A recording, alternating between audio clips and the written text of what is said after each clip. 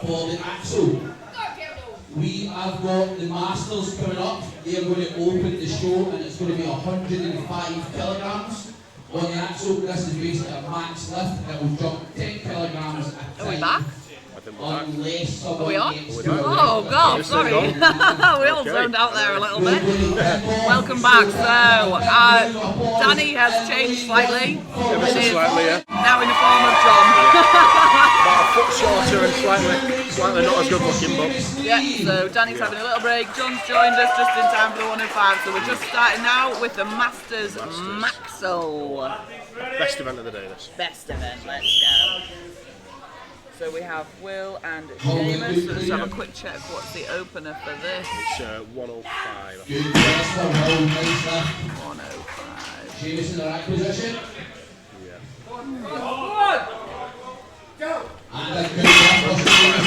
Across the board there. Yeah, pretty comfortable for both gents. In lane 1 for the first time today, can we get a round of applause for Alan Wallace? Alan's up in lane 1. And in lane 2, can we get a round of applause for Stuart Sheridan? Okay, so a couple of the big boys. So Stuart Sheridan and Alan Willis. Be interested to find out what the Max Axel Masters record is. Yes, they both did pretty well at UKNS last year as well. So some decent expectations for both. Just getting that first lift out of the way into on any max event.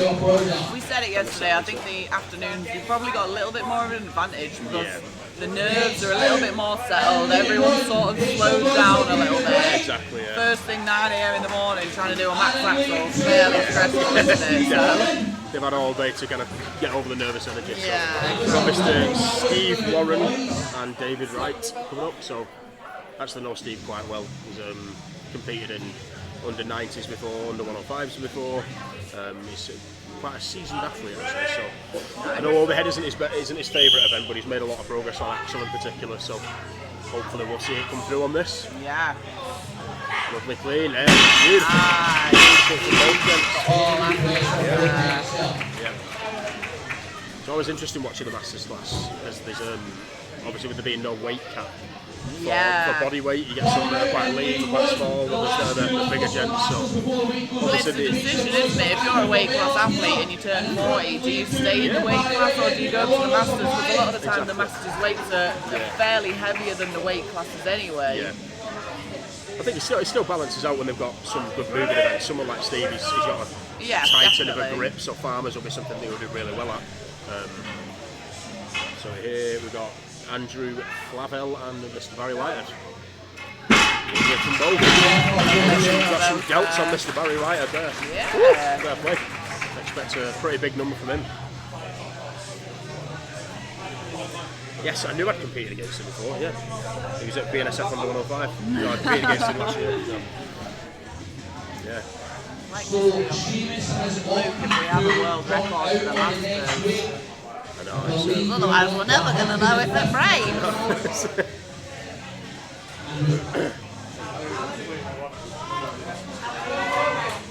Loving this turnaround.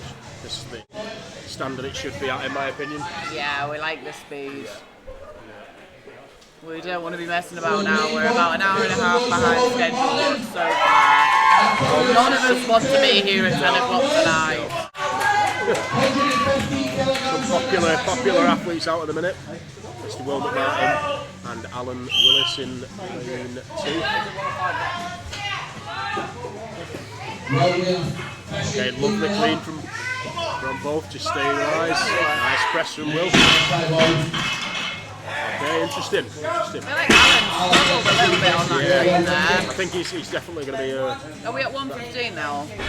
Yeah. Yes, yeah. Definitely going to be one of those lifters where the press is the easy part, which I always find mental, to be honest with you. Yeah, I agree. Yeah, don't think I've ever been in that predicament. No, usually limited. I feel like I'm usually limited by the clean, to be honest. If I can clean it, I can press. I find that crazy. Oh, really? Yeah. On every implement, I think I've cleaned at like a 170 log, but then I can't press over like 140. So Axel's similar, so yeah. It just shows how efficient you are on a press. Like if you know. I'm very split technical, aren't jerking, you? aren't I? So Yeah. you'd expect it to be very scalable. Oh, come on! Beautiful grind there, good. Nice. So just missed a little bit of a pop. We tend to see with a lot of the bigger athletes, they lose that kind of power on the triple extension sometimes, and they try and lock us. When you're saying about split jerking, like you'll know yourself, you almost press at the last second because you're focusing on getting the height from the extension. So a lot of the, a lot of people can learn from that kind of drilling something like a jerk, or whether it's a split or push. So Steve and Barry going head to head now. Yet to have an athlete fail a lift, which is nice, always good, means the weight selection opener has been picked well. Brilliant from both, stabilise. As well, the first category that we've seen, no one really utilised in a push or split jerk. No. These old boys don't like learning anything new, do they? Yeah, this thing, old dog, new tricks and all that carry on. It's the old guard, and they don't believe in the changing of the sport or anything, but interesting from Steve then. So already going up. I was also wondering if a few of them have passed on. Have they passed on the next I think weight? a few must have, because there was only 4 athletes that came out there. Or 5 athletes. It's interesting that, because having watched it, I've almost forgot that you can do that. 3 skips, okay. Yeah, we've not really seen that in any of the classes, have we? No, like, no, most we of them have gone haven't. for every one of them regardless. Well, all the women, I don't think anyone skipped. We had a couple this morning skip, but I mean only 1 or 2, I think. No. It's interesting, maybe with it being a longer day, that again, trying to preserve some energy. Yeah. Particularly with the Masters boys, they tend to see. So Will, Okay. Oh, didn't get the that whistle. just wasn't ready for the actual start of it. Okay, good. Still staying composed, that's good. Solid clean, really solid clean there. Just needs to get a good breath. Look at that extension, beautiful breath. Very nice. Obviously paid off there, really nice. Luke, do we have a world record for these? World record?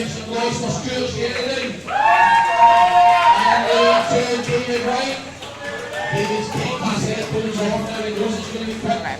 There's nothing on the... No records have been set. On Miss Danny's perfect spreadsheet there. Can't see anything. So. No, we were working out the ones this morning. We need to look for the 105. Really high pull from both gents on that first pull. Nice. Again, that's what you can see there. Nice from David though. A little bit more height on that extension. If he's got the pressing power there, it's just obviously it doesn't reach the same point each time, that initial pop from your leg drive. Yeah. So it becomes almost like a deficit press as the weight gets heavier and heavier if you're relying on your shoulders too much. Well, I think this is the thing, I see it a lot, especially with Masters athletes and maybe some of your bigger opens, rack positions that aren't actually on your shoulder. I hate it. I know. It's so inefficient. You are losing so much power doing that. You want to stay connected to the implement all the way through. Yeah, it's axial load. Exactly. It's literally physics. Yeah. But it's just, again, it's just that relying on press power rather than anything else. So, come on, Steve, big push now, come on. Big No, not a bicep, no. You've got too much PTSD for that. You'll start the flashbacks in a minute. Oh, God. No, Steve. So from when you've got that pressure from time as well. Yeah, well, 30 seconds, like we said this yesterday, it's not a long time. It's not, but if you fail one, you have the opportunity to go for again, but then that's it. It has to be a perfect rep at that point. Like Willow Brady did yesterday in the 64. Yes. Missed that first rep, went straight back in and hit a beautiful solid rep. So I think especially if you're a very technical lifter, you know when the line's off slightly anyway, so you can rely on. Oh, so we only have 2 competitors left. Okay. Will Martin and David Wright, and I think they're discussing what they're going to go for. Yeah, what jump they want. I think we're talking to Luke. We don't think there's a Masters Maxwell record in the natty scene at the moment. So I'd assume whatever gets hit today will Yeah, be classed as the it. final lift there is, yeah. It's funny that point you were saying before about just whilst they're sorting the weights out with the front rack mobility. I know it's something that gets spoken about a lot in the strongman scene, but how much the big boys can learn from the more efficient, lighter weight athletes, from the women, everything like that, Yeah. to improve those aspects of technical proficiency. Yeah, You know, like you see, definitely. and you do see it at the top level. That's the funny thing. Even the giants, you know, they tend to have decent front rack mobility. There's that kind of weird in between where people struggle with overhead, and they're kind of missing that very open weakness that they've got, you know, in the sense of being connected to the implement. Okay, so big attempt from both. Hyped for this battle, so we're at Head to head as well. 130 kilos. Both looked really strong on that 125, so I would not be surprised to see both of them hit this 130. Big strong clean from both now. You need that height on that first pull. Went for a belly clean versus a belt clean. Nice. Strong in that front rack. Big pop now. Big pop. Big pop. Steady. Yes. Oh, come on. Just missed it slightly out of balance there. Is he going to go No, again? I think he's happy with that. Yeah, I think he's calling that. Oh, great. Good event win for David. Clear Right from there. both gents there. Fantastic result for David there. Yep, the new official Masters world record. 130 kilos. That's the speed that we want. That was rapid. That With the was Masters rapid. boys there. That's what we like to see. Those Couple of Masters. skips. I had a little bit of a chat with him before, and I was like, "You guys need to not mess about here. I'm not here at 10 o'clock tonight. Get on with it." And they were like, "Don't worry, we will." They're just efficient. We won't use the word lazy. They're just efficient, aren't they? So we're just like, oh, I can't be bothered doing that. We don't need to offend them yet. No, We've no. got all afternoon for that. Oh yeah. 14 minutes. Speed of that. That's how I like an event to run. That's all we do. That 5 times over. We're in. Yeah. No problem. Yeah, no messing about here today. 6 event day. Sorry, yeah, 6, not 5. So it's the heat. I blame the heat. It is atrociously warm now, isn't it? I'm getting flashbacks to last year's UKNS in Galway when it was like 25 degrees and we were all dying. I wasn't at that one, but I heard. Oh, Again, everyone's trauma. it was George Michael. So we are on the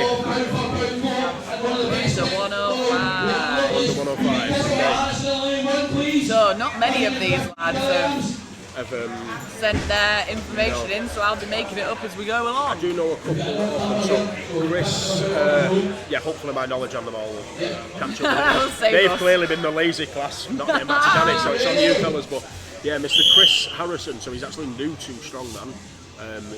Background in powerlifting.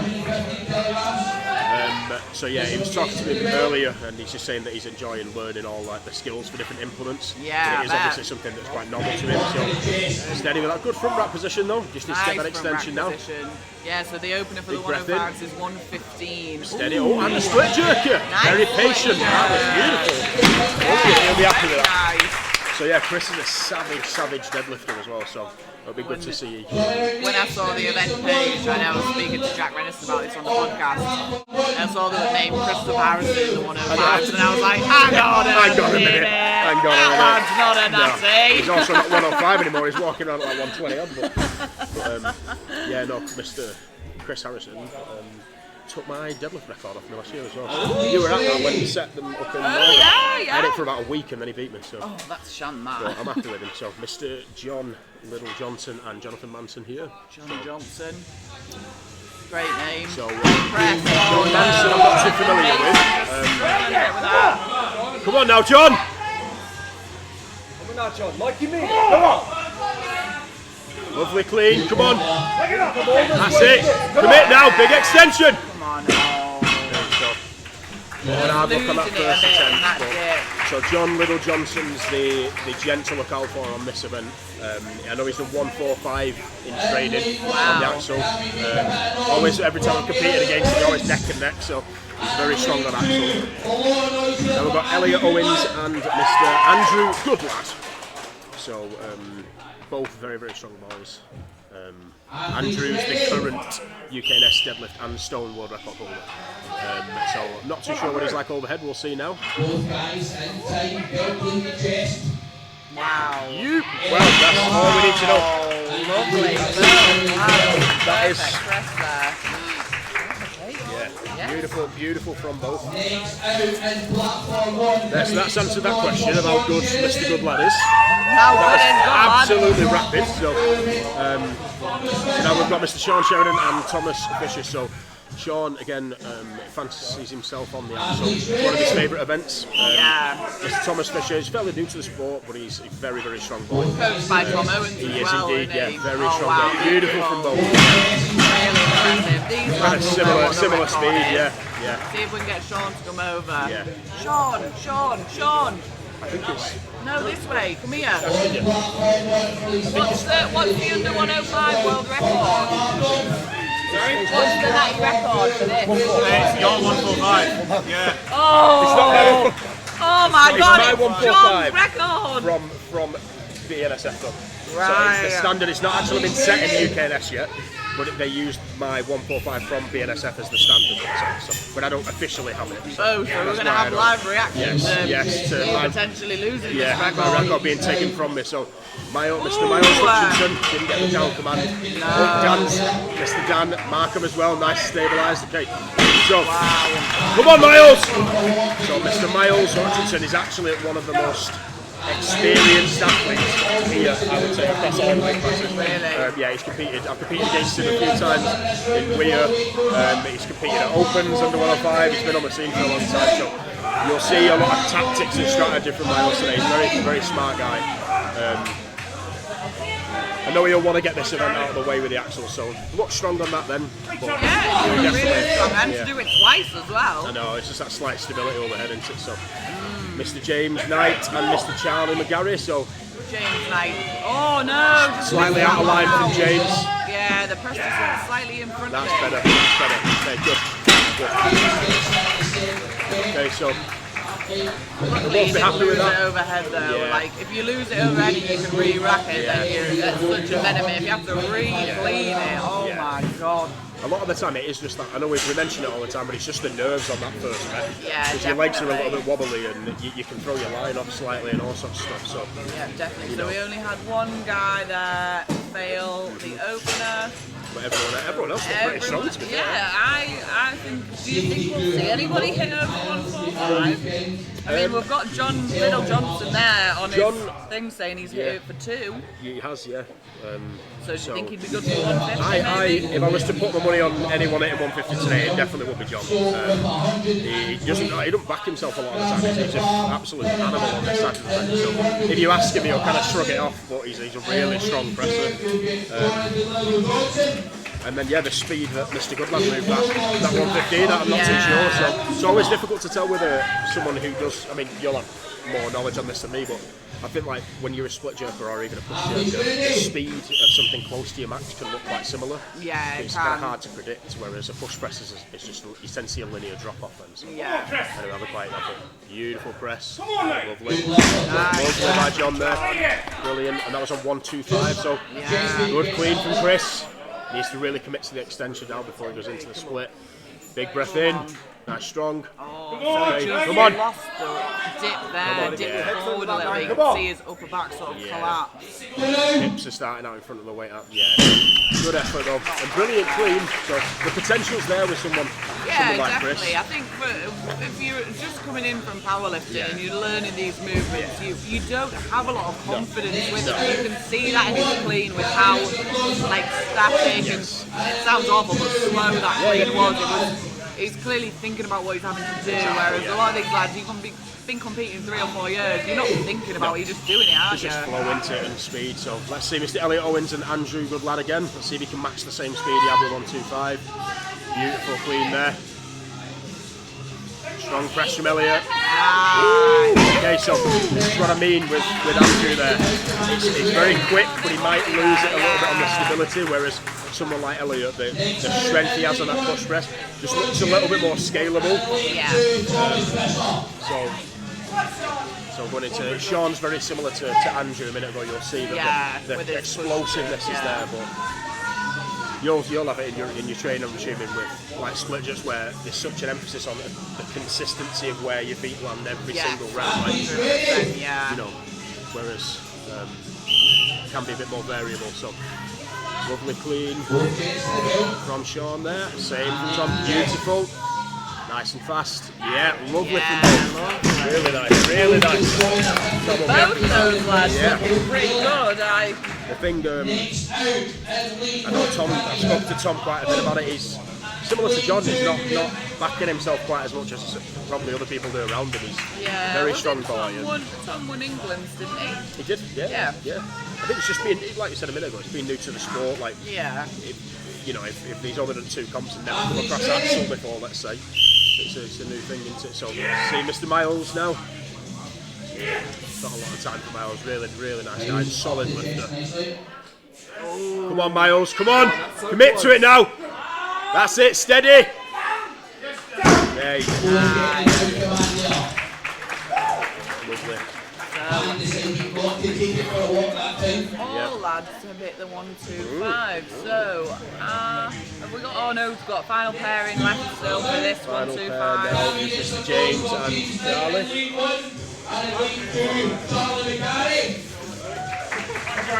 Come on, gents.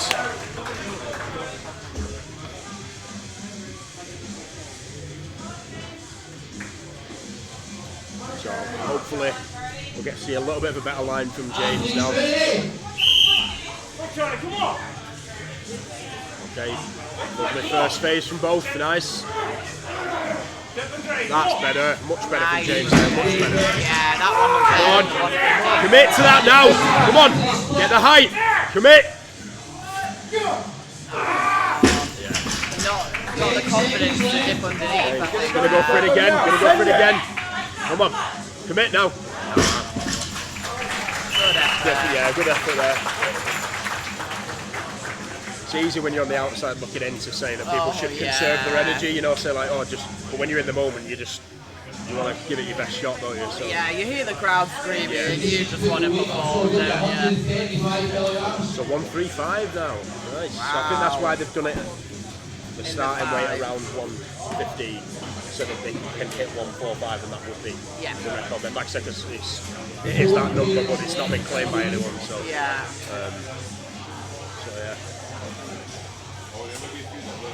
Yeah, because I was planning on doing it, you know, when we were up at Northern. Yeah. I did want to do it then, but because I was doing deadlift and stone as well, I thought, I was just being lazy to be honest with you. Rather than I regret doing it now. I regret not doing it. I know, I was going to say, you could have set some big number there that no one else could have got. No, these are 2 strong boys now. Come back next year, yeah, hopefully. Still got time, a little bit of equipment mix up there. Lovely from John. Yeah, nice clean. Needs to just get that same line. Beautiful. Wow, really perfected that backwards lean with his head. Yeah, very similar from to both. Beautiful from both. Adam Pemberton, junior, who leans real far back in his press. Almost like chest presses it and then stands up. They're getting genuinely with those 2 boys, it looked like it's getting easier, genuinely. Like, that 135 is easier than the 125 for John. So okay, so the two jerks. Let's see what happens with these now. So I know Sean has hit something similar to this in training, definitely. Pretty very comfortably nice as well. So I think he hit 142. Yeah, beautiful that. Really Lovely. Okay, steady up. Whoa. Okay, so this is Yeah, just again that little bit of stability. Don't think he's got the time, so held himself an extension. So I know Andrew's got a lot of good events coming up, so he probably won't want to risk it. Yeah, it looks for like anything holding else. his side a little bit there, coming off of If he's fit and strong, I'll tell you now, I'm going to put it out there that Andrew will win the stones. The speed he moved 200 out on the record breakers was quite absurd. So yeah, I think he'll be boxing clever with this type of longer day, you know. So, right, so we've got Thomas Fisher and Dan Markham up now. Okay, let's go, Tom. Nice, really good on that front rack there. Good quick turnover, steady, steady. Hey, Rhea's making him work for it. Tom will be really happy with that. Really happy with that. Right, he'll go again. He's run out of time. He's trying to make that decision in the moment. It's like we said, when there's 60 seconds, it's easy. When it's 30, you just seconds is such a short space of time. You spend 5-10 seconds just panicking, don't you? Like, what to do? So we've got Mr. James Knight and Mr. Miles Hutchinson. So I love watching Miles compete. He gets so wrapped, like so hyped up. That's the last Beals. 135 kilograms. See what he can do on this now. It's literally like polar opposites. James is the calmest guy you've probably ever seen. Yeah, he's super calm. It's like he's going for a stroll. Yep, Miles is getting it switched on. Come on now, James! Let's go! Come on! Steady! Oh, Miles struggling a bit with that clean there. Nope. James calling the press. Right, they know when they know, they know. Yeah. Come on, Miles! Yeah, so just tend to see that technique break a little bit when it gets heavier. Yeah. They dip a little bit too quick and they lose connection, like we talked about before with the front rack. They lose connection and you'll see it almost hit the athlete on the way down. Yeah. So it's a bit of a tricky one to try and learn how to tailor the dip slightly as it gets heavier and heavier. Yeah, definitely. So I know we have 4 athletes left that will all be going for 145. Is it straight to 145? Yeah. Yeah, because it's 4 left. Okay, nice. So, John, They've got no choice, they'll have to be 145 or nothing. John's got this now. He's got this. Like I said, if I was going to back any athlete to hit the 150 mark, it would be this gent right here. But Elliot Owens as well. Elliot's made huge progress on his overhead as well. He's very strong. So, come on now, gents. Just need to stay composed. It's time to switch it on now. Come on, gents. Beautiful from John there and Elliot. Spot on from both. Come on. Fast turnover on that first phase. Come on. Beautiful from both. Commit now. Commit. Keeping that head back. Finish it. Stabilise. Just missed it. Big extension now. Come on. Big extension, Elliot.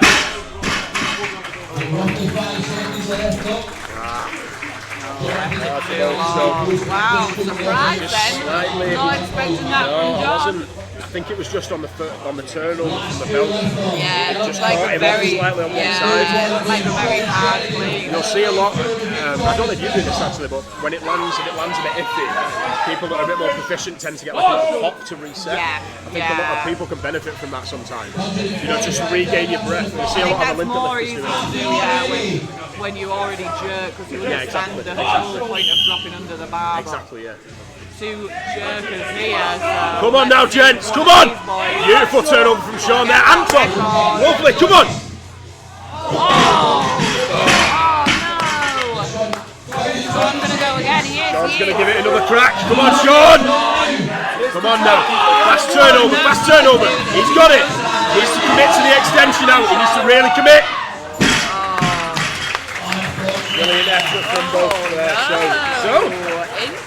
Joint everyone at 135.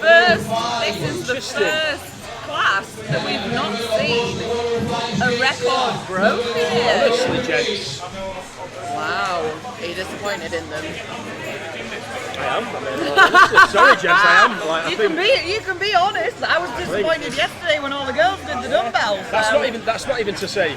Like from anything I could do, the under 90's got 150. Well, I know, this is what I mean, a little bit of I wonder whether having that this afternoon and this hot day, whether it's just affected a few people a little bit more than they expected it to. You don't know until you're in that situation, do you? And I mean, it's 10 to 5. Exactly. It's 10 to 5 now. It's late in the day for a lot of these lads. If you've been up since, 7, 8 o'clock in the morning? I think the main thing there is a lot of the lads will have expected to do a little bit better. Yeah. So the main thing now is making sure that they can all compartmentalise and kind of move on. Yeah, not let it affect future events. That's the main thing. just a quick adage on that from Michael Tennant. I don't know if you will be watching this, but he won me under 105s last year at Worlds, and going against him, and he was 4th after day 1, and I was 1st. Yeah. And he said his number 1 thing is his ability to compartmentalise. So went home, boxed it off, came back in day 2, won every single event. So didn't let anything get to him. So I think the lads having that skill to be able to not let your previous performance affect you. It's a real skill. Exactly, so. yeah. So we've got What's Jordan the Trafford open? now. Opening at 125. Very wow. nice. Okay. That was a really nice beautiful. press. Very scalable, that. So yeah, the opening is 125 for these. See if we can grab one of these opens and find out what the record is. I don't think we have No, it. it's not written. I think it'll be a similar situation. I think it's just that it hasn't been claimed yet. From off, I think potentially it'll have come off from whatever BNSF. If it's based off BNSF, it'll be Jimmy Green hit a. Sorry, Jimmy, if I'm going to butcher this. It's 155 or 160. It's around that. Right. Okay. So I would assume. Oh, very nice there from Matt and from Frank. Okay, so Frank just struggling. He had a really solid overhead, a really solid lockout, but just a little bit of end range mobility. So I'm wondering if that's going to hit him at the heavier weight. Just struggling to get his head through a little bit. So yeah, if it's based off thing, it'll be similar to Jimmy's record. Okay, so Mark Elton and McHugh Henderson now. So. McHugh Henderson, I'm sure, is a really young athlete. He is, yeah, 4th England strongest junior last year. So he must only be 24. Yeah, no, still a junior, Still a junior, yeah. He's just chosen to step up. Madness, but oh, beautiful jerk there. Wow, lovely. For such a young athlete, I absolutely love that. I think learning to jerk, but if there's any young athletes watching it, learning the skill of split jerk, push jerk and everything is brilliant so early on. Because even if you decide later on to stick to more of a static press, having the skill for extension. So in his little bio that he said, I'm still a junior, I did opens because the weights look more fun, and that's the most important part of the hobby. It should always be fun. That maturity there from a young McHugh lad. Henderson becoming my new favourite person. like Theo from the under 105s, isn't it? Yeah. Babyface Theo. So Owen Boothby and Danny Brumpton here. Lovely from Danny there. From Danny. Very nice from Owen as well. Okay, so quite a flat-footed extension there, but a really strong press. So yeah, that'll be. McHugh, while you're here, do you know what the Open World record is? Yeah.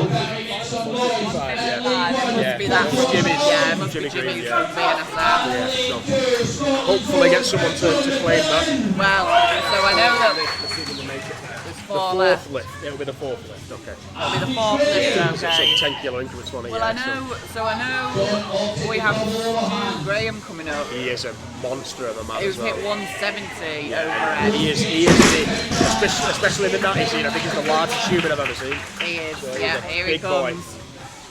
So, yeah. So you'll know exactly who we're talking about. You don't even have to look at the names. You won't even have to look at the names. But we obviously have good old Mr. Andy Taylor. Oh no, we're up against Andy Taylor, brand new daddy. Brand new daddy. Annabelle Chapman here as well. I've already met baby Morgan and she is the cutest baby in Strongman. Brand new parents, so. Come on, Andy. Beautiful from Stu there. Let's go, Andy. Lovely from Andy as well. So you couldn't have more polar techniques there. Well, yeah. That was, I think did he strict press that, Stu? I didn't even see that. I think he did, yeah. He just kind of leant back at Iron Bibby style and just stood up with it. Yeah, So not bothered. I think he might be skipping the next one. I'm not sure. No, you're not allowed to. Oh, you're not allowed to skip? No. Oh, okay. Rules after everyone has to do every lift. Oh, okay.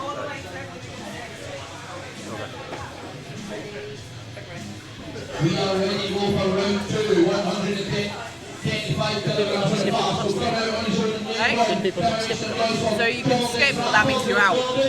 Oh, okay. Oh, right. So you don't have to come out and do the attempt. But if you want to do a heavier one, you have to come out and do every single attempt. Promise I do compete. I just Well, I'm just out of the circuit in a minute. It changes between events, yeah, of course, doesn't it? yeah. So, No, fair enough. so we're now at 135. Nice, Jordan okay. Trafford.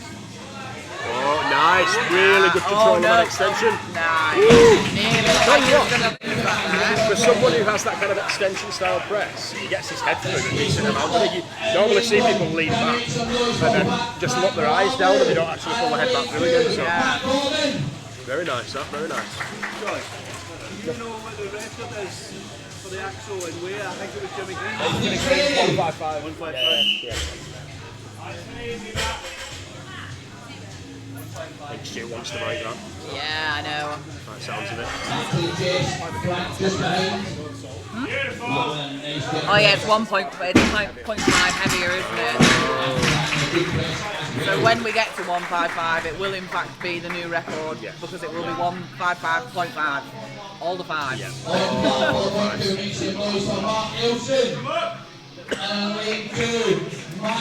Mark Elton and the babyface Matty. Nice. Yeah, just recurring, like one little thing after it. Mark Elton. Come on, Mo! Go, mate! Lovely first pull from both. Nice, okay. Let's go! Yeah, you got beautiful turnover in his second phase of his clean there. Beautiful from both. Oh, what? Mr. Matthew Henderson, that turnover speed was beautiful. Beautiful, really efficient.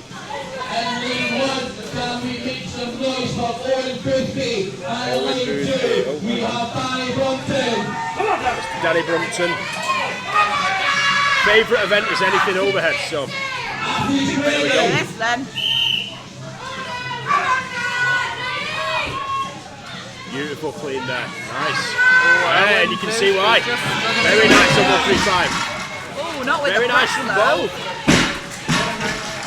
Again, like we were just saying there, from the look at that clean.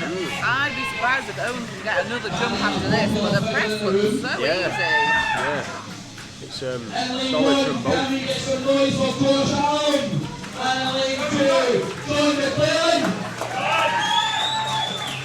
Okay.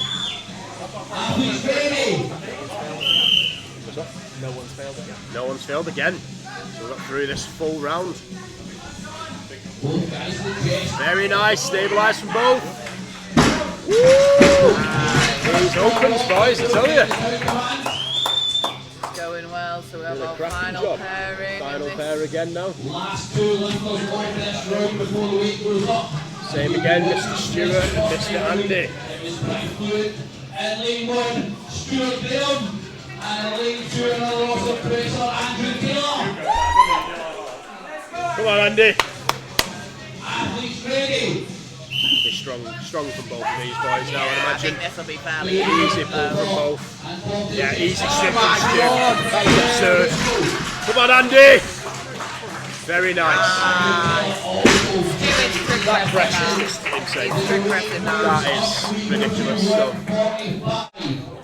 Oh, I love seeing stuff like that. It's just it's really cool. when it makes they make it look like you want to check the plates. You're like, oh, they can't be right that. But that was insane. So we're all in again. All in still, all yeah. going for 145. It's going to be some good efforts on every athlete on this one today. Yeah. Still moving at a quick pace though. I know, we're getting cracked on now. There's no messing about with Kaos here today. Come on now, John. Athlete ready. Come on. Lovely to the belt there. Get that breath. Nice quick turnover. Good. Good. You just get that. Big extension now. Steady. Just pressing it forward slightly. Not quite. Time for another effort here. I don't think he's going to get this It's now. always hard when after you've had that first dig. Yeah. Nah, just pull it forward slightly. See. It's just so line dependent. Anytime you bring in any aspect of moving your torso away from it, Yeah. you just gotta hit it perfect. Otherwise, Frank Varlado and Mr. Matt Gordon. Okay.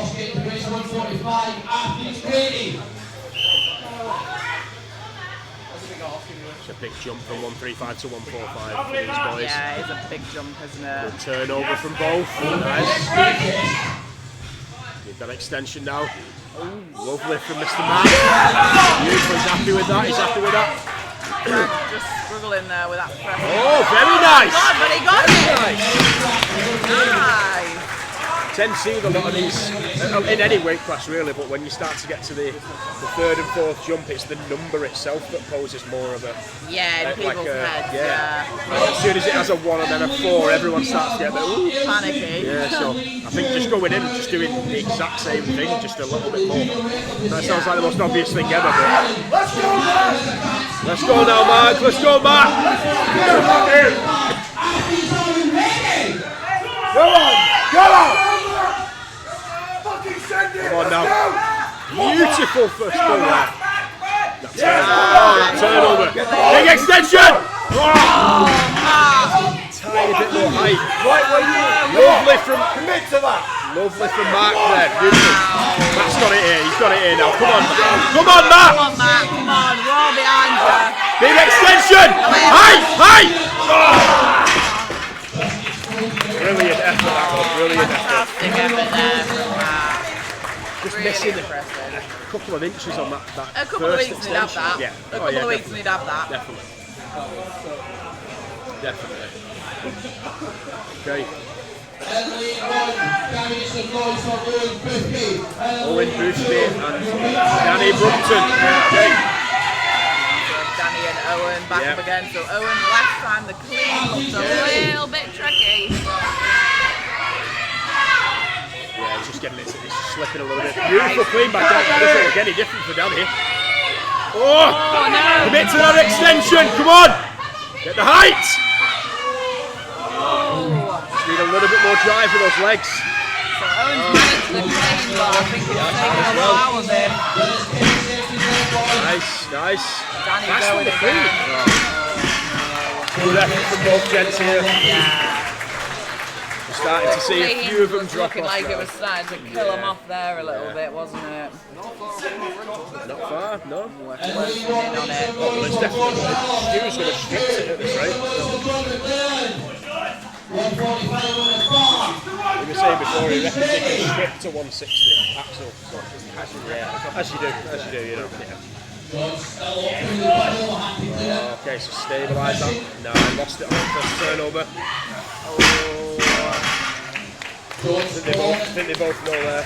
Yeah, a lot of lads just going now. No, like I said, it's the clean with these big boys, isn't it? Yeah, It's the, 100%, yeah, it's the what seems to be clean. killing them off. Yeah, a lot of shared points now, though. There'll be a lot of shit. Half the field, well, over half the field. Two strong boys now. Come on, Andy! Mr. Stuart Graham and Andy Taylor. We'll get another strip press from Stu, no doubt. And then a beautiful jerk from Andy. Oh no, he's used his legs. Wow. Used his legs. Only a tiny bit, Beautiful by Andy there. really nice. So, Dad strength, that's what it is. yeah, that new Dad dad strength. strength. So we currently still have five athletes in the pool, so it will be up to 1-5-5. They will have no options. They will be doing as they are told. It'll be a big ask for a few of the boys. I think we've got it in them. Yeah. Again, it's just, I know it sounds easier said than done, but it's just not letting that number scare you. Yeah, it's not letting that number get in your head, definitely, I agree. I think there's going to be a couple of lads that will definitely hit this 1-5-5. 155.5.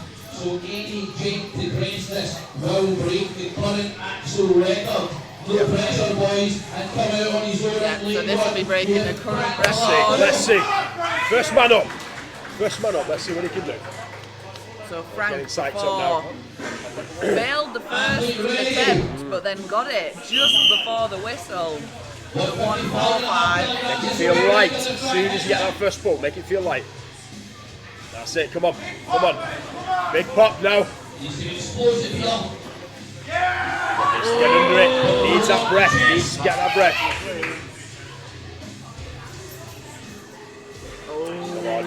Needs to commit to that extension. Give it some beans. Oh, that was If you'd done that on the first extension, if you'd done that on the first extension, yeah, I think then we've done it. Big effort.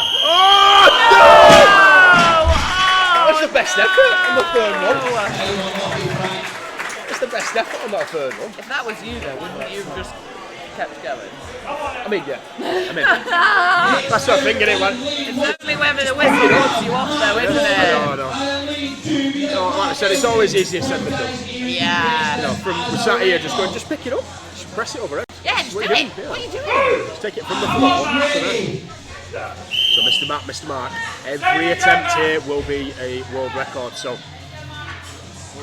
less impressed, more involved by these guys now. That's beautiful, works it all the way up there. You need to commit now, commit. Good effort from both lads there. I think they do. Yeah.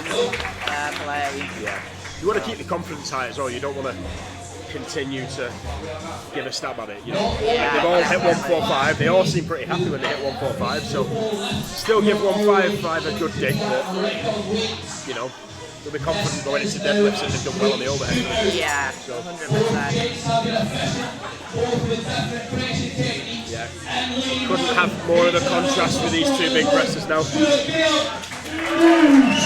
Mr. Andy Taylor and Mr. Stuart Graham. Come on now, Andy!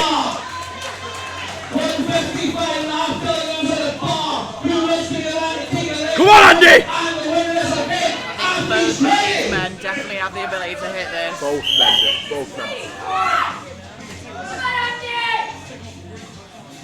Lovely, Andy, come on! Nice, easy to the back. Pop now, pop! That's it! Get the breath! Get the breath! Come on! Everyone, big breath, Andy! Come on! Big pop, let's go! Big pop! Wow! Just missed it then. Just missed it, but fantastic effort from Stu there. An easy good win from Stu Graham there. We know he's got more in the tank if he needed it. Wow. Cracking show from all the opens there. Yeah, fantastic. And that event, what, running 35 minutes? Yeah. That's what we like to Exactly. see. We aren't here to mess about anymore. We are flying through these. 9 minutes for the entire first three. 39 minutes. 49. What time did we start? Where are we? Oh, I can't see that. I don't know. No, brilliant, Anyway. brilliant from every weight class then. Great event. So we've seen the Masters record broken at 135, was it? And the Opens record broken at 155. 0.5 for technically, both, yeah, for technically. both. Yeah, so the only class not to break a record under 105. 105, boys, come on. You gotta do it for the. I always say, not biased, but it's the best weight class. So these Well, not boys, today, pal. these boys better be doing the class justice, I tell you. Oh no, Fuming so, otherwise. So deadlift. There's some good deadlifters in the under 105. So yeah, on to the deadlift. So we'll quickly run through the weights. We'll have a quick ad break while they get set up, and we will be on. So the under 105s, we have a weight choice of 240 or 280. The Opens can decide between 260 and 300, and the Masters are deciding between 220 and 260.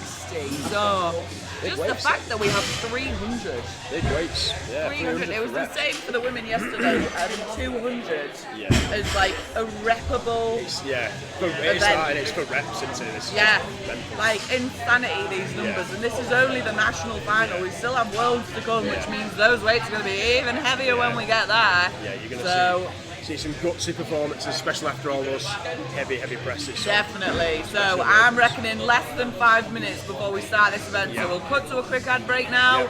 We'll be back with a deadlift. The deadlift. The Kaos grip top. So we're seeing these used in the sport more and more throughout the world. They have very specific design on them to maximize that rubberized grip while still being very, very thin and very stretchy. So while we're competing, especially in hot countries, you do not have to worry about overheating while getting the maximum grip. For all of your events, you're talking log press, I've set the axle press world record with these and the stone world record, yokes, squat, bench press, you name it. Whenever there is kit involved, your grip top can help.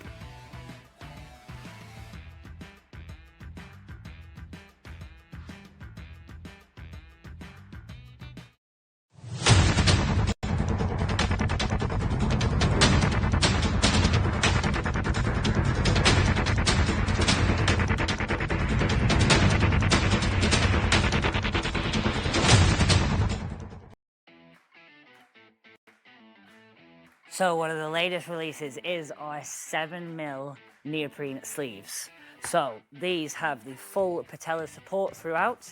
They are nice and thin, nice and supportive. They're not going to reduce any range of motion. You're going to keep all of your speed and all of your athleticism while keeping your knees nice and safe.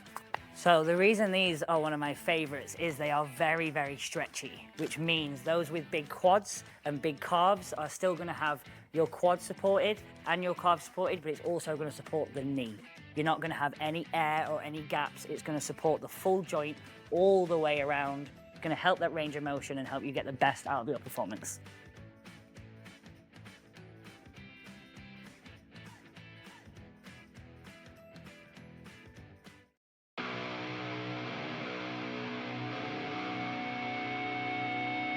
My name is Rhianon Lovelace, 3 times world's strongest woman. I've held the deadlift record since 2017. In that time, we've taken it from 180 to 282, and I've learned a little bit about deadlift suits. And this is my deadlift suit.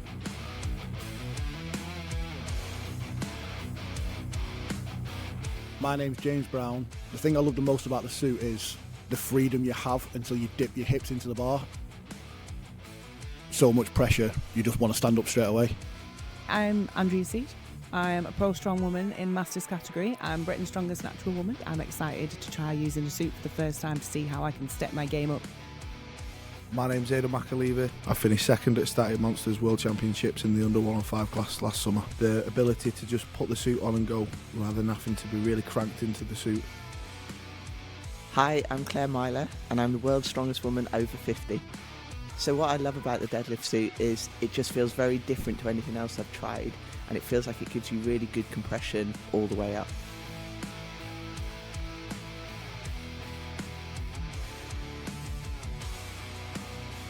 Includes a free Lovelace's Guide to a Deadlift Suit with everything you need to get started in the right way.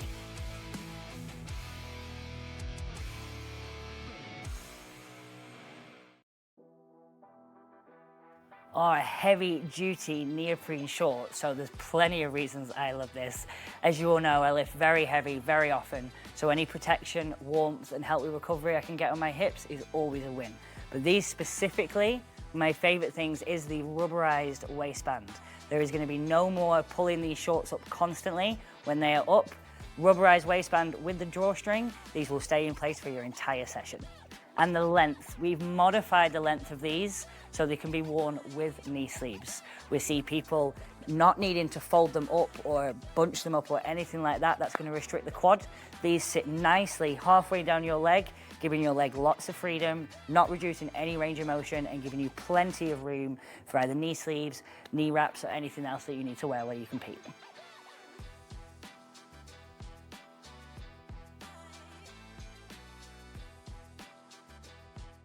I'm Rhianon Lovelace, and this is the Kaos Competition Kit. Consists of the Kaos grip top, the heavy duty underbelt, the neoprene shorts, and to tie it all off, we have the 30mm Kaos lever belt. Join me today, we'll take on a 420 yoke, and we'll see how this kit holds up.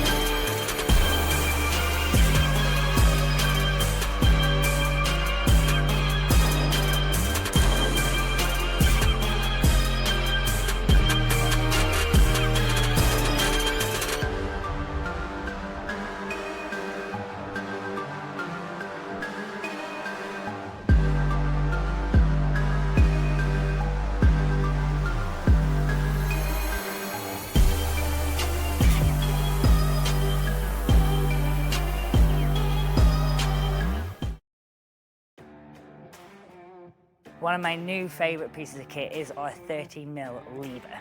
So, one of the reasons I love this, as you all know, I'm very, very small, going up against the very, very big weights. I need the security in my belt. I need to have 100% confidence that this is going to lock and this is going to hold.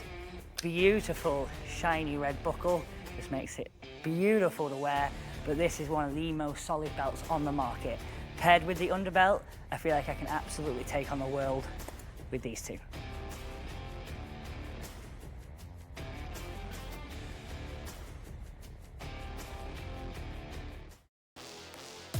My name is Rhianon Lovelace. I first broke the deadlift world record in 2017.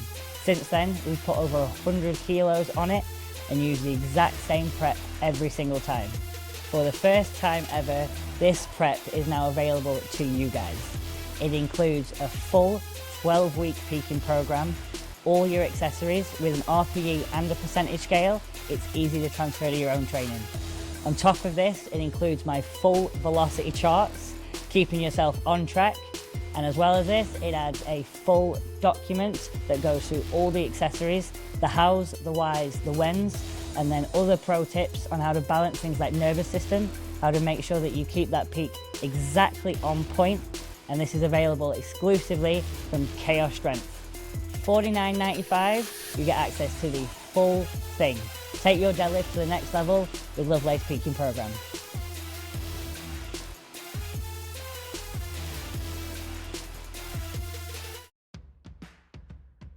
The Kaos grip top. So we're seeing these used in the sport more and more throughout the world. They have very specific design on them to maximize that rubberized grip while still being very, very thin and very stretchy. So while we're competing, especially in hot countries, you do not have to worry about overheating while getting the maximum grip for all of your events. You're talking log press, I've set the axle press world record with these and the stone world record. Yokes, squat, bench press, you name it. Whenever there is kit involved, your grip top can help.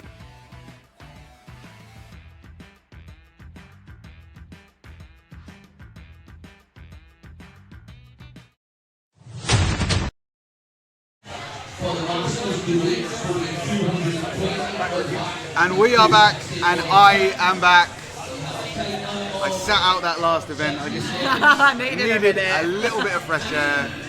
Fair enough. It's been a long old weekend. I figure commentating 23 out of 24 events, that's not too bad. No, it's a good record. You're not going to beat mine, but it's a good record. And you know what? If anyone's going to beat that record, I'm happy it's you. So we are just getting ready for the deadlift. The masters are up first with the choices of 220 or 260. And then the under 105s, we've got 240 and 280 in the opens, 260 and 300. We're just waiting for the counter and the ref. Everybody go with that man. So we're just about ready to start the event. Yeah, we're going to start with the masters. We are ready to rock and we're going to open out with the masters. In lane 1, carry into the floor, Costello's knee. And in lane 2, we have Andrew for you. Make some actual noise, not that. Seamus Lee and Andrew Lavelle. They've got the choice of 220 or 260. It's the light bar at the back and the heavy bar at the front for reference. So once the boys are ready, go. Both have to start ready. At the back of the podium. Seamus strapping into the 220. Whereas Andrew going for the 260. Good rep from Seamus, and Andrew rushed that down signal. There he is, good rep. Good reps on the board. Seamus going well with the 220. Rhianon just reminding Seamus that hips need to be fully through at the lockout of the deadlift. But Andrew smashing this 260 kilogram deadlift. 10 seconds left. Squeezing out final rep.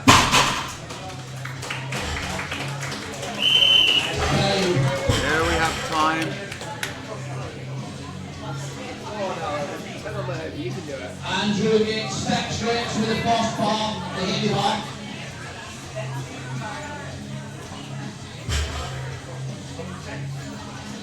And 6 for streamers on the lighter bar. So we've got Alan Willis and Stuart Sheridan chasing 6 reps from Andrew Dumbell. We've got Alan Willis and Stuart Sheridan. Alan Willis says he's as old as time. But Stuart Sheridan, he's got a 310 deadlift, so this should be good for him. He might be able to challenge those 6 reps. But Alan Willis going well as well. This is a battle we've got here. I think Stuart Sheridan maybe just pulling ahead, but Alan Willis not giving up, not giving an inch.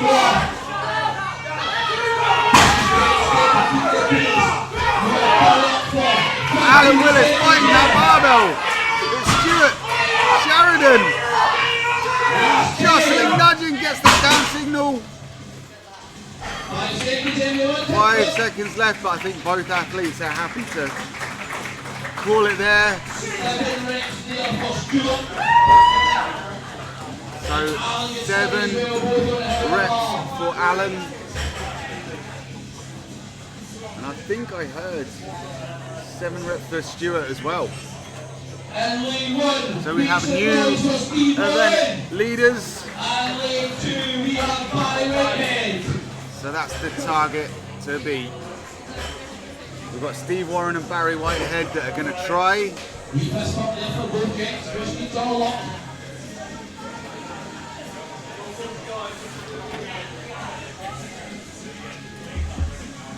Athletes ready.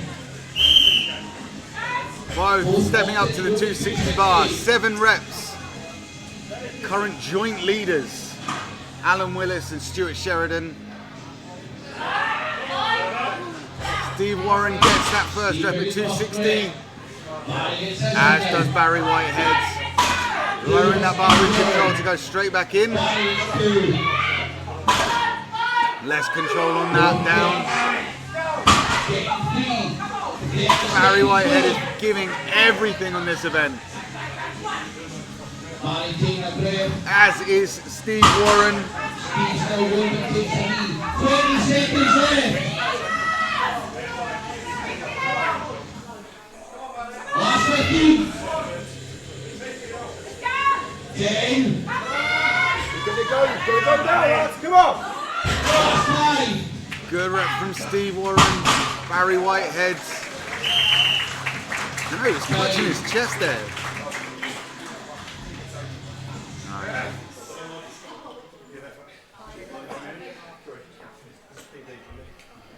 5 reps for Steve Warren there. 5 reps for Steve and Barry. 3 for Barry. 3 reps. 7 is the base to beat, I believe. So I did the UKNS England qualifier and I competed as a master. So I competed against some of these guys. I did not do well enough to qualify. And to be honest, I wouldn't have fancied a 260 kilogram deadlift anyway. Absolutely not. It is a heavy deadlift, isn't it? Absolutely raw, no suits. Will McMartin going for the 220. 1 rep at the 220. David Wright digging deep. Gets the down. Come on, you got it, let's go! Come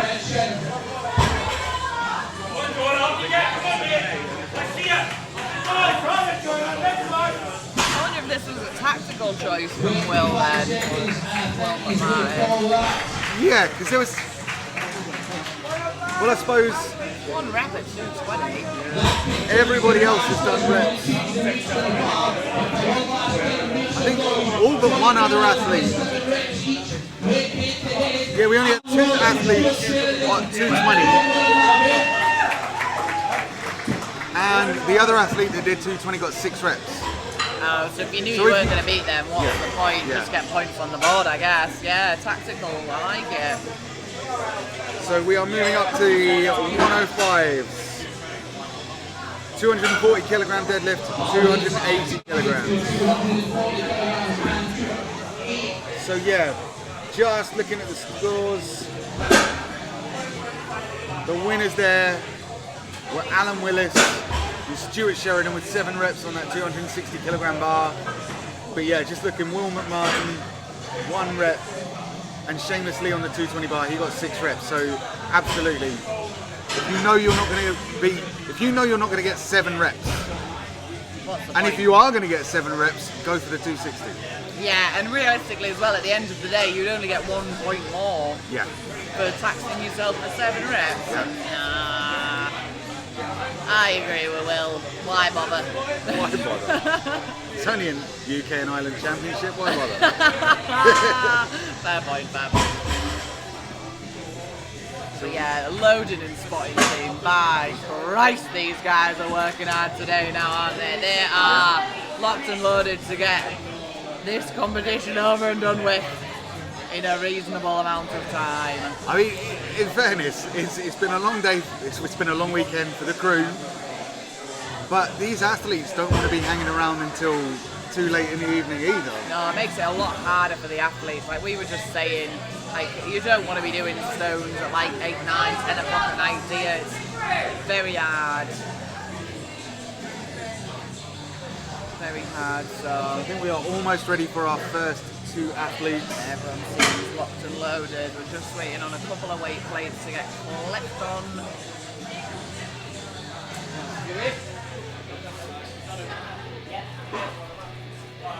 Yeah, just last couple of plates going on.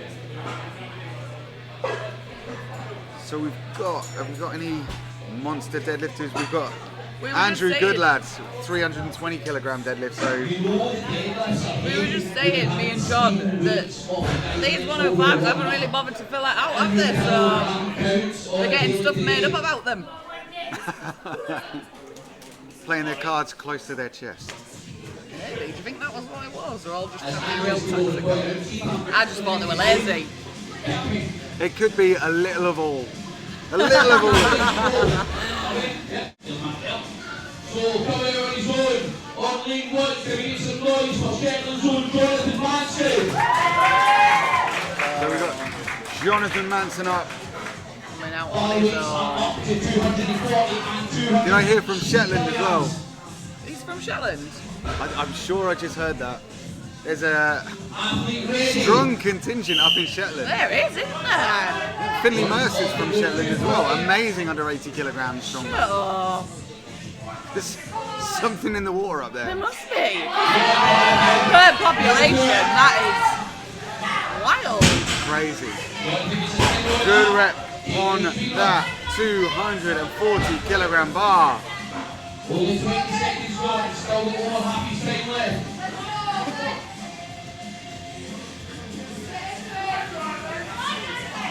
Just gonna have to dig deep for this one. Not feeling it. Hopefully not feeling anything else.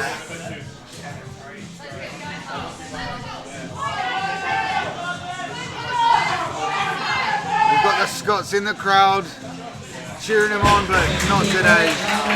Yeah, good first rep though. Must have been closing in on some sort of PB for him. So. Must be.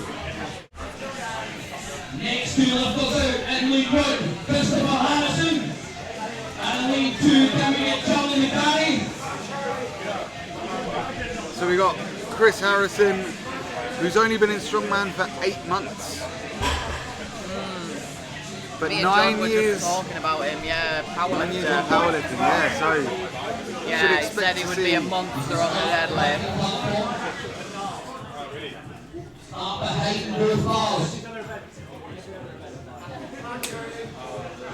two Irish athletes.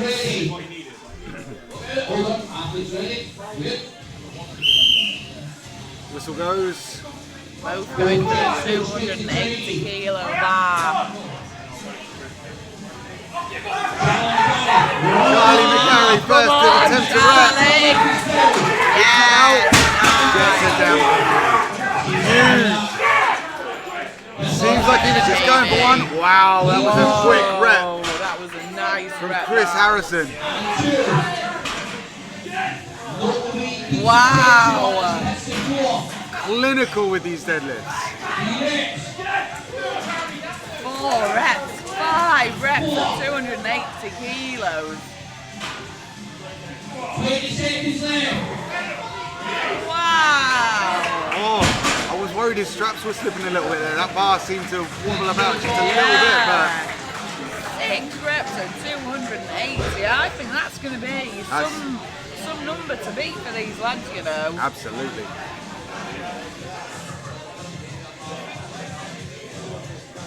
Oh no, 4. Oh, well, there's some missed down calls.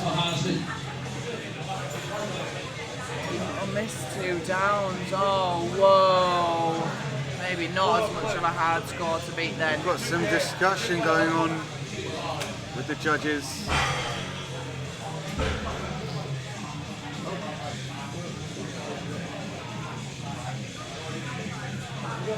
Oh, bounce. Oh, yeah, we just had. There's no touch and go allowed in these sorts of events. No touch and go. So I think there's just a little bit of discussion about what reps were being allowed and what being disallowed. Oh, well, again, I think maybe a little display of experience there from Chris. He's getting 5. He did 6. He did 6. Yeah. He did 6, but yeah. I counted 6. Okay, so we've got Dan Markham and Andrew Goodlad. Yeah. Andrew Goodlad with a 320 kilogram deadlift. Doesn't specify whether it's in a suit or not. No, so 5 reps to beat then now, so do we think a 320 deadlift would merit more than 5 at 280? Maybe. Dan Markham taking his time to get strapped to that bar. Wow! I think we Strong could first rep. well see maybe 6 reps. 3 already for Andrew. These are absolutely flying. 5. 1 more for the lead. Red 6 for the event lead. So I think he knows he's got the event lead. Yeah. Maybe just Dan 1 more. Markman as well, really? What's he on now for 15 seconds left. Oh, 7 reps. For Andrew Goodlad. 5 seconds. Dan Markham. Looks like he's calling it there. Oh, yeah. Andrew Goodlad. Just in time. Wow. 8 reps. Yeah, 8 reps. Wow. That was fantastic. 8 reps for Andrew Goodlad. Really impressive.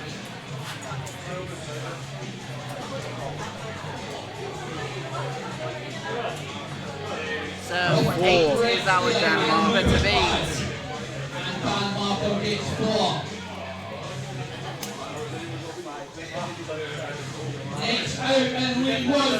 He definitely did 6 reps. Yeah, we're just confirming what happened with Chris Harrison. Good thing I was counting that. Yeah. And Miles Hutchinson and James Knight. I know, really, should I be trusted at this point though? I don't even know if my eyes are working properly.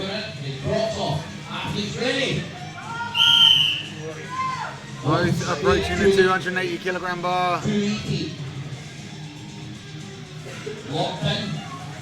Nice first rep from James Knight there. Oh, rush that down. That second rep of the down. Nice.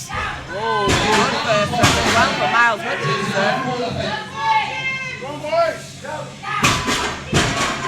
really surprising to see athletes at this level in a competition of this level missing down signals. I agree. I really think it's a sign of like inexperience in my eyes. Like you can't afford to lose that much energy by missing reps. If you're putting yourself in such a huge disadvantage. Miles Hutchinson went for another, didn't quite get it. But I mean, it's fair to say, we've probably all, if we competed in strongman, strongwoman, we've probably all missed a down call in our time. I feel like I remember missing a down call in my first ever novice strongman competition, and I've never done it since. Yeah, it's a harsh lesson to learn. Yeah. And it's one that sticks with you. You only do it once, and if you don't, and you do it more than once, you're an idiot. I'm pretty sure I've done it more than once. Oh, Johnny! We got John, Little Johnson and Elliot Owen. Both going for the 280 again.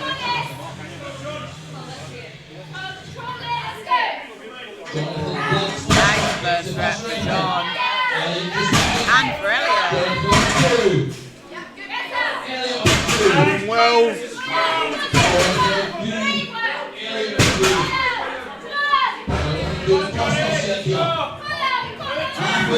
Still don't think we're going to see 8 reps challenged. Andrew Goodlad was just a machine with those reps.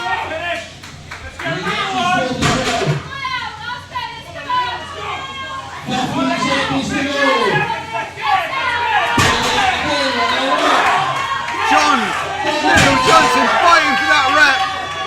As is Elliot Owens digging deep. 9 seconds. Nice. Just again. These lads leaving it to that very last minute. Just in the nick of time. Wowzers. 6 reps for Elliot Owens. 5 for John Little Johnson. Jonathan and 6 reps. Elliot, the pace still with 2 lifters left is 8. So we got Sean Sheridan and Thomas Fisher. So I know that Sean, deadlift is not his favourite event at all. Very similar to me with a bit of a poverty deadlift. But he has worked really, really hard with it. He's coached by Paul Smith. And I know that his deadlift's come on a long way. So he's going for the 240. Thomas Fisher going for that 280 there. Digging deep. Good rep now in terms of results, we've only had Jonathan Mason go for the 240 bar. He's got 1 rep. Sean Sheridan was really going for that 240. I think he went for 3, didn't he? I think he only needed 2 to place higher than he got Lovelace 1, didn't he? I think with deadlift for Sean, he'll have gone and done that just to prove that he can. I think. Yeah, so event winner Andrew Goodlad with 8 reps. That is phenomenal. Epic. No joke. What a shame for Chris Harrison. Like, just losing out on those reps. But again, like we were saying before, a bit of experience maybe, and he's only been in the sport a very short period of time. So. Yeah, so the bars are moving for the open men, 260 and 300 kilograms. How many reps at 300 do you reckon we're going to see here? I'm going to say 7. 7? I'm not 100% sure with the opens how many good deadlifters we've got.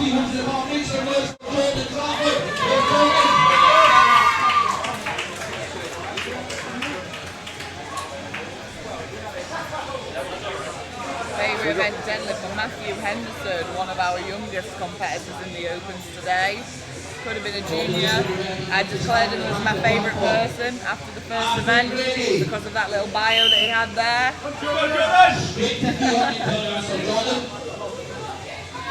Fair play. Jordan Trafford going for the 300 straight away. Good work. Wow. Did he get it down though? I think he did. Oh yes, he did. And maybe he didn't at first rep. I don't think Right. he did on that first rep. I'm not sure I saw Rhiannon's hand move. No, I don't think I think that might be there. I think mentally, you can still count that as a 300 kilogram double. Obviously, in terms of the competition, 300 kilogram double. he was giving it. Oh, he got it, He yeah. was giving it. Fair enough. I was just concentrating so hard on Jordan So Trafford. fast, yeah. Well done, Jordan. He is very happy with that. Wow, that was a bit intense. Little slappy's going on over there. So we've got your favourite, Matthew Henderson and Owen Boothby.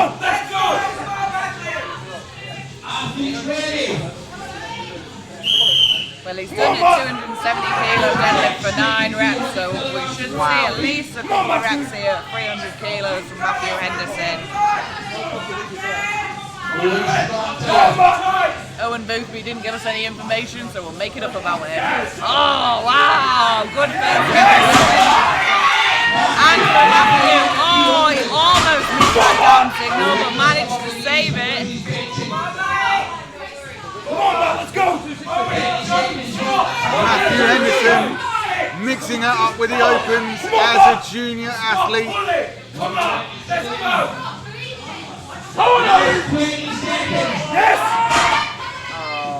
Good. Oh, feeling something. Just a little bit. I think it's a bit of cramp, maybe. We were saying before though, like it's late on now. If you've not been on with your food and water and hydration through the day, with it being so warm, cramp will be setting in. Alright, so we've got 1 rep for Owen Boothby.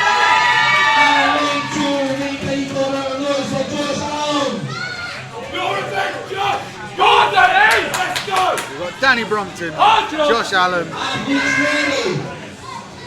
Come on, Danny! Come on, Danny! Both athletes strapping into the bar. Easy rep for Josh Allen. Wow, come on, Danny! Danny gets a 300. Very nice. Oh, he's not going for another one. That's him happy. He's happy with that. Where Josh Allen, he's being told to go again. Has he got it in him? Come on, George! What was he at? 3 reps? I think 3, yeah. I think it could be good for a 4th. Guess that counts. Nice.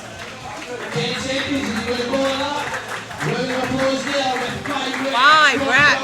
5 reps. Wow. I think Awesome. that's going to be hard to beat. Well, we heard as he was stepping up to the platform, people were shouting, it's your event, and could well be. Could well been, yeah. 1 rep for Danny Brompton, and 5 for Josh Allen. Current event leader. You're about there. Yep.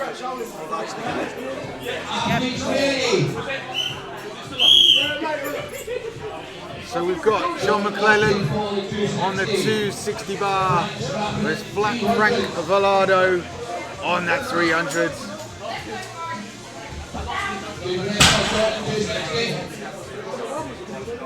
That was it. Sean McClellan obviously with some sort of plan maybe, or maybe just not very good at deadlifting.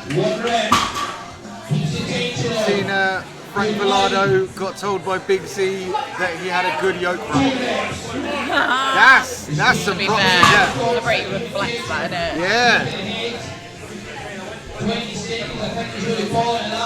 Calling it there. 2 reps at 300 there for Frank Velado. Will we see? 5 reps challenge. So far we've got 1 rep, 2 reps, 1 rep, 2 reps. And Elite 2, we have Mark. Yeah, is anyone going to get that 7 that you predicted? Okay, maybe I overshot a little bit on my prediction, but come on, someone prove me right. Matt Gordon, Mark Eldson.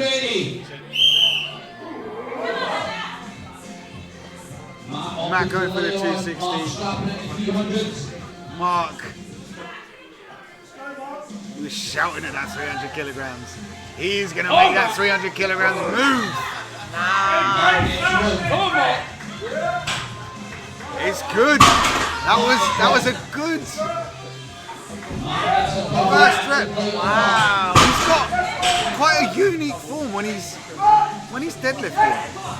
He's got such a wide. Yeah. But I mean, it's good. This is good points. 3 reps. No one has got 3 reps. It's either 2 reps jumping up to 5. Yeah. 15 seconds. Oh, going in for that. Oh. I feel like he maybe could have challenged to that 5. Maybe there was a moment too much hesitation. Yeah, I think maybe had a little bit more time. He was quite hesitant, wasn't he? Last 2 lifters out. Our final pair. We have our final 2 lifters. So yeah, 4 reps. Andy, Wow, so the close. new Daddy Taylor, and Stuart Graham. Andy as well now, finally, with the actual strongest axle in his household, because he's finally beat Annabelle. Stuart Graham, Andy Taylor. Stuart Graham is just the biggest dude ever, isn't he? Yeah.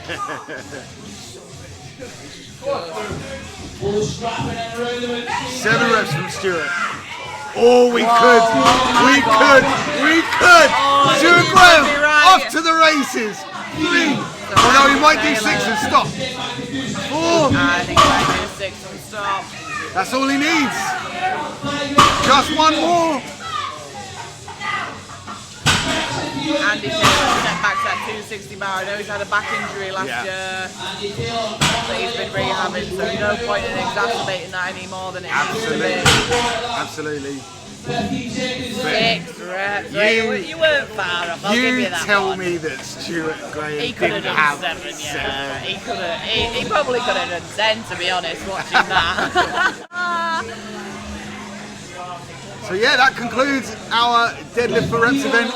Now, we just had it confirmed that we are having a bit of an event shuffle. Yes. Just to save time on the competition and save time for the athletes. We are now jumping to the Circus Dumbbell for Reps. Yeah. So we're going to set up the Circus Dumbbell for Reps nice and quick, and the dumbbells that these guys are going to be playing with are 53 kilograms, 58, 64, 71 and 78 kilograms. So as before, any reps done at a higher weight trump any number of reps done on a lower weight. I mean, we saw some great overhead pressing in that max axle. Yeah, really good. And as well, I think having this event now as the 3rd event, not having been taxed from the farmers and the sandbags, I think we'll potentially see some maybe better performances than we have across the entire weekend. Quite possibly, yeah. So, yeah, super excited to see how many people are going to press that 78. Yeah, I think a fair few are going to go for it. I agree, I think a fair few are going to go for that 78 this afternoon. So. And I imagine it's going to be pretty easy to spot which dumbbell is 78 kilograms. It's huge. It is huge. So we are going to cut to a quick ad break while we set up for the Circus Dumbbell for Reps, and we will be back with you very soon. The Kaos grip top. So we're seeing these used in the sport more and more throughout the world. They have very specific design on them to maximize that rubberized grip while still being very, very thin and very stretchy. So while we're competing, especially in hot countries, you do not have to worry about overheating while getting the maximum grip for all of your events. You're talking log press, I've set the axle press world record with these and the stone world record. yokes, squat, bench press, you name it. Whenever there is kit involved, your grip top can help.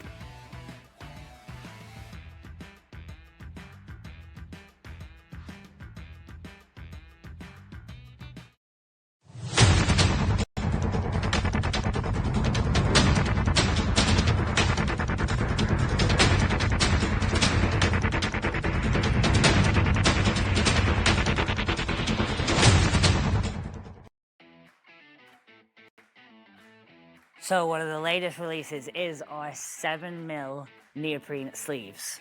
So these have the full patella support throughout. They are nice and thin, nice and supportive. They're not going to reduce any range of motion. You're going to keep all of your speed and all of your athleticism while keeping your knees nice and safe. So the reason these are one of my favorites is they are very, very stretchy, which means those with big quads and big calves are still going to have your quad supported and your calves supported, but it's also going to support the knee. You're not going to have any air or any gaps. It's going to support the full joint all the way around. It's going to help that range of motion and help you get the best out of your performance.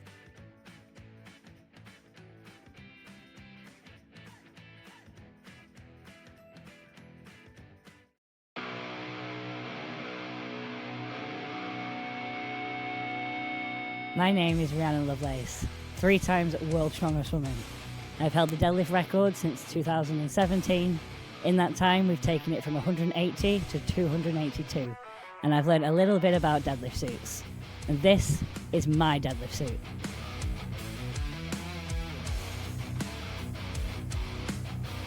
My name's James Brown. The thing I love the most about the suit is the freedom you have until you dip your hips into the bar.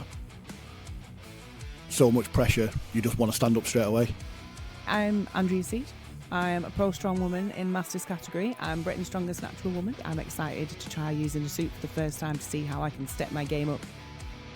My name's McHugh. I finished second at Static Monsters World Championships in the under 105 class last summer. The ability to just put the suit on and go rather than having to be really cranked into the suit.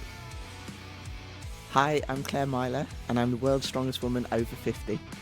So what I love about the deadlift suit is it just feels very different to anything else I've tried, and it feels like it gives you really good compression all the way up.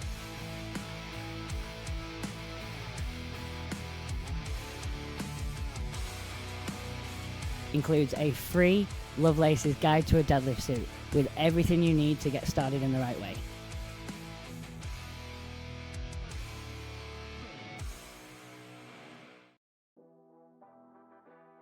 Are heavy duty neoprene shorts, so there's plenty of reasons I love this. As you all know, I lift very heavy very often, so any protection, warmth and help with recovery I can get on my hips is always a win. But these specifically, my favorite things is the rubberized waistband.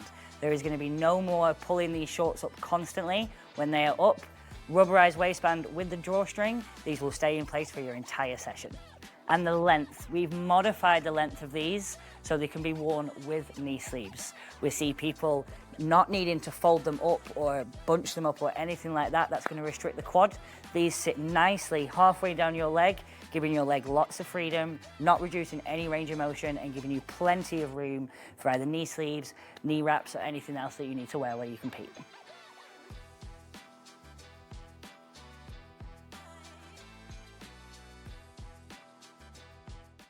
I'm Rhianon Lovelace, and this is the Kaos Competition Kit. It consists of the Kaos grip top, the heavy duty underbelts, the neoprene shorts, and to tie it all off, we have the 30mm Kaos lever belt.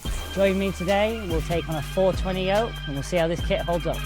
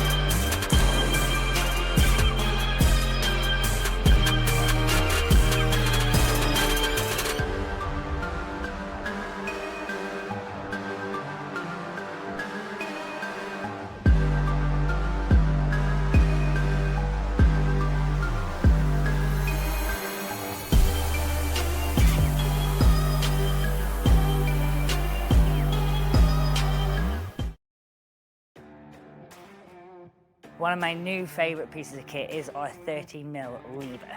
So, one of the reasons I love this, as you all know, I'm very, very small, going up against the very, very big weights. I need the security in my belt. I need to have 100% confidence that this is gonna lock and this is gonna hold. Beautiful, shiny red buckle. This makes it beautiful to wear, but this is one of the most solid belts on the market. Paired with the underbelt, I feel like I can absolutely take on the world with these two.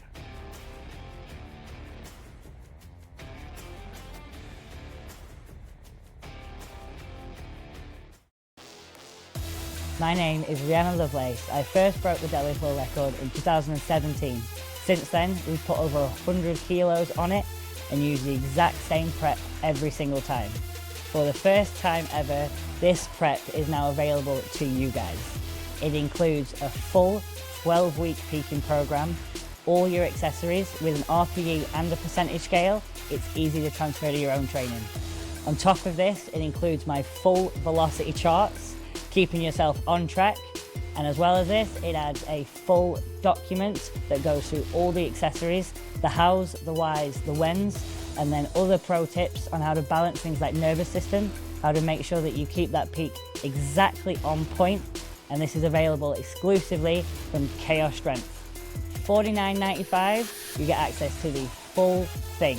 Take your deadlift to the next level with Lovelace Peaking Program.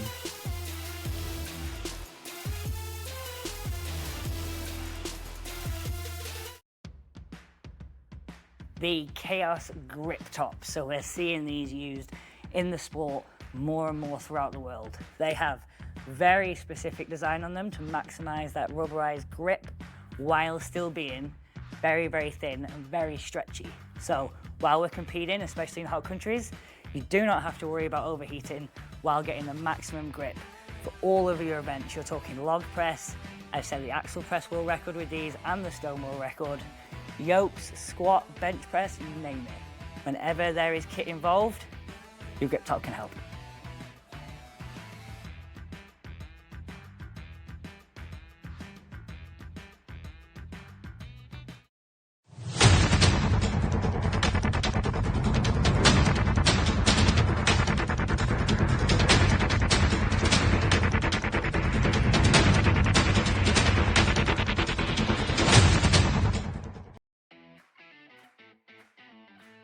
So one of the latest releases is our 7mm neoprene sleeves.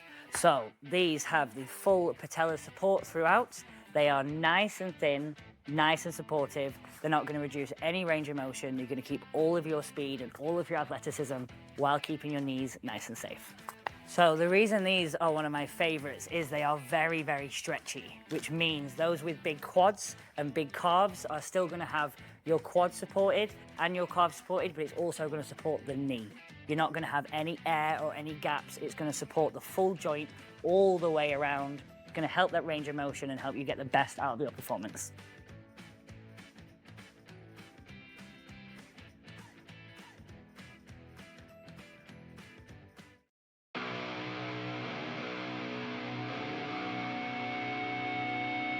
My name is Rhianon Lovelace, 3 times World's Strongest Woman. I've held the deadlift record since 2017. In that time, we've taken it from 180 to 282, and I've learned a little bit about deadlift suits. And this is my deadlift suit.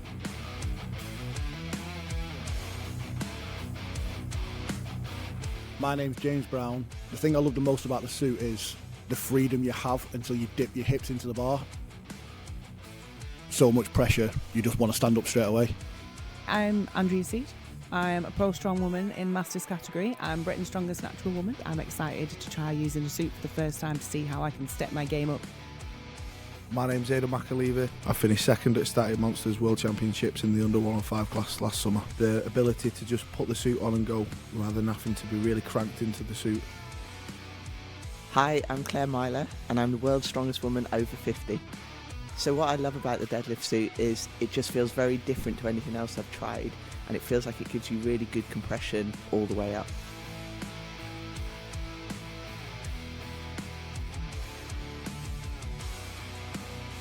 Includes a free Lovelace's Guide to a Deadlift Suit with everything you need to get started in the right way.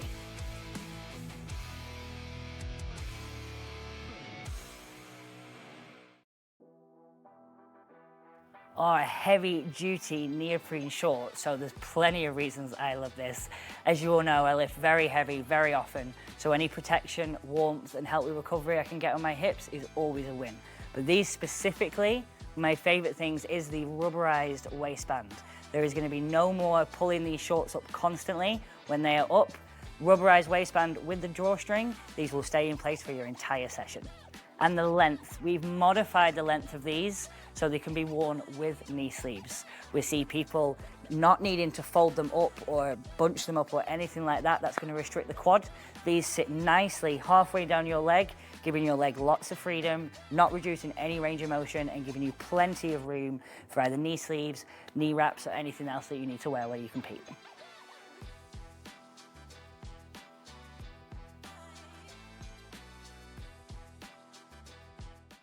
I'm Rhianon Lovelace, and this is the Kaos competition kit. Consists of the Kaos grip top, the heavy duty underbelt, the neoprene shorts, and to tie it all off, we have the 30mm Kaos lever belt.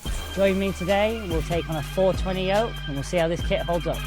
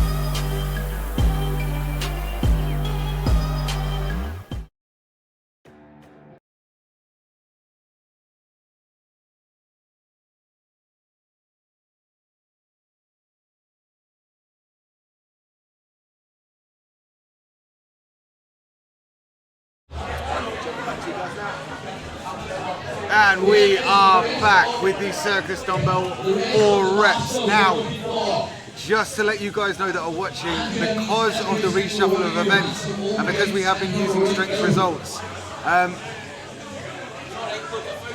you explain how it works? Yeah, so basically, because we've decided to change the running order of the events, strength results will not allow us to change the running of events once a competition is live. So we can't input the event results for the circus dumbbell until the sandbags and the farmers have been complete. So we'll have to complete all 3 of those events and then rejig the scores so that coming into that final event we'll have all the scores up to date. So if you're on strength results and it doesn't come up, this is the reason why, unfortunately. So for the sake of saving time, we've had to have a wiggle around. We'll try and keep you as updated as possible on event winners, and if we can, the points as well, because I think these will still be getting written down, printed out. So yeah, we'll try our hardest. Try our hardest, but I think it was in the best interests of everybody here to have this little reshuffle. Yeah, well, all athletes were consulted for this change, and everyone has, well, majority have agreed that they are happy for this to go ahead, and I don't think anyone's going to complain because all of us want to go home at some point tonight.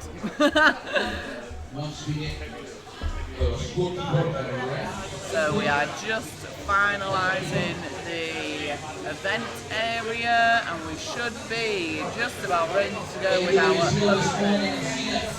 Oh yeah, I don't know. Masters. Today's been long, real long. Long but enjoyable day. Yes.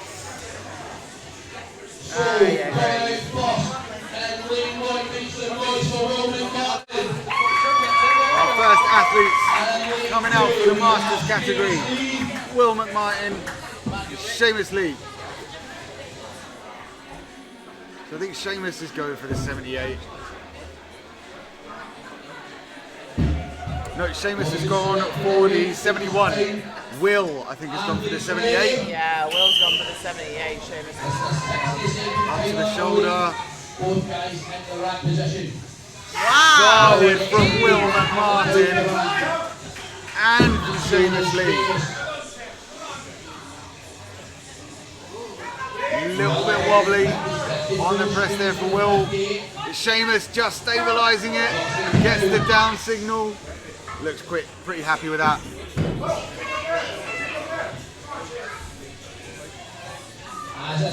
Up to the shoulder again with that 71 kilogram dumbbell for Seamus Lee. Will McMartin back up to the shoulder. We're on 3 reps, I think, for Seamus Lee. But Will, I think he felt something in his shoulder there. I think he's going to call it 10 seconds. No, I think...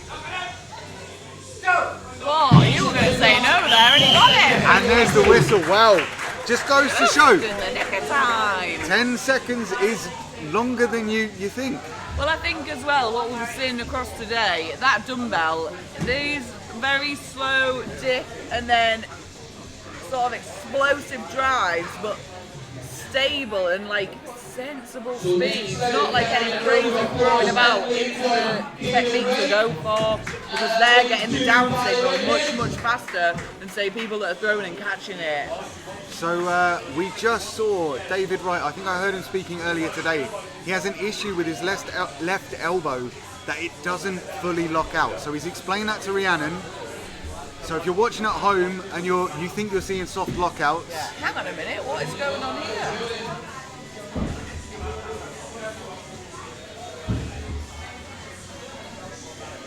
What's this? What dumbbell's that? 84?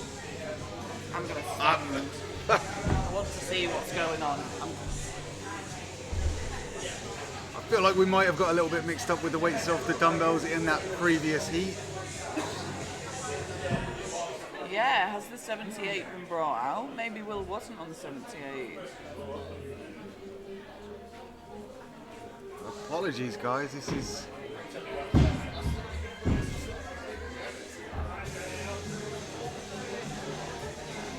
So yeah, I think... Yeah, so I think the 78 wasn't actually out on the floor just yet.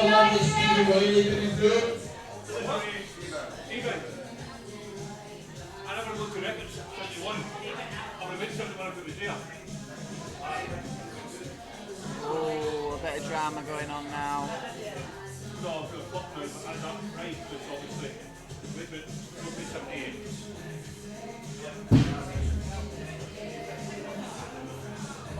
Okay, bit of conversation going on with Will. Not sure why the dumbbell wasn't available to him.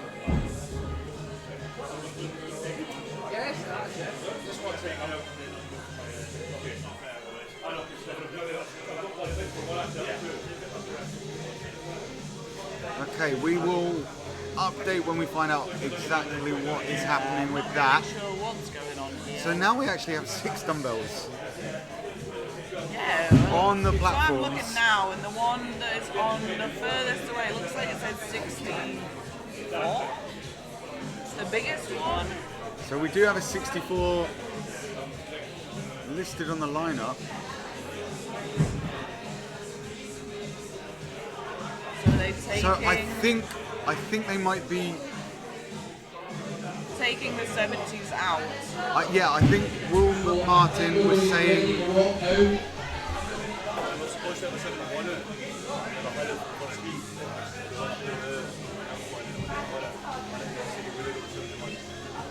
So again, Medley 1 is the Right, okay. So just to confirm there, the 71 wasn't out for the first heat, but then was asked to be brought out for this heat. but unfortunately the athletes that went first said that they would have got a rep at 71. So instead of letting anyone do the 71, everyone's doing the 64. Right. So I think I've got the weights written down slightly wrong for this. Yeah, so these weight guys class. only So- now have access to the 64 as So their heaviest the now. maximum weight for these guys is the Yeah. 64, which I think mirrors the under 90s. Yeah, which would make sense. Yeah, for the that was similar to the way the England's qualifier was run.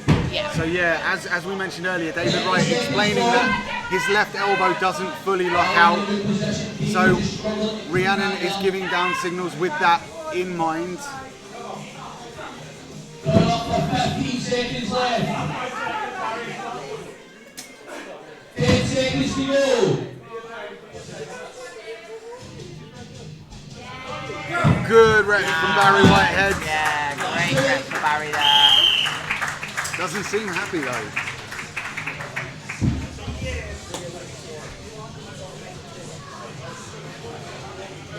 So I wonder whether the original weight for, the original weight for the Masters must have been 64, so I wonder why Barry asked for the 71. I think he was just trying his luck. We will investigate and we will find out. Yeah, find out what the original weights were posted at.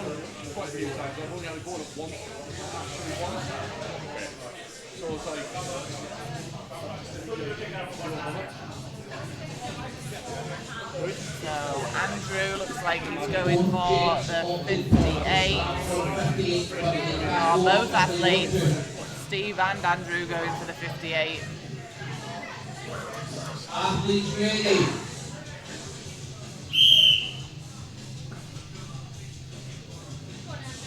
Andrew gets in the right position. Steve as well.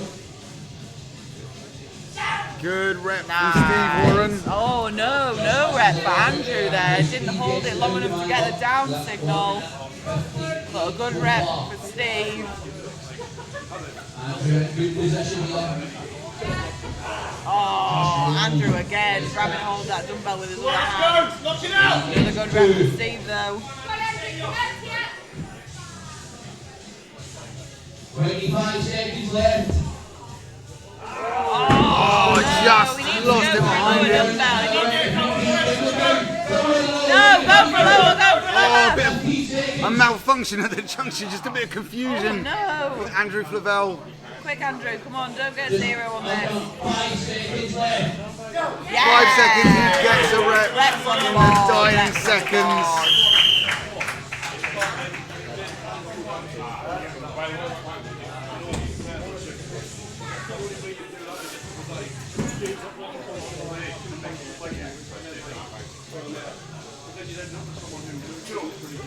This event is really where the points start to split up.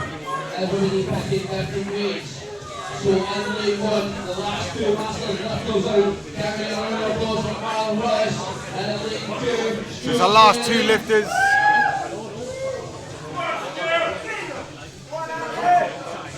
In the Masters, man. Going for the 53. athletes ready. Both sets, all three points, 62 kilogram Alan going for the 64. Costello, that's it! Good rep for Stuart Sheridan. And for Alan Willis, that was a big rep for him.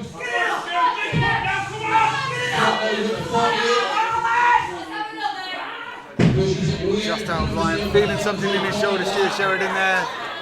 Alan Willis going back in.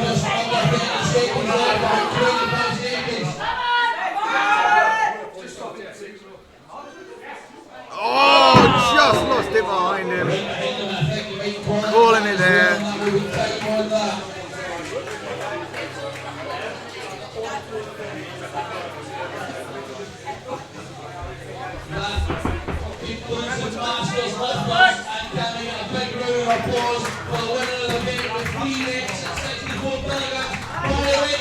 Okay, so we are moving up to the under 105 weight class. Barry Whitehead winning that event with 3 reps at 64.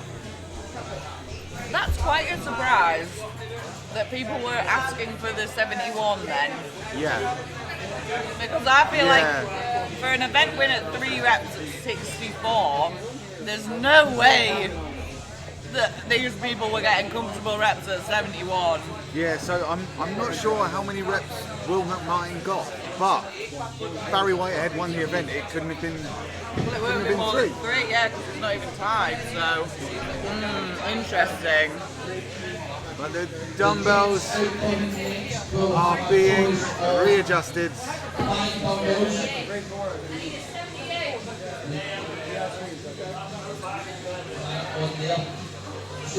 We are digging out the 78 kilogram dumbbell for the under 105s. This is a very, very technical lift. Some lifts in strongman can be abused of ITV. Any means necessary. This is not one of them. Let's hope none of the athletes almost take out Rhianon and the crowds. Yeah. With a 78 kilogram dumbbell. No, I would not want to be anywhere near that. No, I like that we've got quite a good barrier away from that. No, thank you. So, for context, if you've been watching all day, that one dumbbell, that 78 kilogram dumbbell, weighs more than one Cameron Nisbet.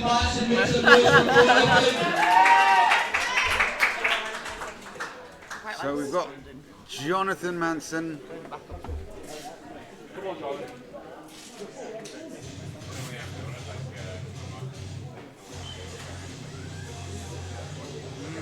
Making his selection, bringing out the 64 and the 58. Starting on the 64 with Jonathan Manson.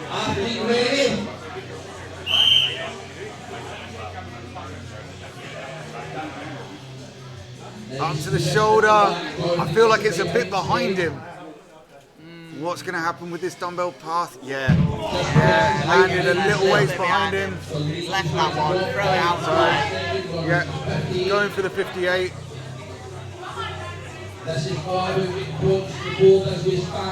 See that? No, I don't know, that looks like it's a little bit behind him as well. Yeah, I'm not sure in this rack. But manages to get it. Nice. Fair enough. 1 rep on the board at 58 kilograms for Jonathan Manson.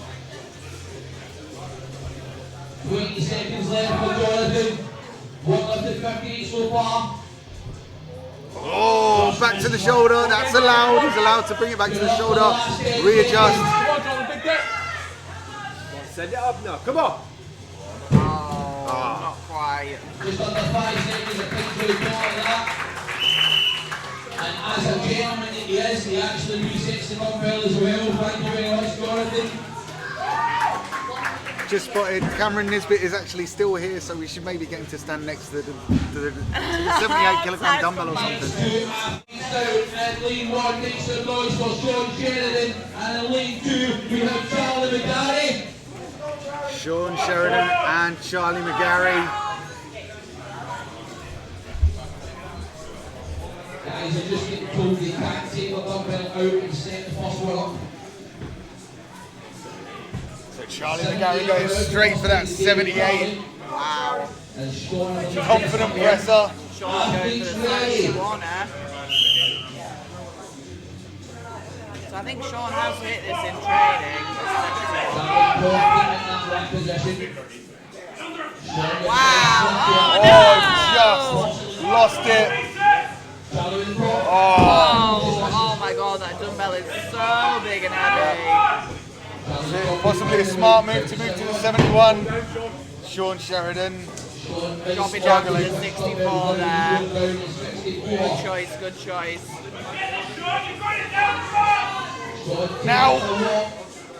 Oh, that dumbbell was just Charlie McGarry. moving. He was stood so close to the 78 that was on the floor when he tried to do the jerk. His foot bumped into the 78 and limited his press. Sean Sheridan. Oh, no. Come on, you Charlie need to get McGarry. a rep with something. Oh. get 2 zeros there? Did Sean? No, I think Sean might have got 1 rep at the 64. Sean dropped to the 64. Yeah, I think he did one rep at 64. Interesting. Well, an interesting turn of events as well, because we sort of suspected that maybe some people would be a little bit better with this event now being third instead of fifth. Yeah. But I'm not sure that's going to be the case now, watching this. All right, so we've got Miles Hutchinson. He's going for the 78. Thomas Fisher, the 71. Miles Hutchinson up to the shoulder.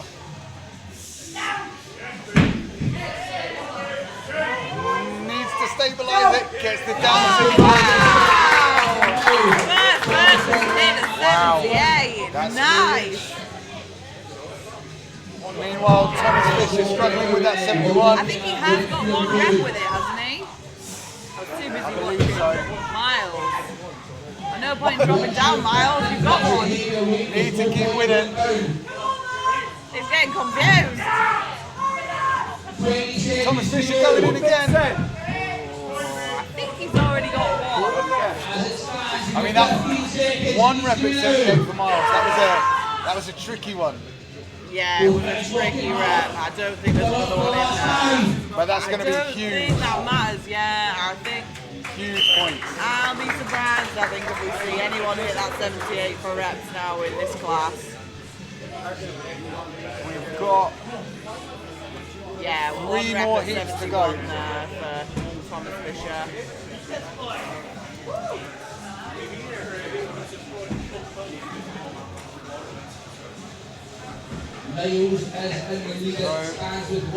Christopher Harrison going for the 71. I think Dan Markham going for the 64. Christopher Harrison.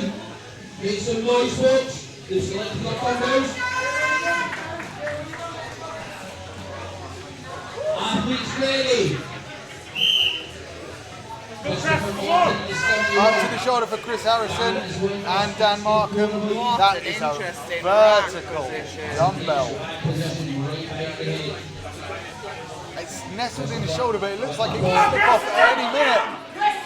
Oh my God! Well done. That was super impressive from Chris Harrison there. He's going to go for the 78. I mean, why not? Yeah, that rep was so solid. I don't know why I didn't expect it, but I just didn't. Well, I think the thing with the circus dumbbell, it can be so hit and miss. Yeah, and I feel as well like it's a very technical event, and like we already know, Chris Harrison is such a new competitor to this sport. To be able to master this. That is a crazy rack position that Chris Harrison has. Crazy! Oh, not quite. Going for another rep at the 71. Not enough time. Wow. Yeah, that rack position, it looked as though it could have slipped off his shoulder any moment. Yeah. So was that 1 rep at 64 for Dan? I think that was, yeah. 1 rep for Chris Harrison on 71. Wow. So someone needs to go for this 78. And we've got James Knight attempting it. He's opted to bring out a 78 and lane 2, Jonathan London Johnson.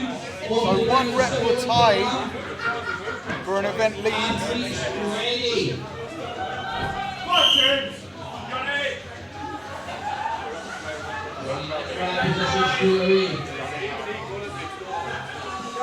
And that's a good rep. I think James Knight has got another rep in there. Yeah.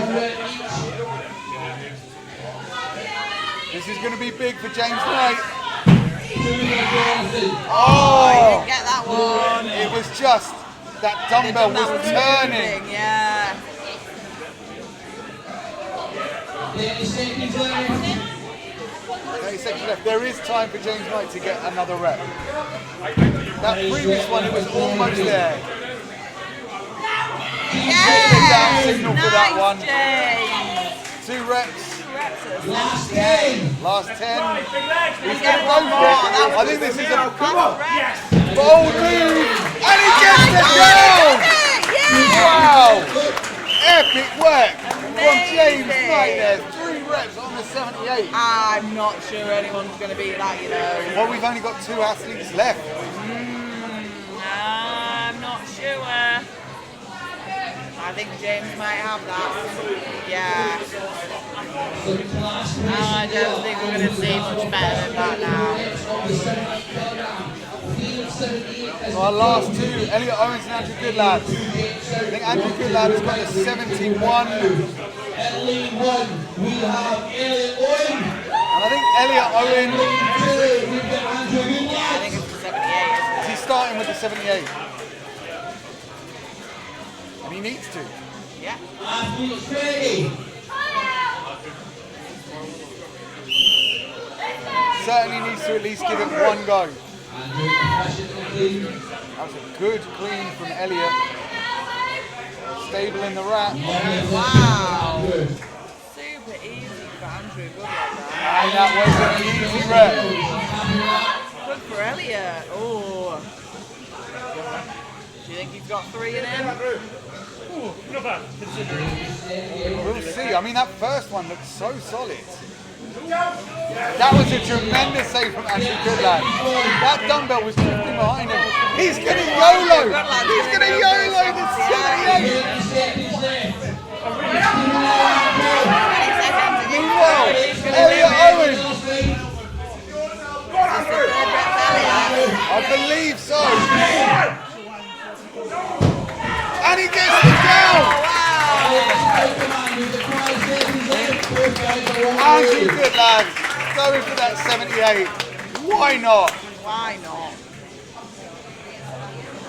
Oh, so joint event winners. So we've got 3 reps Yeah. on the 78 kilograms. We move up to the opens. Elliot Owens and James Knight, your event winners. We have 2 lifters tied on 3 at 78 kilograms on the bonus bench. Can we get some noise for James Knight and Elliot Owen? I feel like we're going to see a lot of these guys go for the 78. Yeah, I agree. Yeah. I mean, you're an open weight athlete. If you're not going for the heaviest weight, What are you doing? what are you doing? What are you doing?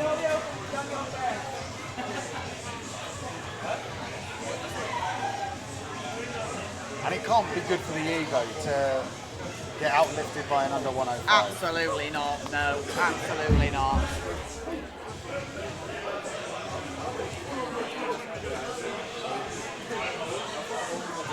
So I believe coming out first by himself, we've got John McClellan.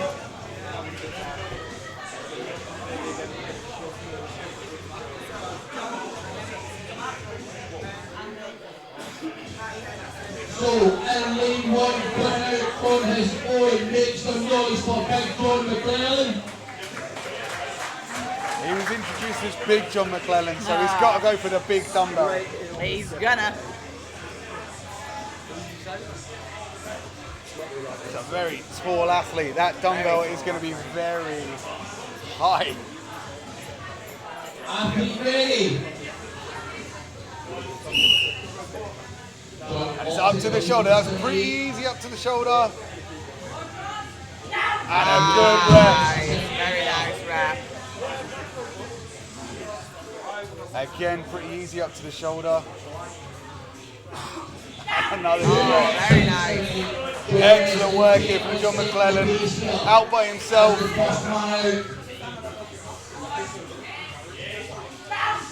He hits at 78. He is putting up some reps to beat her. Well, yeah, for the first lifter out. 5 seconds left. These are all perfect. Not even a wobble. 15 seconds to 15 go. seconds. He's got time for 1 more. And yeah, every rep so far has been absolutely solid. He needs to keep it up for 1 more. Get through. That is going to be quite a target to chase. 5 reps. Impressive. I believe that was 5 reps at the top weight there. Every other man after him has told him a rude name that I will not say on the microphone.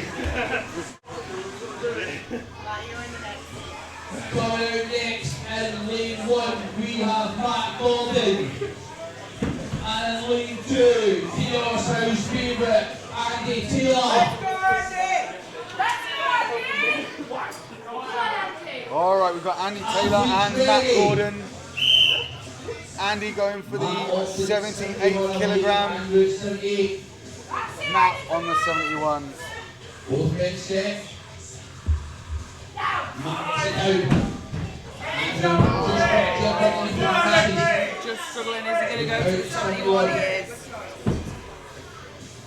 Both athletes now on the 71, I think. Good rep from Matt Gordon.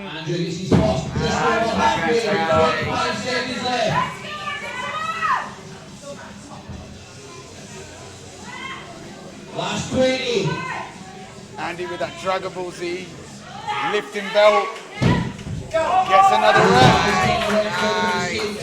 We have 10 seconds left. 10 seconds could be enough for one more rep. Matt Gordon presses. Doesn't quite catch it. Both athletes unable to get that extra rep within the time limit. 2 minutes and 71 for Andy Taylor.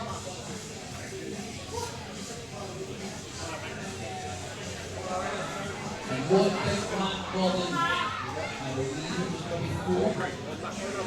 371. So we've got Matthew Henderson and Owen Boothby. Next 2 lifters out. Can you make some noise? Junior lifter, but step into the opens. Matthew Henderson in lead 1.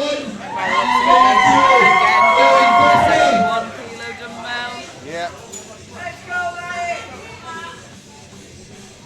I wonder if some of the lads saw that 5 reps at the 78 and are thinking maybe I'd be good for 1, but not 5. Come on, mate! Owen Boothby up to the shoulder. Come on, Matt, get it set now. Oh, that looked like it should have been an easy rep, but couldn't quite hold it overhead. Good from Matt. Come on! Good rep from Owen Boothby. Matt Henderson going in. Another gets that down signal.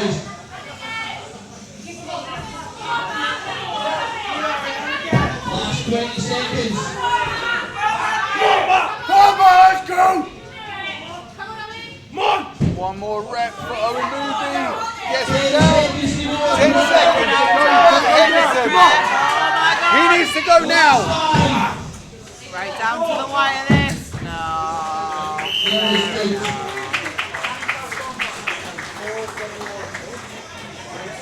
Owen Boothby picks up 471. Matthew, 271.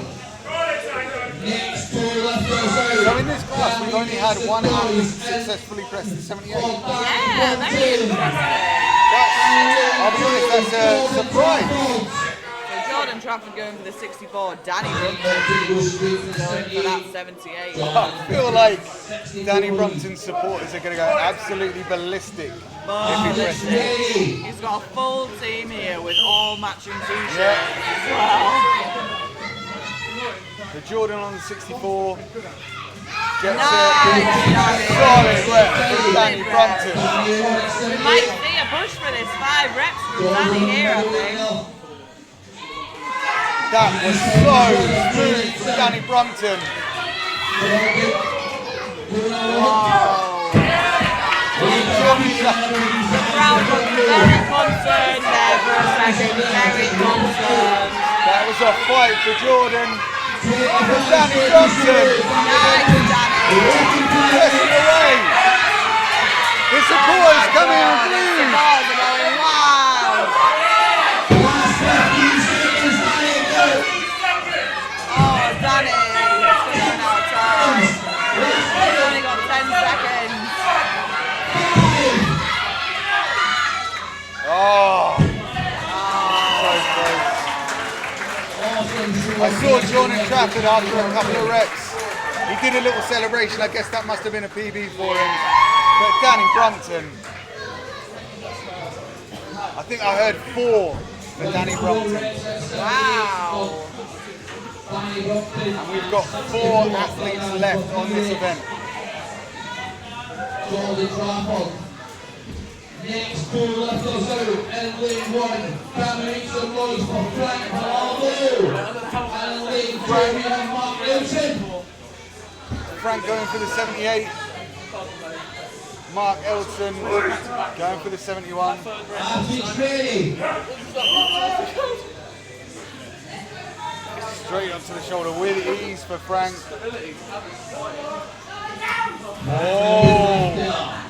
I think we could see Frank challenging that 5 rep target. Oh! He pressed it, but sort of looked down at the floor. Yeah. I don't know whether that maybe threw off his equilibrium just a little bit. Gets the down. Good reps for Mark Elson. 20 seconds left. But so this is rep number 3 for Frank. Yeah. And he's got it. Nice. 1 more to equal second place. Last 10 Final seconds. 10. He needs this one. He has to get it. No. Oh, the pressure. I feel like when you hear that noise, the final 10-second call, it does really stress you out almost, doesn't it? And on an event that needs to be super technical and composed, it can completely throw you off. That's it. That's it. Maintaining that composure is essential. Yeah. So we have got our final 2 athletes. I mean, Stu Gordon, Stu doesn't think that 78 will all be surprised. Of course he is. I think if we're going to see someone push that 5 reps, I think it's going to be Stu. 7 reps. Oh, you're going to learn from the mistake. I'm saying 6. Well, yeah, that's all he needs. That's all he needs. Josh Allen. Is that the 58? I think it is. Okay. Maybe a bank of dumbbell and then try one of the heavier ones. Wow. Oh, that was such an easy press, but couldn't knock it out. So Josh Allen, he gets his rep at 58. He's putting it back. Moving up to the 64. Right. Nice, 1 rep in for Stu. Oh, touch and go. He's not messing around. He knows he needs to make that time back up. Nice.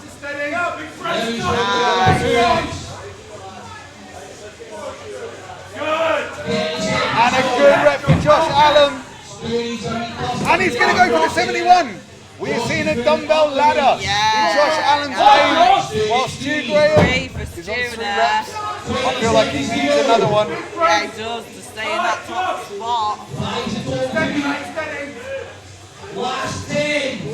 He needs this rep now, Stu. Can't rush. Not dropping to 4. Can't rush. Oh no, Stu. Don't think he's got the time. I don't think he's got the time. There it is. Oh, there it is. The first time we've seen Stu Graham falter. And that was such a shame, that rep. That first rep. Oh, that looked so easy. If he'd saved that first rep and not messed that last one up, it'd be in joint first. So that concludes the Circus Dumbbell for Reps. We are 3 events down. We're flying through it, boys. We're flying through it. Just over 2 hours. These classes are being put through their paces. These poor Masters and Opens. Wow. Oh, bless them, bless them. So we are going into the sandbag carry and load. Yeah. The weights. It's about to get real spinal from here on out, boys. Oh yeah. The weights for the odd objects. The Masters will have a 130 kilogram sandbag. The cube stays 100 and the slab stays 110. Yeah.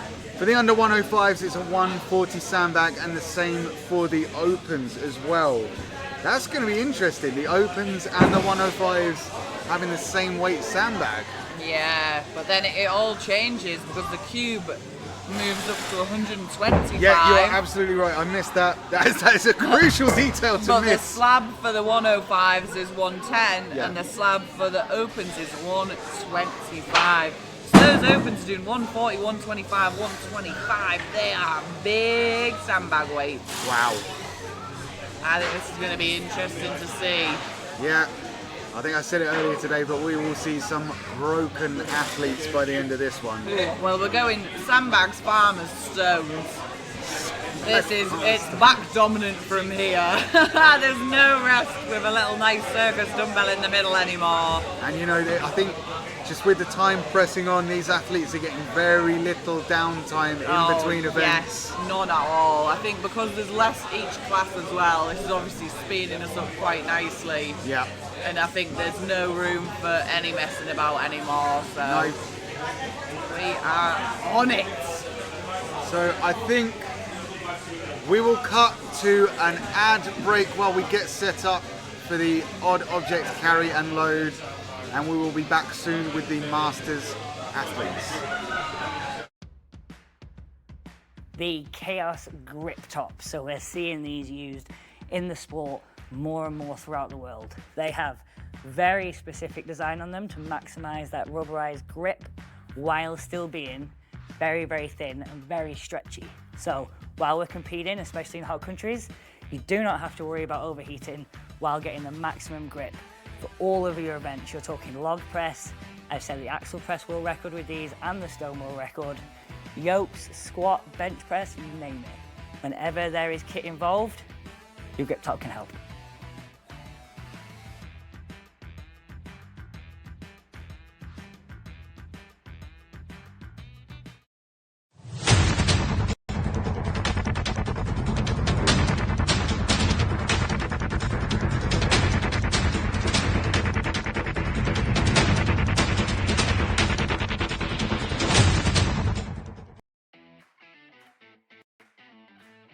So one of the latest releases is our 7mm neoprene sleeves. So these have the full patella support throughout. They are nice and thin, nice and supportive. They're not going to reduce any range of motion. You're going to keep all of your speed and all of your athleticism while keeping your knees nice and safe. So the reason these are one of my favorites is they are very, very stretchy, which means those with big quads and big calves are still going to have your quad supported and your calves supported, but it's also going to support the knee. You're not going to have any air or any gaps. It's going to support the full joint all the way around. It's going to help that range of motion and help you get the best out of your performance.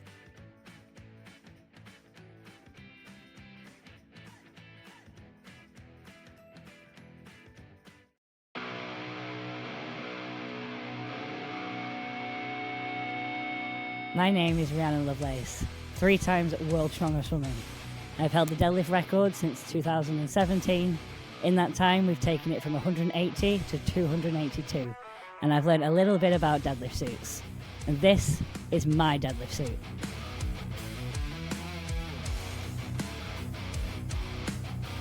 My name's James Brown. The thing I love the most about the suit is the freedom you have until you dip your hips into the bar. So much pressure, you just want to stand up straight away. I'm Andrea Seed. I'm a pro strong woman in Masters category. I'm Britain's strongest natural woman. I'm excited to try using a suit for the first time to see how I can step my game up. My name's McHugh. I finished second at Static Monsters World Championships in the under 105 class last summer. The ability to just put the suit on and go rather than having to be really cranked into the suit.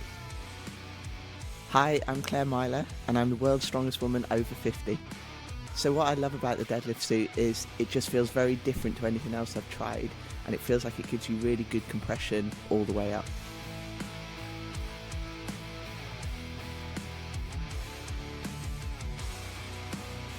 Includes a free Lovelace's Guide to a Deadlift Suit with everything you need to get started in the right way.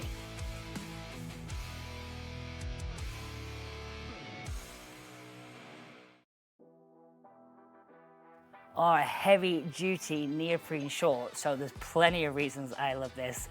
As you all know, I lift very heavy very often, so any protection, warmth and help with recovery I can get on my hips is always a win. But these specifically my favourite things is the rubberized waistband. There is going to be no more pulling these shorts up constantly when they are up. Rubberized waistband with the drawstring, these will stay in place for your entire session. And the length, we've modified the length of these so they can be worn with knee sleeves. We see people not needing to fold them up or bunch them up or anything like that. That's going to restrict the quad. These sit nicely halfway down your leg, giving your leg lots of freedom, not reducing any range of motion and giving you plenty of room for either knee sleeves, knee wraps or anything else that you need to wear while you compete.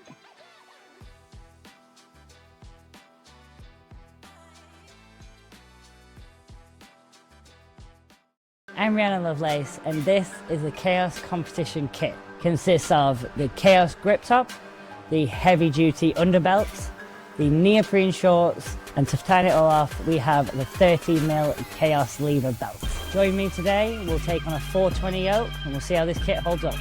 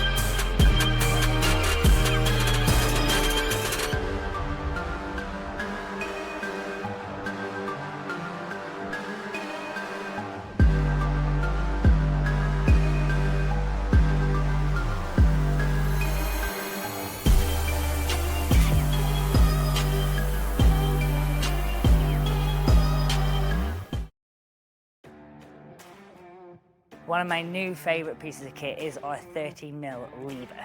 So, one of the reasons I love this, as you all know, I'm very, very small, going up against the very, very big weights. I need the security in my belt. I need to have 100% confidence that this is going to lock and this is going to hold. Beautiful, shiny red buckle. Just makes it beautiful to wear, but this is one of the most solid belts on the market. Paired with the underbelt, I feel like I can absolutely take on the world with these two.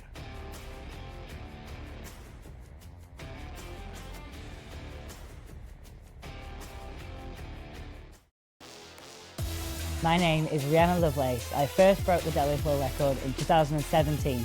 Since then, we've put over 100 kilos on it and used the exact same prep every single time. For the first time ever, this prep is now available to you guys. It includes a full 12-week peaking program, all your accessories with an RPE and a percentage scale. It's easy to transfer to your own training. On top of this, it includes my full velocity charts, keeping yourself on track. And as well as this, it adds a full document that goes through all the accessories, the hows, the whys, the whens, and then other pro tips on how to balance things like nervous system, how to make sure that you keep that peak exactly on point. And this is available exclusively from Kaos Strength. $49.95, you get access to the full thing. Take your deadlift to the next level with Lovelace Peaking Program.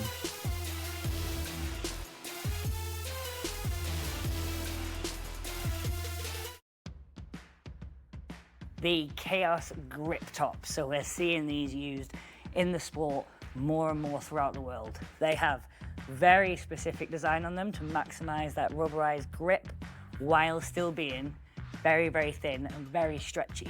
So while we're competing, especially in hot countries, you do not have to worry about overheating while getting the maximum grip for all of your events. You're talking log press, I've set the axle press world record with these and the stone world record, yokes, squat, bench press, you name it. Whenever there is kit involved, your grip top can help.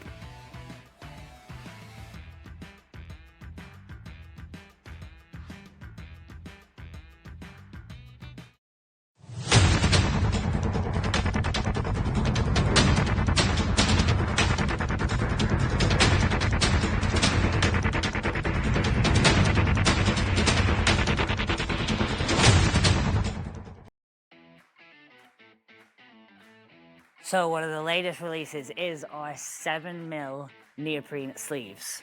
So these have the full patella support throughout. They are nice and thin, nice and supportive. They're not going to reduce any range of motion. You're going to keep all of your speed and all of your athleticism while keeping your knees nice and safe. So the reason these are one of my favorites is they are very, very stretchy, which means those with big quads and big calves are still going to have your quad supported and your calves supported, but it's also going to support the knee. You're not going to have any air or any gaps. It's going to support the full joint all the way around. It's going to help that range of motion and help you get the best out of your performance.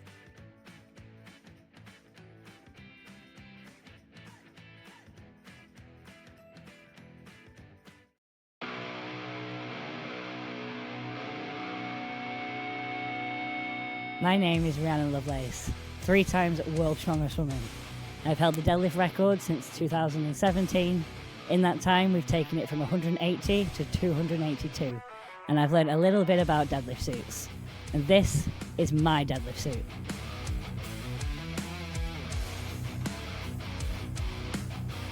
My name's James Brown. The thing I love the most about the suit is the freedom you have until you dip your hips into the bar. So much pressure, you just want to stand up straight away. I'm Andrea Seat. I am a pro strong woman in Masters category. I'm Britain's strongest natural woman. I'm excited to try using the suit for the first time to see how I can step my game up. My name's McHugh. I finished second at Static Monsters World Championships in the under 105 class last summer. The ability to just put the suit on and go rather than having to be really cranked into the suit. Hi, I'm Claire Myler, and I'm the world's strongest woman over 50. So what I love about the deadlift suit is it just feels very different to anything else I've tried, and it feels like it gives you really good compression all the way up.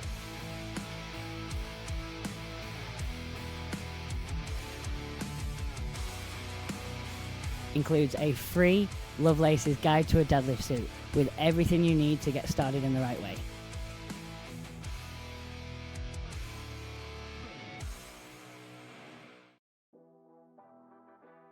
Are heavy duty neoprene shorts, so there's plenty of reasons I love this. As you all know, I lift very heavy very often, so any protection, warmth and help with recovery I can get on my hips is always a win. But these specifically, my favorite things is the rubberized waistband. There is going to be no more pulling these shorts up constantly when they are up. Rubberized waistband with the drawstring, these will stay in place for your entire session. And the length, we've modified the length of these so they can be worn with knee sleeves. We see people not needing to fold them up or bunch them up or anything like that. That's going to restrict the quad.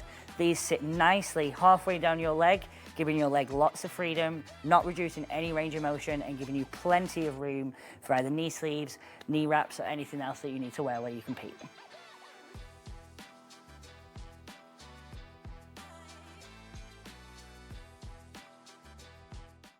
I'm Rhianon Lovelace, and this is the Kaos competition kit. Consists of the Kaos grip top, the heavy duty underbelt, the neoprene shorts, and to tie it all off, we have the 30mm Kaos lever belt. Join me today, we'll take on a 420 yoke, and we'll see how this kit holds up.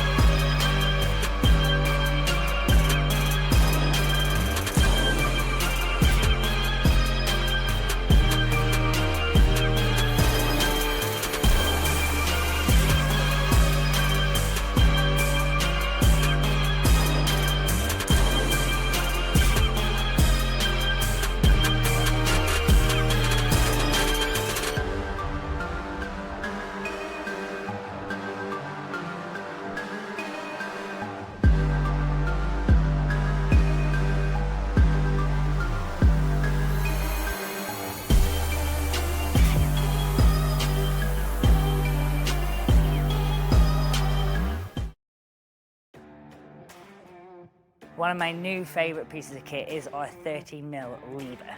So, one of the reasons I love this, as you all know, I'm very, very small, going up against the very, very big weights. I need the security in my belt. I need to have 100% confidence that this is gonna lock and this is gonna hold. Beautiful, shiny red buckle. This makes it beautiful to wear, but this is one of the most solid belts on the market. Paired with the underbelt, I feel like I can absolutely take on the world with these two.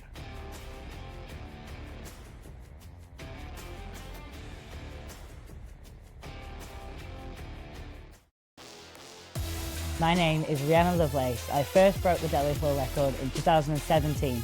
Since then, we've put over 100 kilos on it and used the exact same prep every single time. For the first time ever, this prep is now available to you guys. It includes a full 12-week peaking program, all your accessories with an RPE and a percentage scale. It's easy to transfer to your own training. On top of this, it includes my full velocity charts, keeping yourself on track. And as well as this, it adds a full document that goes through all the accessories, the hows, the whys, the whens, and then other pro tips on how to balance things like nervous system, how to make sure that you keep that peak exactly on point. And this is available exclusively from Kaos Strength. $49.95, you get access to the full thing. Take your deadlift to the next level with Lovelace Peaking Program.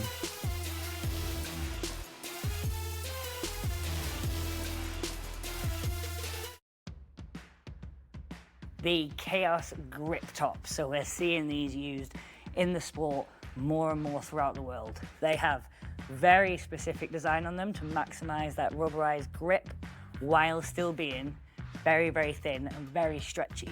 So while we're competing, especially in hot countries, you do not have to worry about overheating while getting the maximum grip for all of your events. You're talking log press, I've set the axle press world record with these and the stone world record. Yokes, squat, bench press, you name it. Whenever there is kit involved, your grip top can help.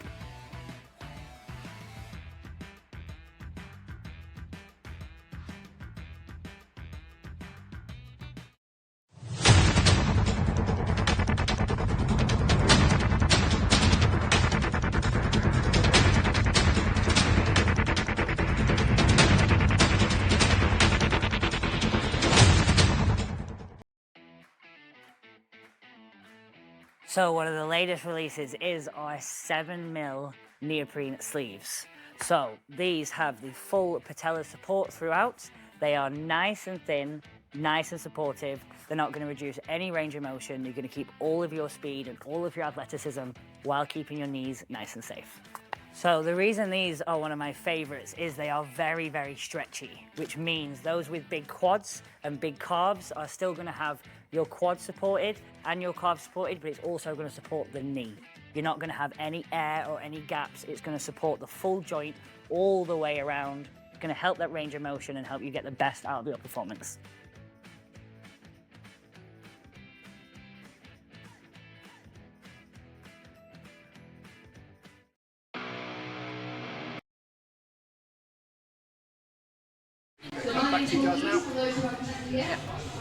And we are back to talk more about strongman.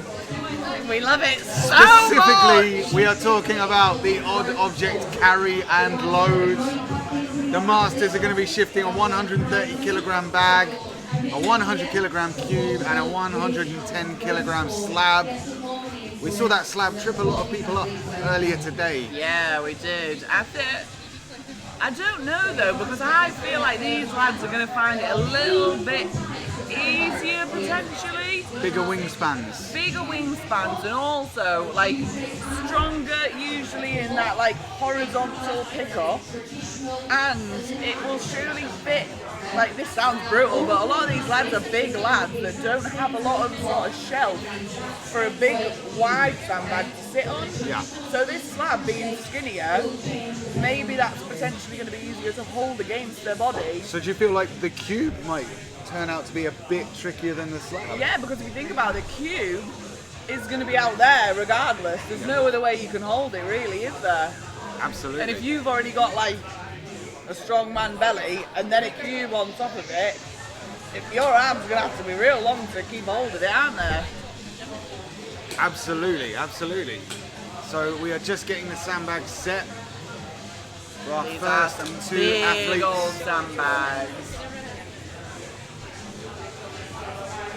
So yeah, just a reminder about strength results. Because we changed the order of the events in the competition, we can't actually change the order of the events on strength results. So we can't update it until we catch up with the circus dumbbell. So Just we need like to being back in the old-fashioned days when no one knew their scores, no one knew what was going on. That's it. I was having a chat with a couple of the athletes outside, and they kind of said they're in the unknown. Yeah. So they've just got to go out and leave it all out there. Yeah. So we've got our first two athletes, Stu Sheridan and Andrew Flavelle.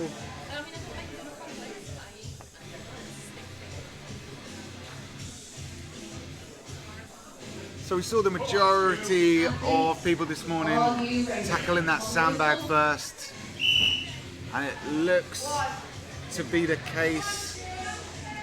Although Stu Sheridan go for the cube first. Wow, easy work on that cube. Andrew Flavelle just struggling with that sandbag though. Yeah. Oh, It's 130 nice! kilograms. Easy for Stu with that slab as well.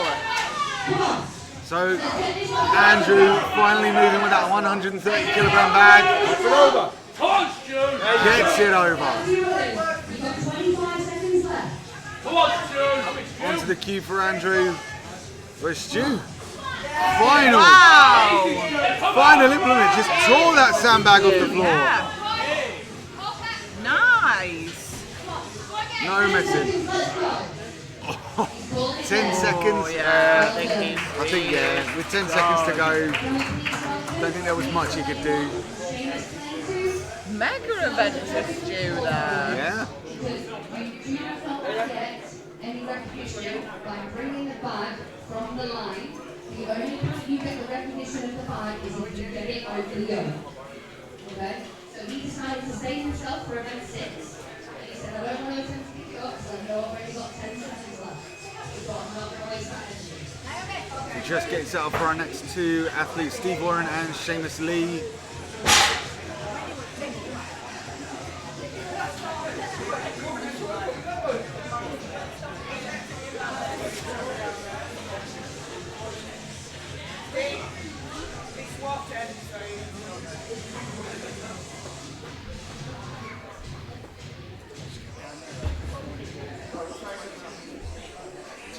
I mean, it takes a lot to get these heavy sandbags in place.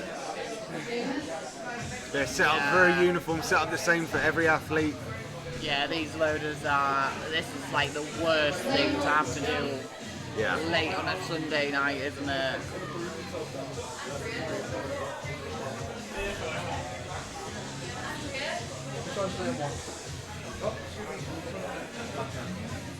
We've got some Jaffa cakes. Oh, I haven't even opened these. This was one of my bribes from yesterday. They don't care about your bribes, they don't care about my bribes. They don't want to be rinsed on the live stream, that's why. And we're off. Steve Warren picking up the sandbag, as is Seamus Lee. Wow. Starting with that 130 kilogram sandbag. Easily popped over the bar. Steve running back. Both going for the slab. Strong pickup from Steve there. And Seamus. Nice. So just the cube left. Who's going to load it first? Easy pick for Steve. Seamus moving quick. Looks a little bit low. He's going to have to pop that up with the hips. Lean back, triple extend. Come on, come on. Nudge it over the bar and it's good. Nice.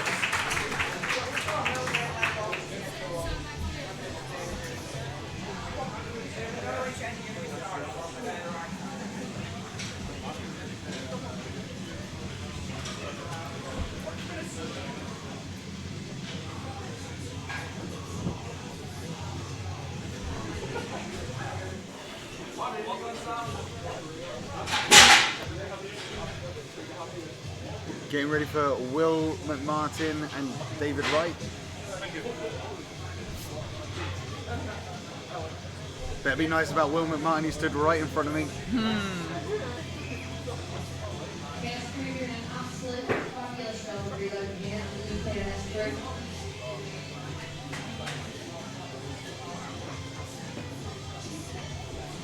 we please welcome a round of applause.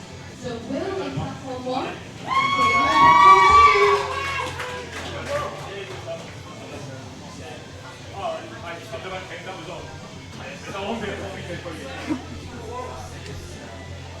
Okay, so we've got David starting with the sandbag. Will going for the cube. That's the lightest of the 3 implements. Launched over that bar. David Wright running back. Wanting us to know that he hates sandbag events.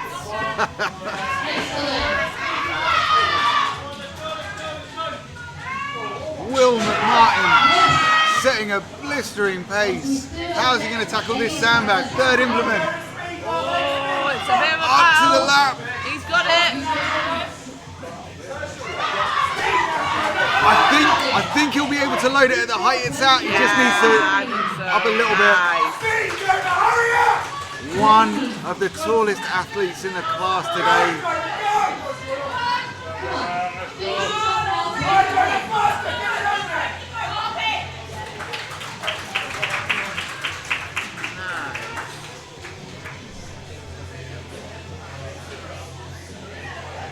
I'll just quickly correct myself because I think David Wright likes to be known as Jonah. I'm hearing all of his supporters shout Jonah, so Oh, sorry, Jonah. try and remember to call him Jonah from here on out. And apologies to anyone that's watching screaming at the TV. Yeah. Saying it's Jonah. Well, how are we meant to know this? So we've got Alan Willis, Barry Whitehead. Barry Whitehead has carried the actual Husserfeld stone. Wow, that's so cool. That's very cool. Jealous. I wonder how far he carried it for. I didn't mention that though. Come on, tell us how far. Inches. Yeah. To be fair, just still impressive. Just picked it yeah. up. To be fair, I'll give him that. Absolutely. On the whistle.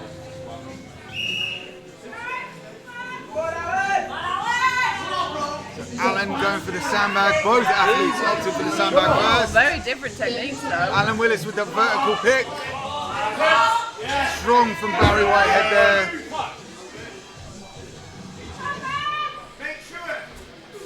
Both going for that slab.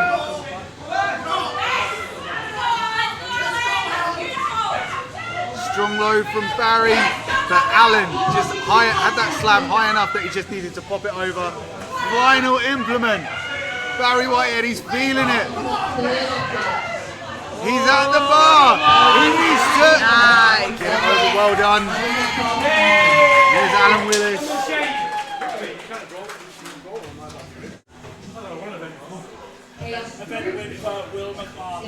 We have a confirmed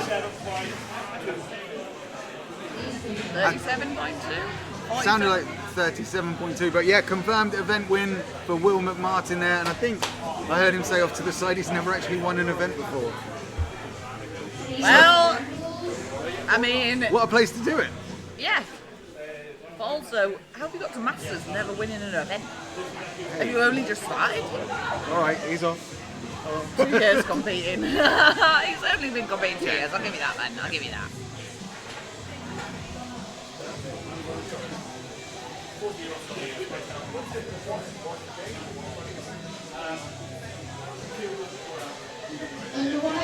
So we are going to the 105s now. The cube and the slab will increase in weight, as will the sandbag. These poor guys are going to have to wrestle with a 140 kilogram sandbag, a 125 kilogram cube, and that 110 slab. I've just seen the Opens have got a 125 slab. How big is that slab going to be? I dread to think. I dread to think. haven't seen it. I don't know where it is. If you're a 105, But I know it's going to be huge.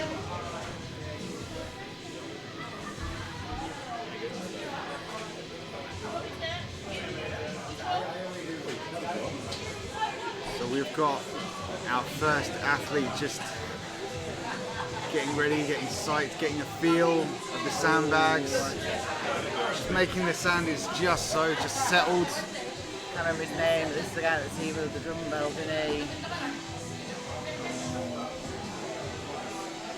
Have to pull some points back here. He'll be out for blood, won't he? Yep. Hard to come back from a 0. But not impossible. Not impossible. Not impossible. Charlie, that's it. Charlie McGarry.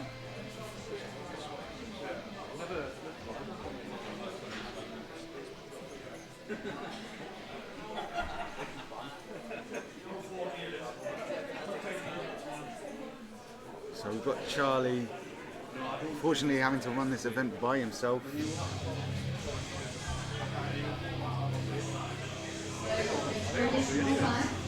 has been changed to a 140kg bag to the under 105.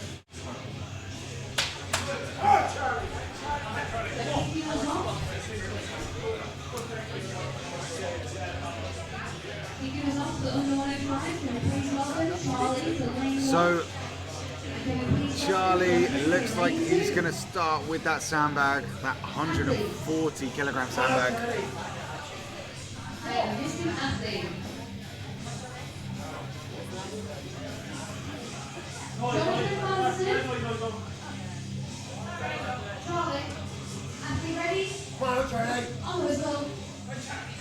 We need a big performance from Charlie McGarry on this event. Gets that sandbag into the lap.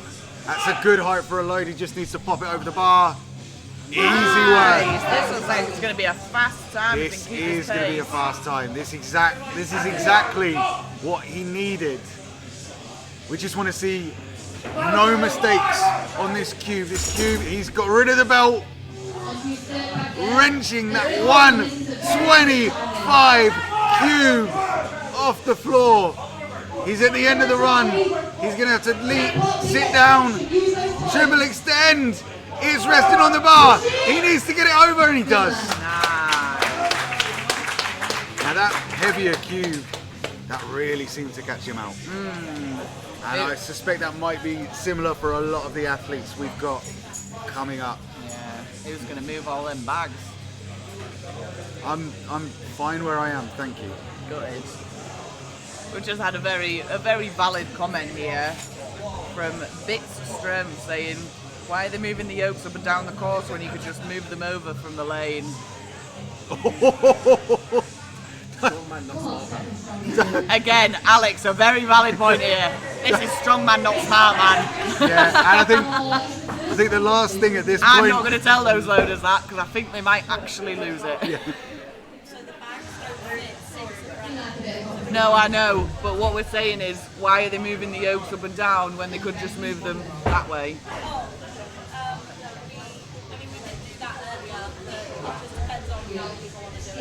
I don't think anyone cares at this point. Yeah, I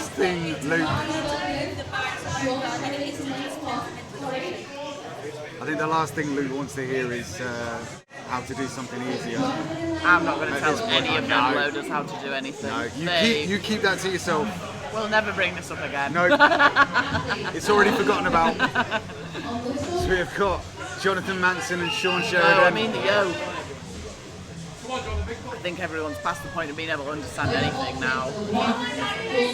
Rose going for that sandbag first. Oh, that's a very low nice. pitch. Come on, Pitt. Come on, who's the next tall athlete there? We should be able to go straight over. Yes. Perfect. Manson up over the bar. Sean Sheridan tackling that heavy cube. That is so noticeably heavy. Yeah. Yeah, much heavier, that 125. It's crazy. Oh no! So Sean is allowed to go back and get the slab if he wants. He won't know that though, he won't know that. That's it. It seems like a lot of these athletes do not know that. Only one of the women. Sean, go and get. Oh no, 5 seconds. He's never going to get it. We were trying to shout him there. Oh, I know for Sean, a lot of these big spinal events now are not going to be great. He's notoriously struggled with deadlifts, so all of these pickups from the floor are going to be struggle city. Wow, we've had a little kiss there. What's that? Is that from the dumbbell? Oh wow! I got a similar thing training a monster dumbbell. It just gradually wore away some of the skin on my shoulder. Yeah, Tom Fisher there showing us a nice little dumbbell kiss on his collarbone.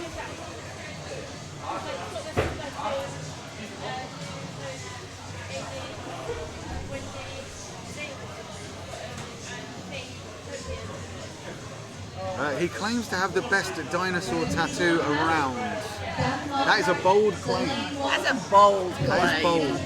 I want to see this dinosaur tattoo. I'll be the judge of that. What's on his legs? Can we see his legs? No, I'm not seeing any dinosaurs. We'll have to ask him afterwards. Yeah. We'll let him do the event first. It's only fair. It's only fair. Oh, So Thomas Fisher and Dan Markham both in front of the sandbag to start, 140 kilograms. Yeah, I think it's a good idea to get this big thing out of the way. Brilliant work from Tom. Nice, easy money. And an easy load from Dan Markham. Now that was an easy cue pickup. Really easy. He's practiced that. Yeah, definitely. And he's got the slab. Yeah. Wow, that looks super easy too. I think this is going to be the time to be. I would speculate that Tom Fisher has definitely had access to these bags. He trains in Sunderland at New Level though, and I don't think those bags have been accessible. I mean, if this was his first time, if this was his first day actually handling Unless he's those been bags. travelling to Kaos to train them. Let's try and catch him. Want to see his dinosaur tattoo. Tom! We want to see your dinosaur tattoo. Need to see this dinosaur tattoo. We want to be the judge of how good it is. Well, there's that one, that's my best. Right. I've also got that one. I like that one better. I wouldn't say it's the best dinosaur tattoo ever. Barney's the best. You're on stream if you wanted to show it off. Oh, look at me titties. And also, there it is. Have you had access to train those sandbags? Once. Wow. Once. We were just I was down here last Saturday. You made it look like you'd done that 100 times. Yeah, really impressive. I've been told anything that's off the floor, I'll do alright. Nice. Well There done. we have it. Anything that's off the floor, he'll do all right. So we'll see if that plays out on the farmers later. Yeah. Well, yeah. Very impressive sandbag run. So there we go. What did you think of the dinosaur tattoo? The best around, would you say? Very unimpressive dinosaur tattoo. Oh. Wow.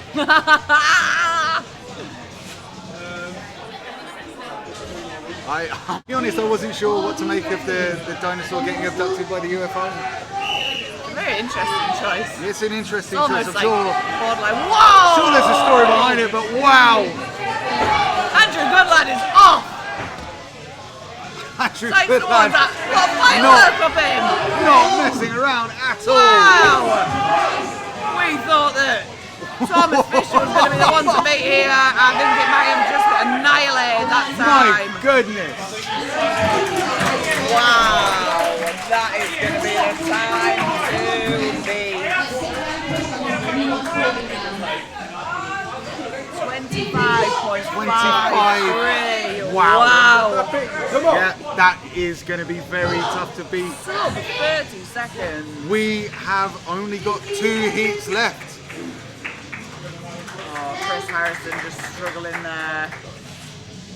It was Chris Harrison I was chatting to outside, and he said that 64 kilogram dumbbell, 3 reps, that is a huge PB for him. Wow, yeah.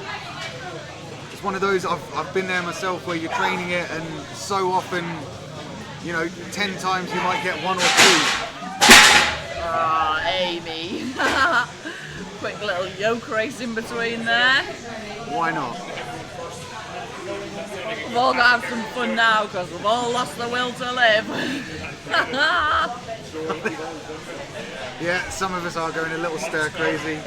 Just a little bit. How are you doing out there, long haul live streamers? Yeah, how our long haulers doing? You're still with us though, aren't you? Yeah. I mean, I'm not even sure I can count myself as a long hauler anymore, seeing as I sat out the Axel event. No, we'll let you have that. All Everyone right, needs all a break. Everyone needs a break. We can't all be on top form. We can't all be Thank you Becca very Worgan. I'll take that from the commentary queen. So we've got John Little Johnson and Miles Hutchinson up next. Big hit of salts from John. I recognise that bottle. I think those are the Josh Lancaster salts. Ooh. Tough. Pick up, but Oh no! Oh no! Collided with the wall. He's back up to his feet. Come on, lad. That was a good run as well. That was a tremendously good run. He's struggling with his sandbag pick now, though. Christ. Come on, lad. And he gets it over. Oh, He'll be he so will be annoyed about that. so gutted about that. Straight in for the slab.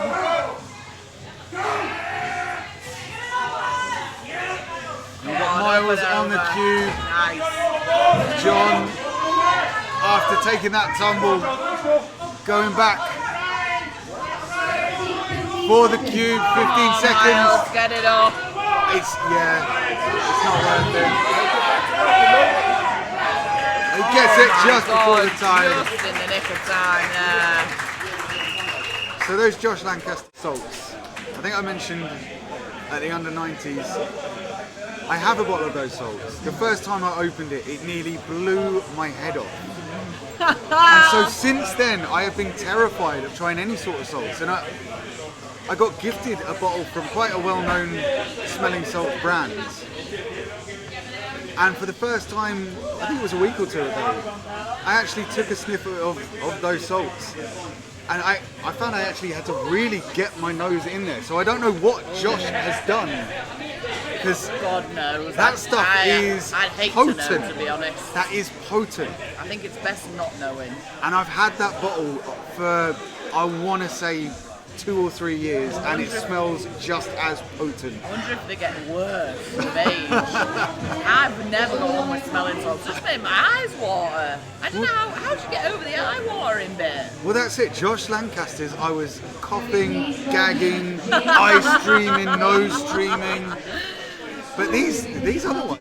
Fight or flight response was real, but actual survival from the salts.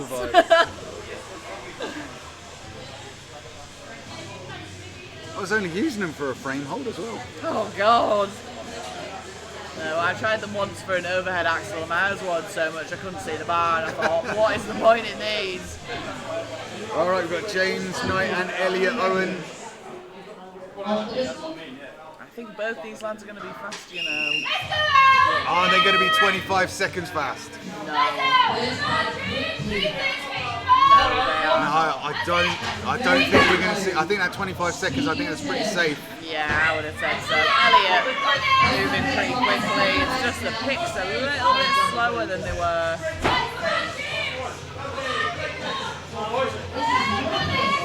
So Elliot Still going to be a fast back with that bag, Elliot, though. with the cube. Good time. He's happy with it.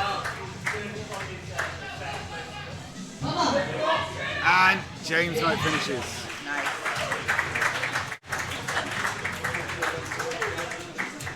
Good times. Good times, but yeah, as you say, I don't think they're 25-second times. Yeah, we'll have pushed that 25 seconds now. I think I saw 30 something from one of the timers there. Yeah, that concludes the under 105s. Now it's time for the opens. And we have another bag change. both the cube and the slab, moving up to 125 kilograms, sticking with that 140 sandbag. Disgusting. Absolutely disgusting. So heavy. Shouldn't be allowed. No, I do like the sandbag. I'm trying to like sandbag. It's sort of ridiculous not to like sandbag events in Strongman. They're everywhere. They're everywhere. Yeah. They're like a rash. Can't get away from them, like gas. Competition promoters absolutely love them. I tell you what, how bad has the last like 18 months been with sandbag steeplechase in every bloody comp they do? Yep. Oh my god, when are they going to get sick of that? Let it die again. Back to death for sandbag steeplechase. I'd rather do a max distance sandbag event than sandbag steeplechase.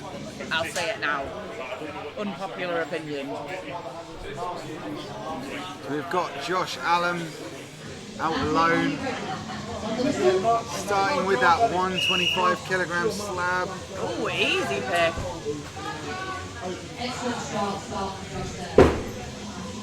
I'm not convinced that is actually 125. Mind you, this cube.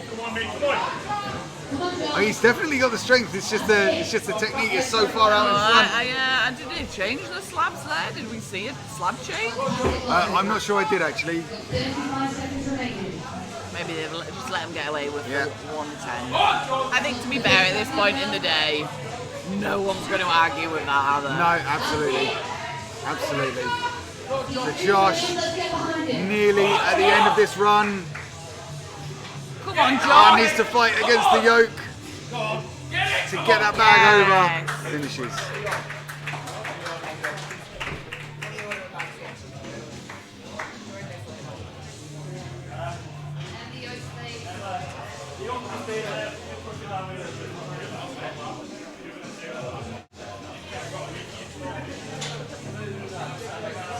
We're just resetting for the next two athletes. It's always when one athlete goes on their own, we have to move the sandbags instead of the yoke. These poor lads.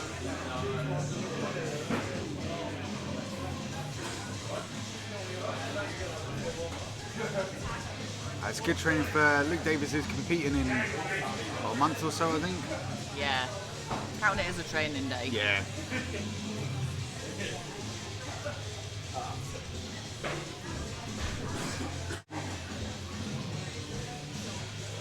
So yeah, I am just going to double check that what I've got written down here for the sandbag is what was posted. But yeah, I didn't see.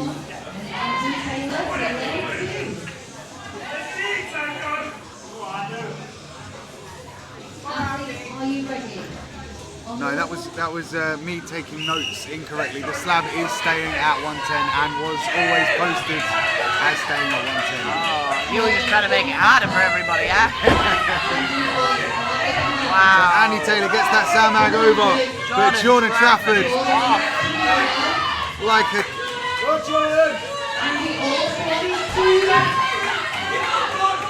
steaming along like a train. Andy Taylor not too far behind, running back for this final implement. This 110 kilogram slab. Jordan Trafford. Yeah. Nearly took us out. Actually, nearly took out the commentary disc with that 110 kilogram slab. Oh my God. Jordan Trafford, what did we ever do to you? I know. And I was nice about him on my podcast. I said it, I thought he might be a lighter open. I take it back, Jordan. Wow. Should never have been nice about you. Assassination attempt. Yep. What a piece. It's not what we need at this stage. No, This to deep be into the honest, competition. I'd have let that sandbag hit me. I'd have just sat here and took it. I'm not at the point of trying to get out of the way of that anymore. Who cares? we are approaching 24 hours of streaming. Ah! It was in the 24-hour crew. Let's go! My voice has just got progressively lower. And progressively more like an old man's. I feel like we're not far off hallucinations now. No. But do you know what he said? He said the open weight weights are a lot more fun. So he's pushed himself here. So I'd like We've to got welcome Matthew Henderson to lane 1. Matt Henderson, we heard it again, joining the opens because the weights looked more fun. In what world, Matt Henderson?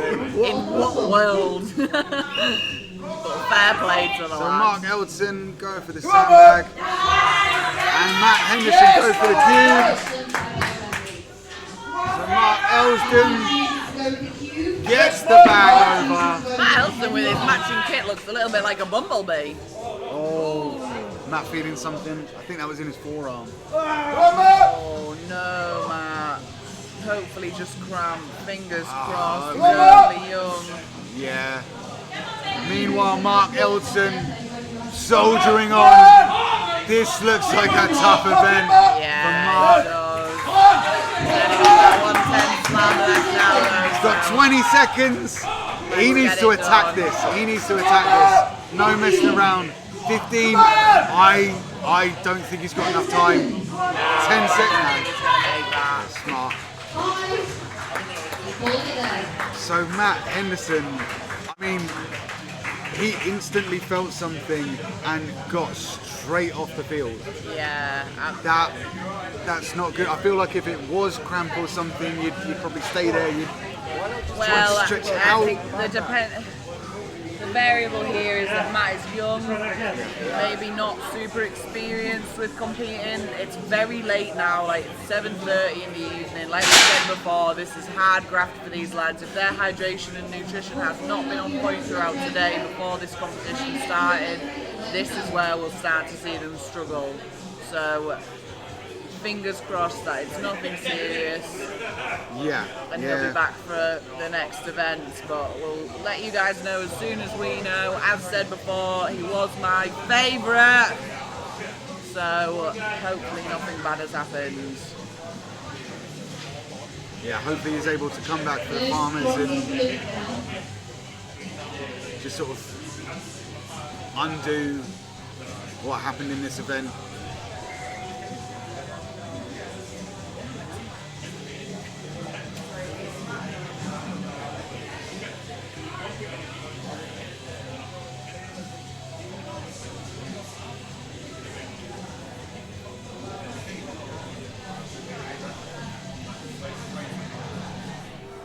Just getting ready for our next two athletes, Matt Gordon and Owen Boothby. Please welcome out in the next round, Matt Gordon in lane 1.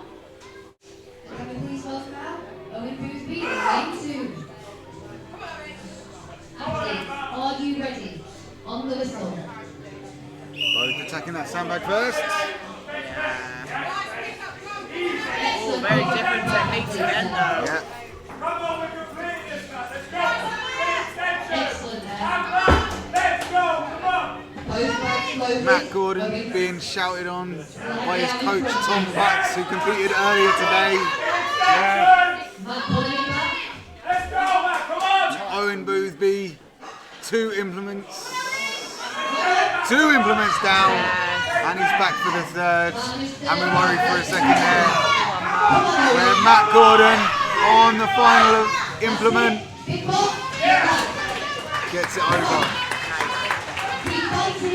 Collapsing, taking a few breaths. You're allowed to do that. You're allowed to do that after a loading event. Yeah, 1 point was good. Just carrying on 20. So I believe we are coming to the end. Yeah, we are, I think. Oh no, hang on. No, I think we've got a few, haven't we? We have got 2 heats left. So we've got Frank Velardo and Stu Graham. Now, interesting to see how Stu moves here, I because he was is gonna a say- big dude. I was going to say, we were talking about people with bigger frames holding this cube. Like, it is going to be so far out in front of him. Oh no, we've just heard. I mean, Oh, Becca. Oh. Oh, May. So we've heard that Matt Henderson may have torn a bicep. May have torn a bicep. I didn't want to say it during that event, but I mean, if there's something that's going to go in your arm, it's always the bicep. Biceps are just notoriously weak.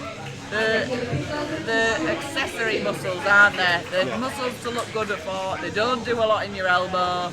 They don't have a particularly good tendon joining that bone, and unfortunately they are the weakest link in the arm, so yeah, what a shame for the lads. I mean, it's not been confirmed, but yeah, I mean the way he hopped off the field there. I'll go and find him later and give him some words of bicep wisdom. Yeah.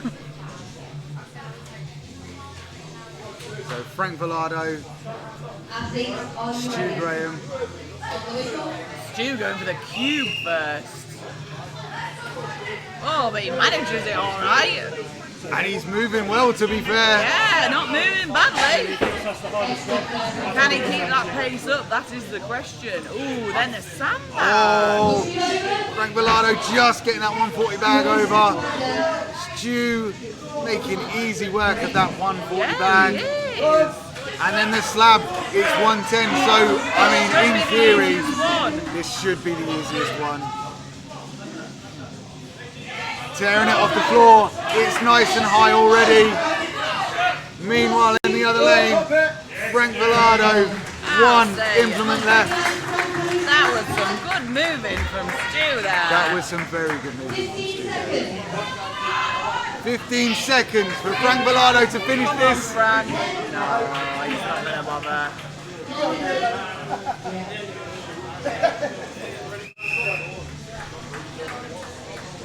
Stu seems happy with his time. If I was Stu, I would be happy with that run. I think that was probably the best that he could have done. Yep. No mistakes, easy pickups, and he was consistently fast. So we have got 2 athletes left in the open category. And then we're on to the farmers. Event number 5. We are hammering through this, boys. Competition has really There picked is up no the messing pace. about now.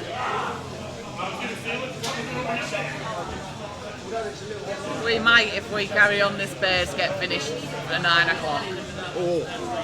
Could you imagine? Don't threaten me with a good time.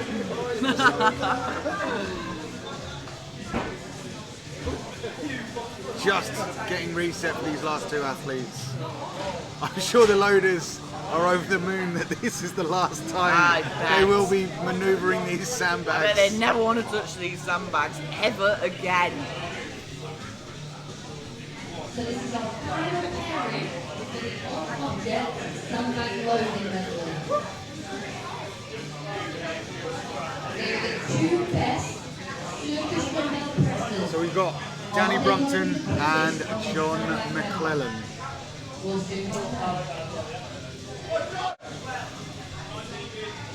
Come on, Dad!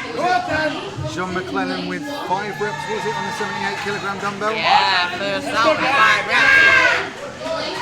Wow, Team Danny Brumpton Danny Brumpton are intense. Full voice. I thought I was loud. John McClellan, first off the block, first to load, but Danny Brumpton, wow! I'm concerned about that slab getting slung off by Danny here now. You saw how far that 140 bag rolled over this, yo. Thank you, So they're both on the final event, John McClellan versus Danny Brumpton. This is going to be a photo finish. John McClellan flying though. Such a good time from both of those athletes, Danny Brumpton and John McClellan. Super close there. John McClellan just pipped it, I think. I think, yeah. I'm seeing 31 seconds. Wow, I was not expecting these opens to be John. finishing that in 30 seconds. Wow. Nimble for a big boy, innit? Hey! Danny Brumpton, nimble for a big boy. He says it. Couldn't have said it better. Yeah, correct. I Couldn't have agree. said it any better. So yeah, John McClellan taking the event win there with 31 point. I don't know what Luke said, 31 summit. 31 point some. But yeah, fantastic effort from all them lads there. So, And we are on to going to get straight the in fifth event. to the farmers. Again, 30 meters. Weights are 130 kilograms for the masters, 140 kilograms for the under 105s, and 150 per hand for the opens. Crazy weights. Hopefully we see some crazy speedy runs. I think so. So we'll be onto a quick ad break now, and we'll be back in a couple of minutes to get on with these farmers. We'll see you soon. The Kaos grip top. So we're seeing these used in the sport more and more throughout the world. They have very specific design on them to maximize that rubberized grip while still being very, very thin and very stretchy. So while we're competing, especially in hot countries, you do not have to worry about overheating while getting the maximum grip. For all of your events, you're talking log press, I've set the axle press world record with these and the stone world record, yokes, squat, bench press, you name it. Whenever there is kit involved, your grip top can help.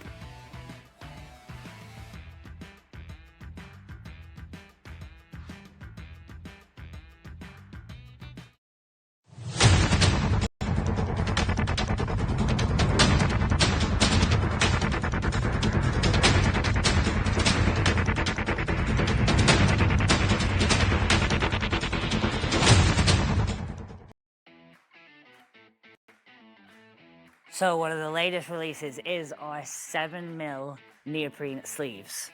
So these have the full patella support throughout. They are nice and thin, nice and supportive. They're not going to reduce any range of motion. You're going to keep all of your speed and all of your athleticism while keeping your knees nice and safe. So the reason these are one of my favorites is they are very, very stretchy, which means those with big quads and big calves are still going to have your quad supported and your calf supported, but it's also going to support the knee.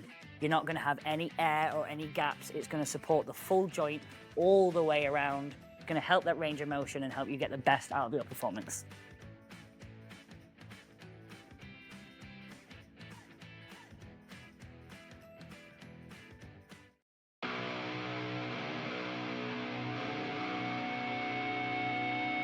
My name is Rhianon Lovelace, 3 times world strongest woman. I've held the deadlift record since 2017. In that time, we've taken it from 180 to 282, and I've learned a little bit about deadlift suits. And this is my deadlift suit.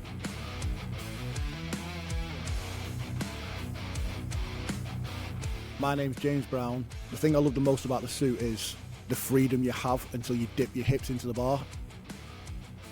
So much pressure, you just want to stand up straight away. I'm Andrea Seed. I'm a pro strong woman in Masters category. I'm Britain's strongest natural woman. I'm excited to try using a suit for the first time to see how I can step my game up. My name's McHugh. I finished second at Static Monsters World Championships in the under 105 class last summer. The ability to just put the suit on and go rather than having to be really cranked into the suit. Hi, I'm Claire Myler and I'm the world's strongest woman over 50. So what I love about the deadlift suit is it just feels very different to anything else I've tried, and it feels like it gives you really good compression all the way up.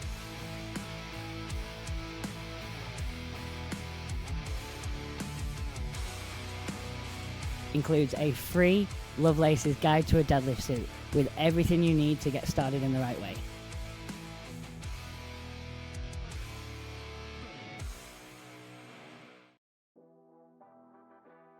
Are heavy duty neoprene shorts, so there's plenty of reasons I love this. As you all know, I lift very heavy very often, so any protection, warmth and healthy recovery I can get on my hips is always a win. But these specifically, my favorite things is the rubberized waistband. There is going to be no more pulling these shorts up constantly when they are up. Rubberized waistband with the drawstring, these will stay in place for your entire session. And the length, we've modified the length of these so they can be worn with knee sleeves. We see people not needing to fold them up or bunch them up or anything like that. That's going to restrict the quad. These sit nicely halfway down your leg, giving your leg lots of freedom, not reducing any range of motion, and giving you plenty of room for either knee sleeves, knee wraps, or anything else that you need to wear while you compete.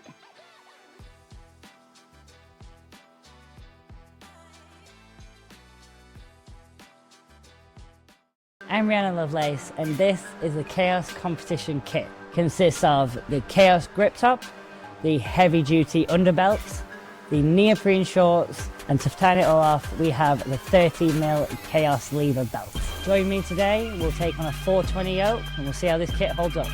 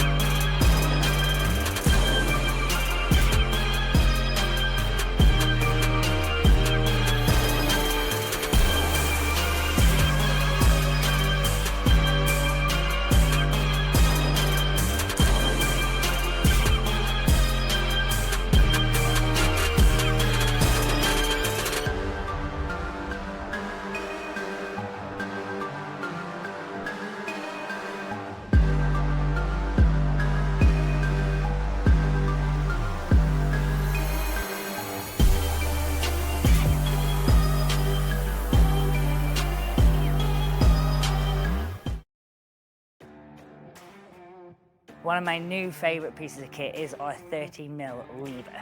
So, one of the reasons I love this, as you all know, I'm very, very small, going up against the very, very big weights. I need the security in my belt.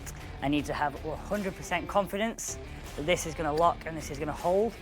Beautiful, shiny red buckle. This makes it beautiful to wear, but this is one of the most solid belts on the market. Paired with the underbelt, I feel like I can absolutely take on the world with these two.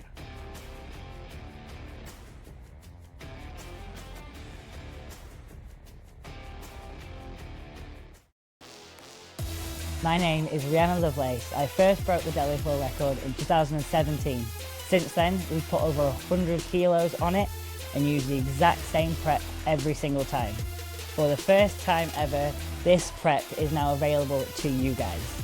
It includes a full 12-week peaking program, all your accessories with an RPE and a percentage scale.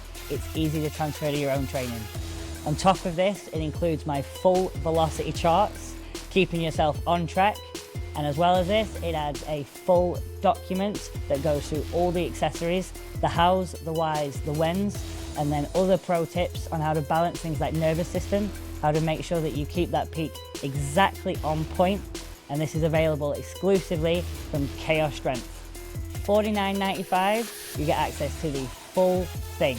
Take your deadlift to the next level with Lovelace Peaking Program.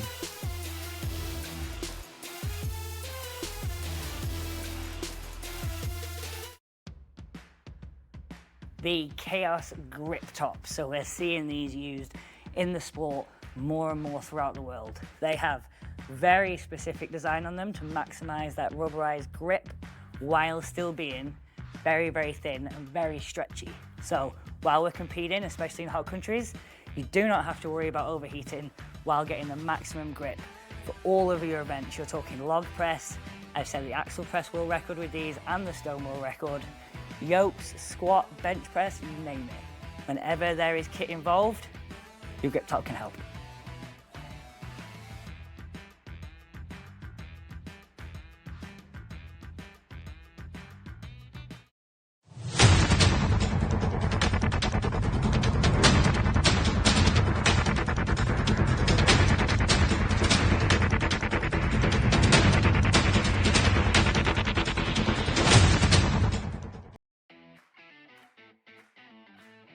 So one of the latest releases is our 7mm neoprene sleeves.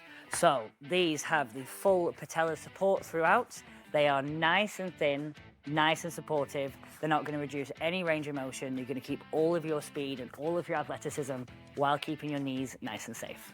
So the reason these are one of my favorites is they are very, very stretchy, which means those with big quads and big calves are still going to have your quad supported and your calf supported, but it's also going to support the knee. You're not going to have any air or any gaps. It's going to support the full joint all the way around. It's going to help that range of motion and help you get the best out of your performance.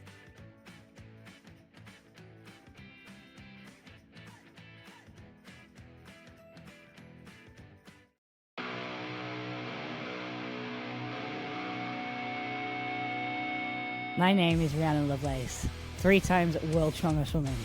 I've held the deadlift record since 2017. In that time, we've taken it from 180 to 282, and I've learned a little bit about deadlift suits. And this is my deadlift suit.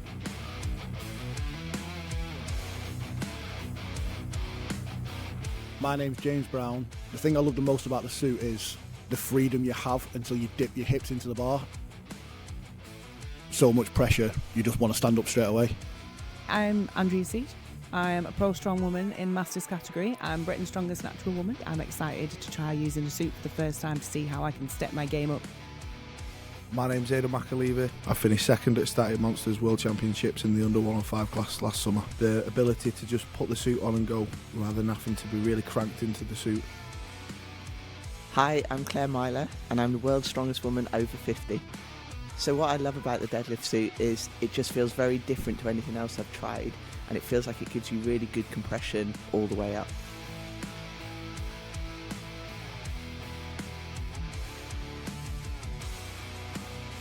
Includes a free Lovelace's Guide to a Deadlift Suit with everything you need to get started in the right way.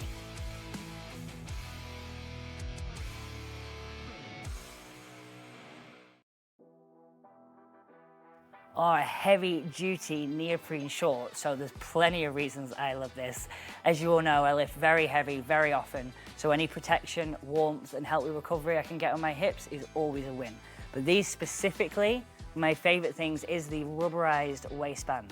There is going to be no more pulling these shorts up constantly when they are up.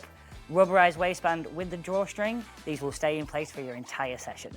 And the length, we've modified the length of these so they can be worn with knee sleeves. We see people not needing to fold them up or bunch them up or anything like that. That's going to restrict the quad. These sit nicely halfway down your leg, giving your leg lots of freedom, not reducing any range of motion and giving you plenty of room for either knee sleeves, knee wraps or anything else that you need to wear while you compete.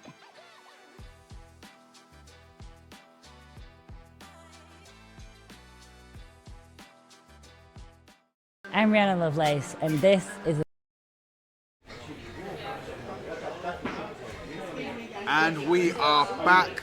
We have an update about Matt Henderson. Becca, you had a chat with him. Yeah, so it looks like maybe a bit of a partial tear in the tendon in his bicep. It's definitely not full. The tendon is definitely still intact, but I think the best decision that Matt's made today is that he's going to pull out now and hopefully be able to go and get some sort of scan ultrasound on it just to see where he's at. We were just discussing it there. Bicep tendons, they're so weak, they're so useless, but hopefully it's not a massive tear. He's not in loads and loads of pain, which is usually a good sign, so, and the tendon is still sort of there, so yeah, fingers crossed for him. Hopefully he has a super fast recovery from it. I've hopefully given him a bit of hope, because I did mine in February and I'm back training no problem now, so yeah, hopefully it's not too serious. And then we've also had another pull out in the Masters, so Andy Lovell has dropped out. We're unsure of the reason why yet, but as soon as we know, we'll update you guys and let you know. So it is a terrible shame, but I mean, it is the smart thing to do. I mean, certainly for Matt Henderson, definitely. Why risk making a bad situation worse by carrying on with the competition? Exactly, and he's so young, he's got such a huge career ahead of him if he keeps up with this. There's no point in having any big injuries that are avoidable at this point in his career. Absolutely. So we are getting ready for the farmers, and I believe we are back to head-to-head farmers. So earlier today, one of the loading pins on one of the farmers' handles actually just snapped off. Yeah. But Dave Willis, the manufacturer of the Farmer's handles, was on hand with a welder. Yeah, mobile welding. And has repaired the Farmer's handle, so we are able to run this event head to head. And I was having a look at the welds, and I know nothing about welding, but I feel like he's properly reinforced all of the loading bins, just to be sure. No messing about with that weld. Because we are going to be moving around with heavier weights than we were this morning. Yeah, definitely. They need, if anything, they definitely needed a bit of reinforcement in there for these afternoon weights. Yep. Oh my God, Luke, stop trying to kill us. So someone else just trying to... Luke just trying to throw sandbags straight into the commentary. Not sure why. So yeah, Farmers, 130 kilograms for the Masters, 140 for the under 105s, and 150 kilograms per hand for the Opens. Hoping we see some quick times. Yeah, fingers crossed. And if you're still here, our 24-hour crew, let us know. Oh, absolutely, let us know. Instagram, at Britain's Strongest Drummer, at Becca Worgan. Message us, tag us, whatever. Proper 24-hour wrecking crew, let's Hardcore. go. We'll get t-shirts made up. Hell yeah. 24-hour wrecking crew. I can see it now, big Atlas stone on the front.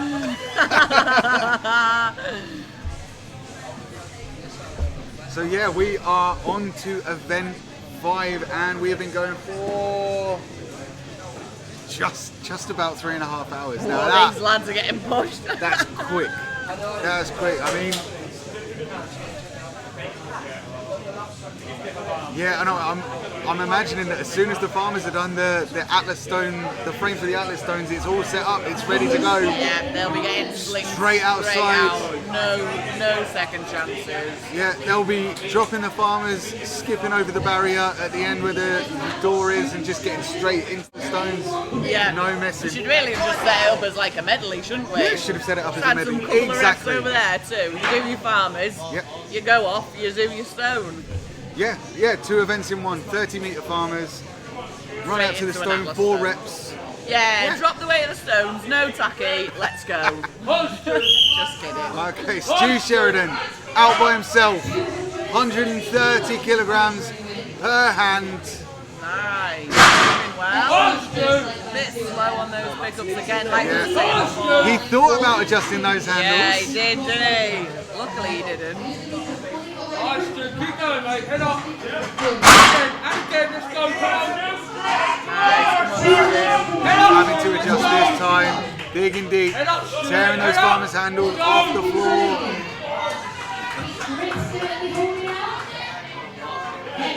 And finish from Stu Sheridan.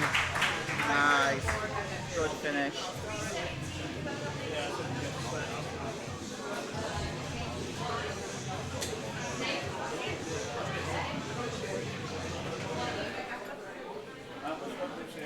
Just resetting the Farmers for our first head-to-head.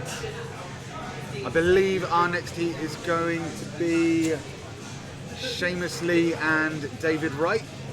Jonah. My apologies. Seamus Lee and Jonah. We'll never get that right now. It's too late in the day. I mean, the name display on the screen is throwing us off, but you know. Nearly through 150 athletes. There's no way we're remembering extra names at this point.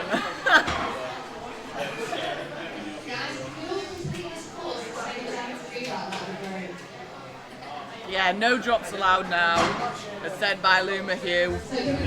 McHugh! Just got a message from Helen Maxwell. She's still with us. Helen Maxwell, I said it before, I'll say it again, that stone load yesterday. Still phenomenal. my lift of the weekend. All classes, all athletes. That was incredible. I know the live streams will be available for rewatching. So once the streams are available to watch again, I am going to be watching that stone load on repeat. Yeah, it was super impressive, that. Super impressive. So we have got Jonah and Seamus Lee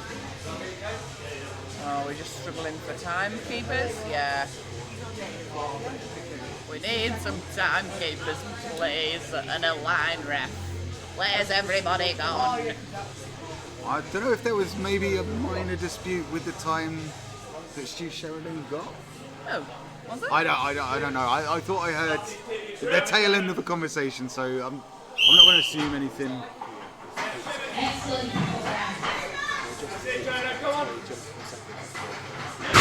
Excellent. Solid from Seamus Lee. Jonah looking a little bit tentative. Those farmers' handles, they're crossed, they're angled inwards, crossing over, they're bumping together the plates. Steady. Seamus Lee, strong finish. Last bit of work, your hands have to do it. Come on. Jonah is looking solid, gets to the line. Well done. Thanks for finishing, everybody. We don't want to reset these farmers anymore. Please don't drop them in the middle. The loaders have done plenty today. Yeah, so much.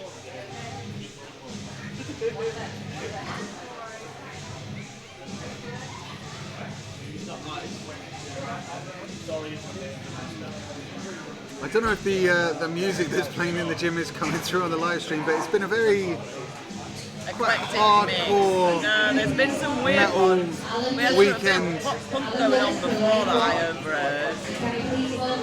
It's always the same though.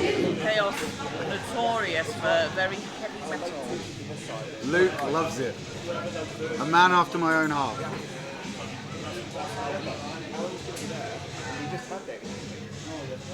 I feel like it's just too intense for me to train to. I'm just not this intense of a person. I'll be honest, the music that I enjoy training to has changed quite dramatically over the past couple of years. We've got Alan Willis and Steve Warren on the 130 kilograms.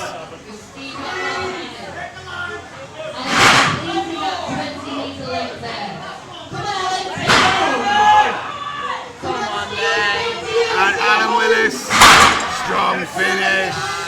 He's happy with that.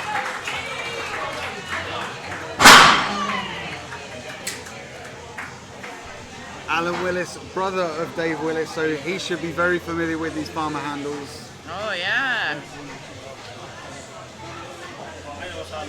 And Brit's under 70 athlete Ben Willis is his son. It's in the family. It's in the family. Wow, I bet their food bill's high. 3 strongman athletes in one household.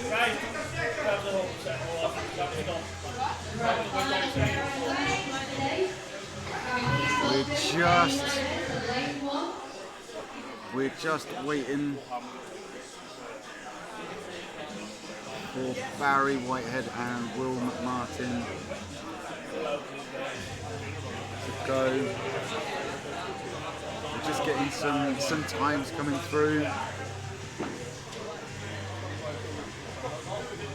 And once Luke is satisfied, we will crack on with our final 2 athletes, Barry Whitehead and Will McMartin.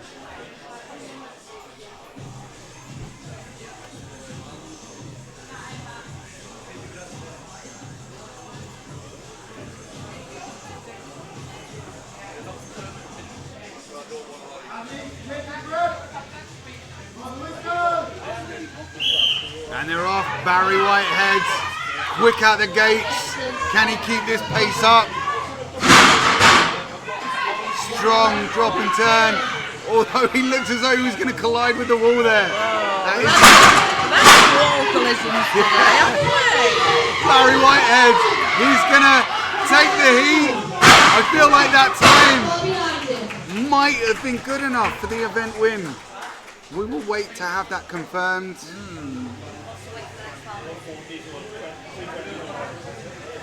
And while we are waiting for that to be confirmed, the farmers go up in weight to 140 kilograms.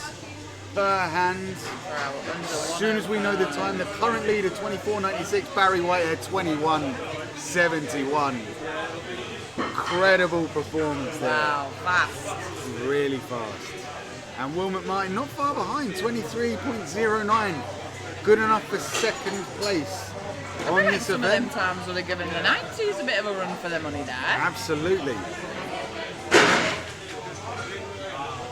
Absolutely, yeah. So we are changing the weight of the farmers' handles for the under 105s to 150 kilos per hand.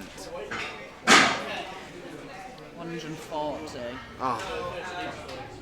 I'm catching you out now, hey! No, I was just... Danny's getting tired and I was I'm just getting testing. right. I was just testing.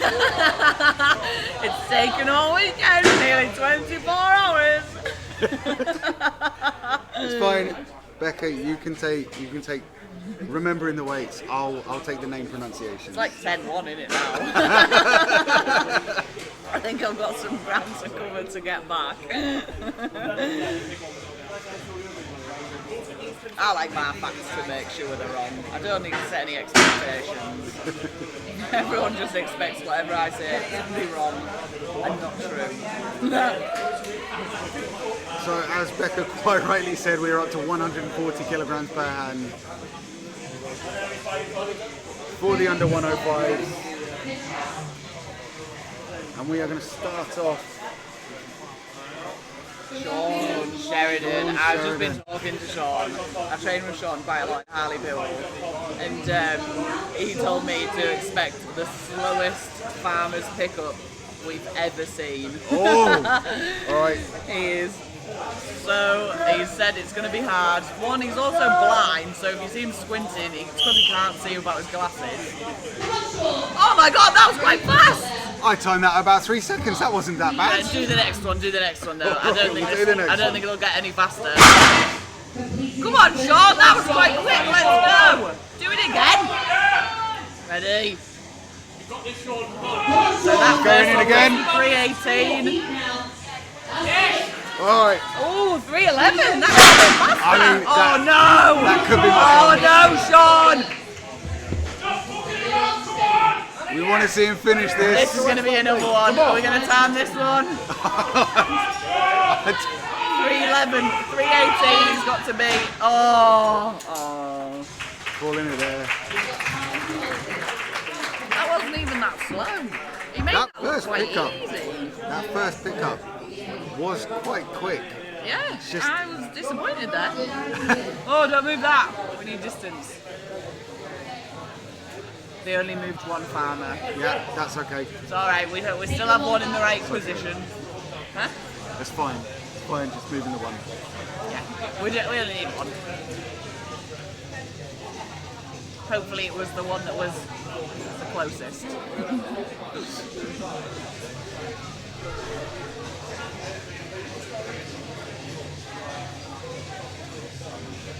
Just getting ready for our next two athletes. Who's been drawing some silly designs on the back of Jonathan Manson's t-shirt? Do we think he's aware that that's been drawn on his back? Which t-shirt are we looking at? Jonathan Manson's. We are looking at Jonathan If you have Manson's children, t-shirt. make sure they don't look. I'm not sure you'll be able to see it on the live stream actually. Maybe you will. Sounds like it could be for the best. Tell me if you can. John Little Johnson way out in front. Jonathan Manson picking up the rear. Oh dear. Oh dearie dear. That's the sort of humour I like. John Little Johnson, one more length, 10 metres. He needs to keep hold of these farmers to the end. Strong finish. Now John Manson, he's going to have to dig deep for this. He's got 20 seconds. That is enough time, but he has to go. He has to attack. Come on. But he can't rush. It's a good pace though. Is he going to beat the whistle? Wow. Beats. beats the whistle. Very out of breath after that. Yeah, that was slow.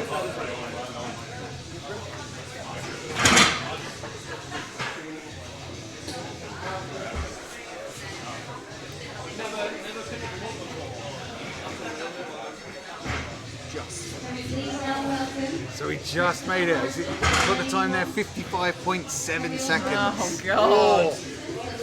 To the wire. So we've got Chris Harrison and Miles Hutchinson.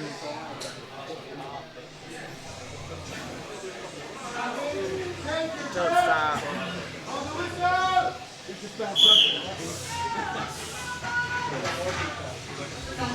Wow, nice. Good speed for both these lads.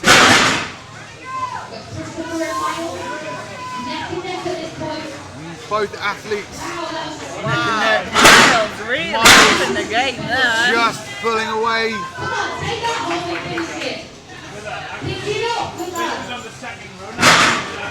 There it is. He's happy with that. Nice. Good effort from both lads there. Very clean farmers runs.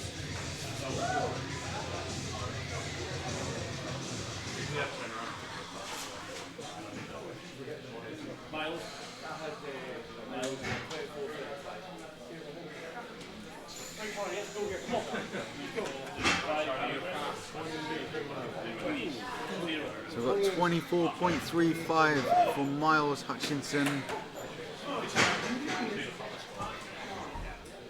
28.39 for Chris Harrison. Welcome to lane 1. Can we please welcome Charlie McGarry to lane 2? So Dan Markham and Charlie McGarry up now.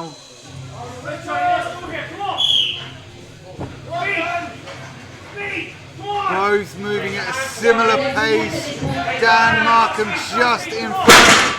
First to drop, quick turn, first to pick up and set off again, but Charlie McGarry, oh, those fingers are swaying a little bit. He's looking a little bit wobbly there. Dan Markham got one more length.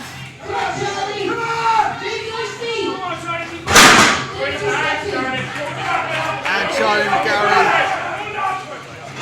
finishes as well.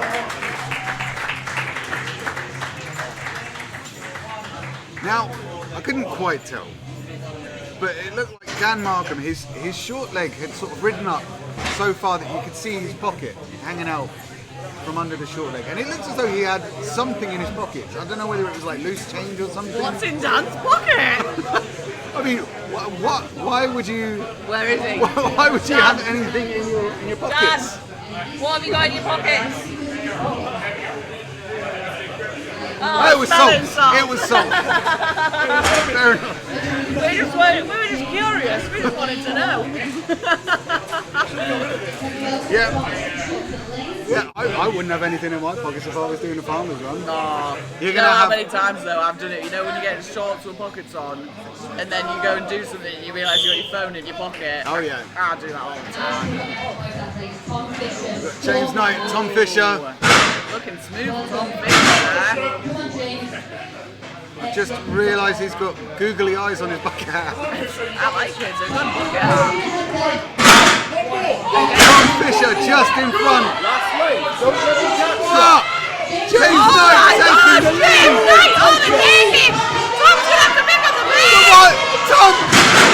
Oh, I think that would have been James there, you know. I think James got it, but what a job Tom did to make up the ground that he lost out on there. Speeding along, Wow. wasn't he? Speeding along.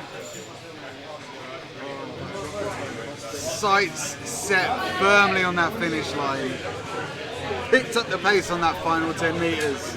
Wasn't quite enough to edge out James Knight. No. So we are James Knight there with a time of 28.93 and Tom Fisher 29.17. So yeah, not much in it. And we are down to our final pairing. Elliot Owens and Andrew Goodlad. Now, Andrew Goodlad with that sandbag. Andrew Goodlad can't half move. I'll be surprised if he doesn't come away with this event win, you know. I mean, that was rapid with the sandbag. I'm pretty sure, I can't remember back at any time, but I'm sure John Mallon said to expect big things from Andrew Goodlad today. And that's just quick. This is so quick. So the time will be, I think it's 24.35. Oh my God. And I would say Andrew Goodlad is going to absolutely obliterate that to the line. Wow. With Elliot Owen not too far behind. I think I saw 19-19. I thought I saw 19-19. We will get it confirmed. 19-19 for Andrew Goodlad. 20 seconds. We've seen so few athletes get below 20 seconds on this farmer's run today. I know, and you said earlier in the day we might see some sub-20s with the 30 metres, and I was like, nah. But yeah, Andrew Goodlad. I mean, living up to that name. Andrew Goodlad, living up to that name and making sure that you were right once again.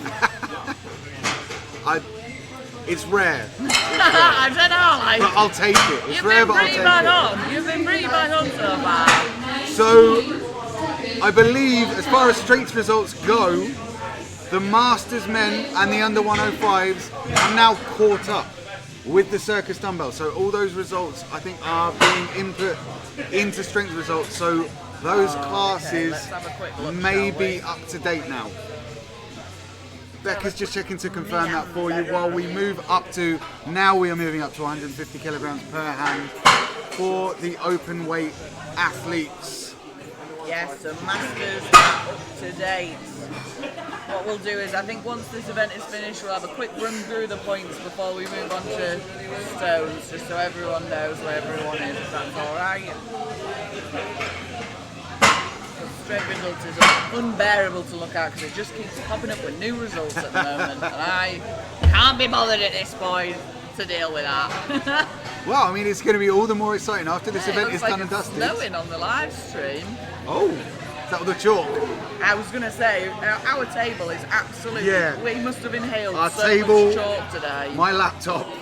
No wonder we sound like old people. It's because I am old. It's just the chalk. Just blame the chalk. Everyone's going to think we've got bloody dandruff. So we've got Frank Bilardo and Mark Elton up first with our 150 kilograms per hand, getting a lovely view from Frank Bilardo in front of us. Frank Bilardo needs to pull those server shorts up. What are they doing? Down for Mark Elton, adjusting those farmer's handles. Waste of time. It's a, I obviously fully agree it's a waste of time, but this could be a massive PB for Mark Elton. I don't know if we've mentioned it, have we? They've gone up to 150 a hand now. Yes. Now we are at 150. Have we said that? I don't know. I said it for the 105, but I have reiterated it for the open. Frank's going to lose his shorts in a minute if he's not careful. Is he going to bother? And Mark Elton finishes. Wow. He dropped them farmers like he hated them, didn't he? He really did. He really did. Mark Elton has spent most of the competition shouting at the implements.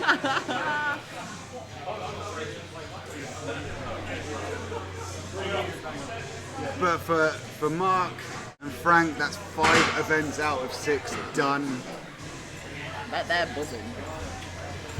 I would be. Yes. I am. Absolutely. But equally, I'd be eager to just get it done. Yeah, I agree. Get it done. Yeah, I think everyone's ready for the end of this competition. Yeah. We had it a little bit at the England's qualifier for the men, the UKNS England's qualifier for the men. Yeah. It ran quite late, and by the time we got to the 6th event, which was a frame hold, I think most of us were ready. There were rumours flying around, and I heard from Ash, who organised the competition, the rumours were completely unfounded. because the competition was running quite long, there were rumours that the frame hold was going to be dropped. No plans on ever dropping it, but That's not very UKNS standard. no. I think to be honest, we may have underestimated the running of these competitions slightly, but I also think we're working off of last year's numbers, and this year, as we know, are record numbers, and I don't really think anyone has expected it, and expected it to take this long with this many athletes either, So we've got Owen Booby now and Josh Allen. wow, both off to a really strong start. Neck and neck. Who's going to pick it up first? Both at the same time, pretty much. No, Josh. But Josh pulling away. Ahead, yeah. Owen looking Oh, one hand not over the line. Brutal. Oh no! Come on, boys, get Come on with on. it. Let's go. You have to finish this now. You've got this far. That's it. Oh, Oh no! Come on! it was failing.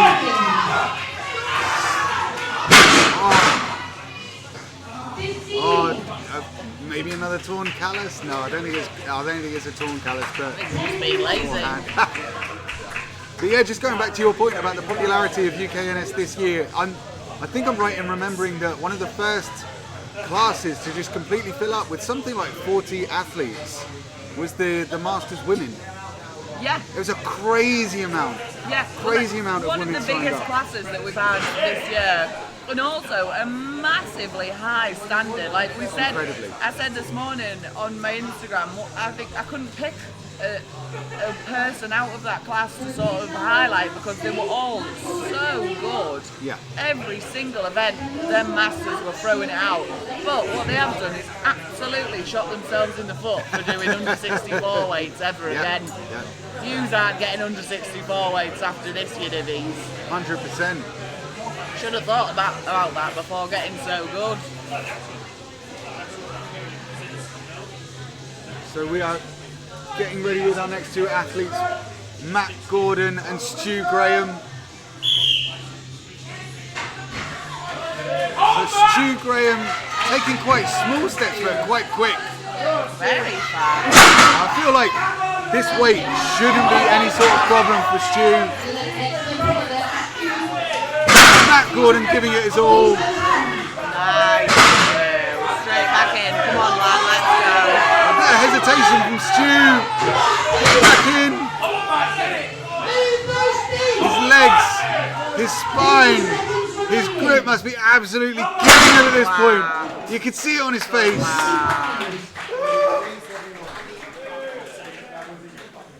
Bit of a struggle there, though. Matt Gordon. Yeah, Matt Gordon feeling it.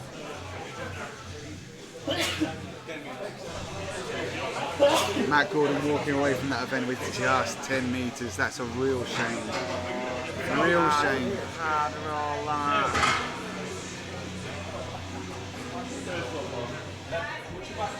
So we are getting ready. Andy Taylor. And the man that tried to kill us with the sandbag. He did apologise for that. Very big by the Jordan way. Trafford, as he will now be known. No Very longer big. expected him to be a lightweight. We've got Andrew Taylor in lane 1. And we've got Jordan Trafford in lane 2.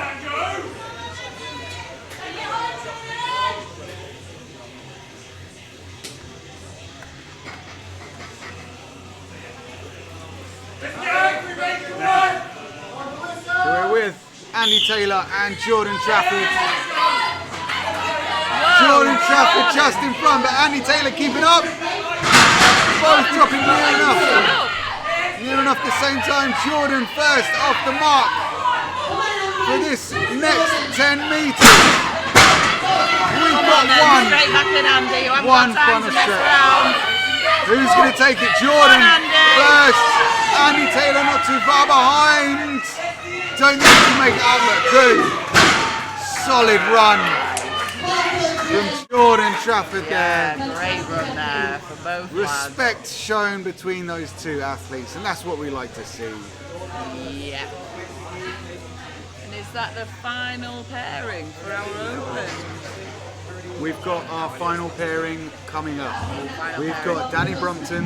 How could you forget Danny Brompton? How? His supporters are certainly loud enough that we can't forget Danny Brompton. And we've got John McClellan as well. John McClellan.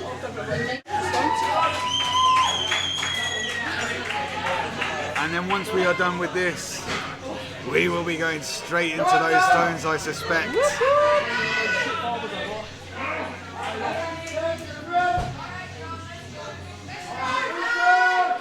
Who's going to take it? Who wants it more? Danny Brompton moving at a breakneck pace. John McClellan keeping up. Danny Brompton. Oh my God! Sweet. Danny. John McClellan first to pick up for the last 10 metres. Danny Brompton. He's calling it. What a surprise! Has he felt something in his leg? He looked like he was holding his hamstring there a little bit. He's going back in. Wow! That's it. He needs to get a distance at least. Everyone, the place has come unglued. Wow! Danny Brompton. Almost gave up on that, and then that last one looked fine. What happened there? What No happened? idea. He was holding his hamstring a little bit there, so I don't know whether he felt a little twinge or something, but Wild not going to finish that event. That surprised me. I'm glad he succumbed to that peer pressure. That really surprised me, but yeah. He needs to finish second of the stone area. Right, so wow, we've got a few minutes left to see if strength. Right, we can have a look at the standings. See who's in contention for podium spots. Yep. So, yes, we are up to date. So, in the Masters, we have Barry Whitehead currently in first place with 31.5 points. Just behind him, Willis. What's his name? Alan. Alan Willis. The Willis family of strongmans. Yeah. Just sat behind him in second place with 29 points. Oh, but also joined second, Will McMartin with 29 points as well. Wow. So all to play for that second place. And then moving on to, we don't want the Opens, where are them 105s? There we go. 105s. Have we got names? I hate that strength results only gives us last names. It's so annoying. E. Owens. Elliot Owen. So Elliot Owens in first place. Oh, you're just updating all the bloody dumbbells. I take it back. I hate this.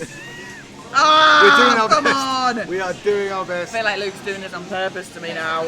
Elliot Owens in first with 49 points. Give me a second. Wait for the next one to come up.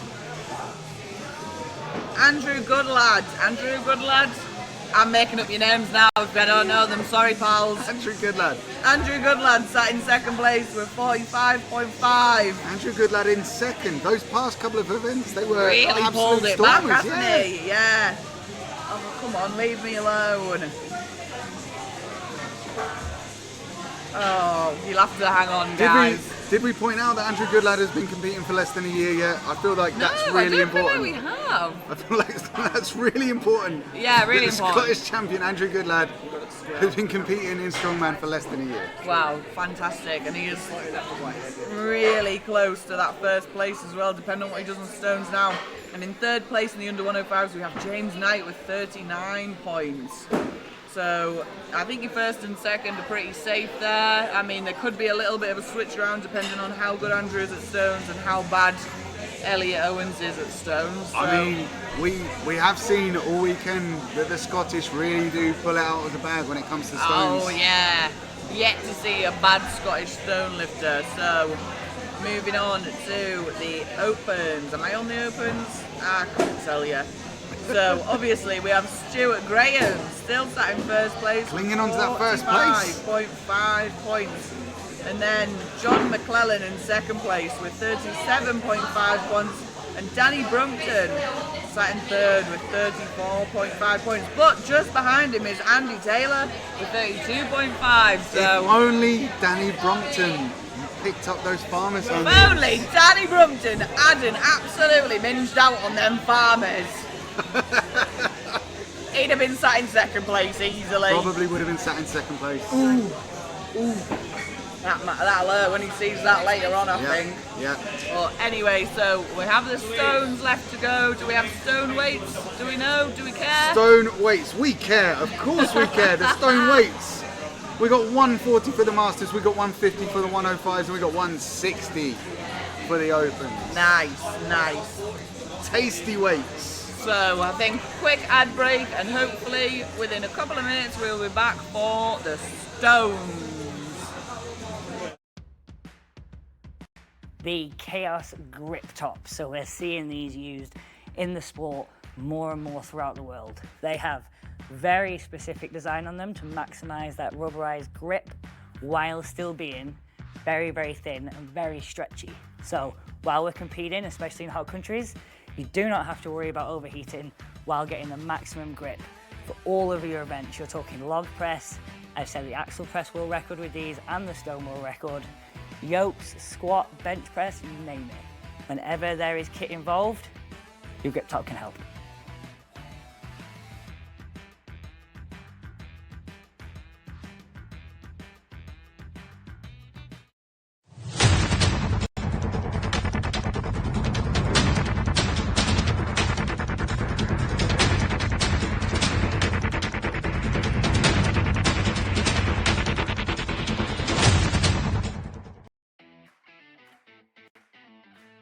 So one of the latest releases is our 7mm neoprene sleeves. So these have the full patella support throughout. They are nice and thin, nice and supportive. They're not going to reduce any range of motion. You're going to keep all of your speed and all of your athleticism while keeping your knees nice and safe. So the reason these are one of my favorites is they are very, very stretchy, which means those with big quads and big calves are still going to have your quad supported and your calf supported, but it's also going to support the knee. You're not going to have any air or any gaps. It's going to support the full joint all the way around. It's going to help that range of motion and help you get the best out of your performance.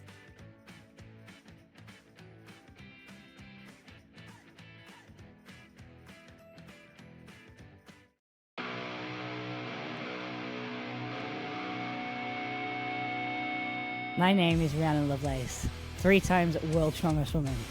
I've held the deadlift record since 2017. In that time, we've taken it from 180 to 282, and I've learned a little bit about deadlift suits. And this is my deadlift suit.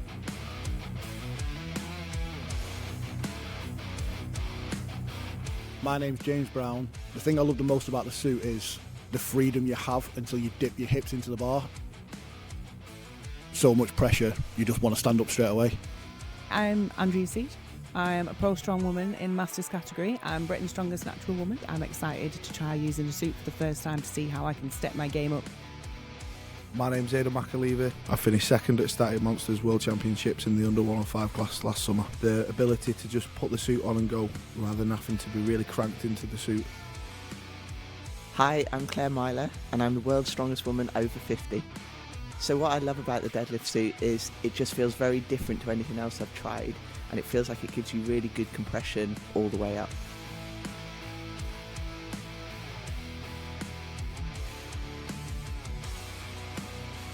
Includes a free Lovelace's Guide to a Deadlift Suit with everything you need to get started in the right way.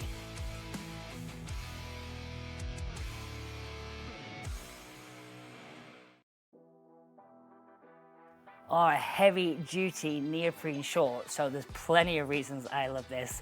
As you all know, I lift very heavy very often, so any protection, warmth and help with recovery I can get on my hips is always a win. But these specifically, my favorite things is the rubberized waistband. There is going to be no more pulling these shorts up constantly when they are up.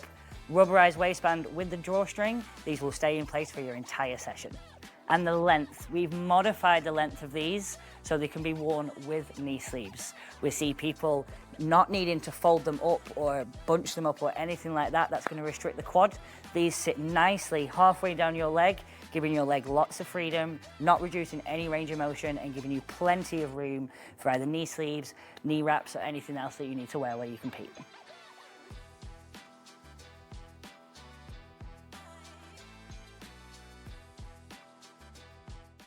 I'm Rhianon Lovelace, and this is the Kaos competition kit. Consists of the Kaos grip top, the heavy duty underbelt, the neoprene shorts, and to tie it all off, we have the 30mm Kaos lever belt. Join me today, we'll take on a 420 yoke, and we'll see how this kit holds up.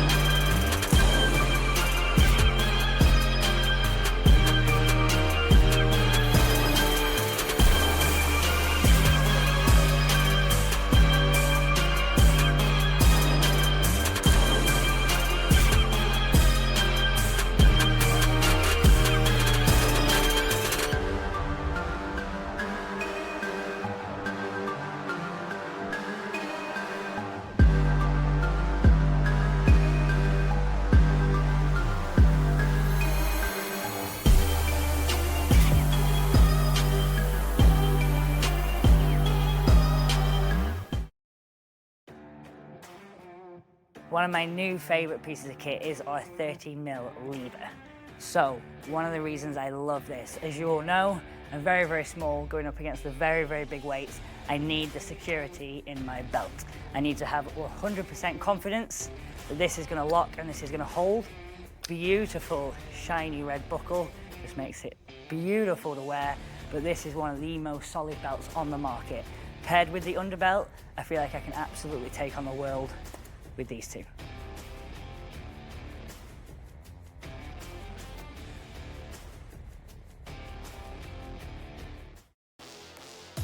My name is Rhianon Lovelace. I first broke the deadlift world record in 2017. Since then, we've put over 100 kilos on it and used the exact same prep every single time.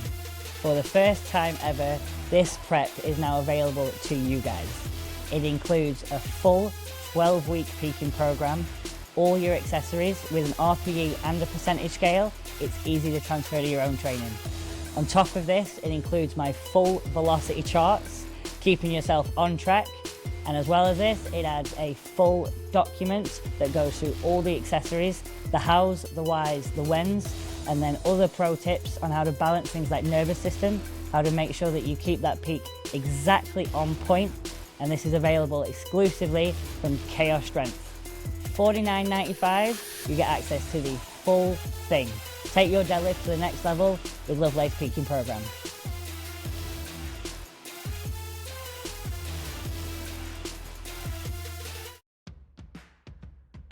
The Kaos grip top. So we're seeing these used in the sport more and more throughout the world. They have very specific design on them to maximize that rubberized grip while still being very, very thin and very stretchy.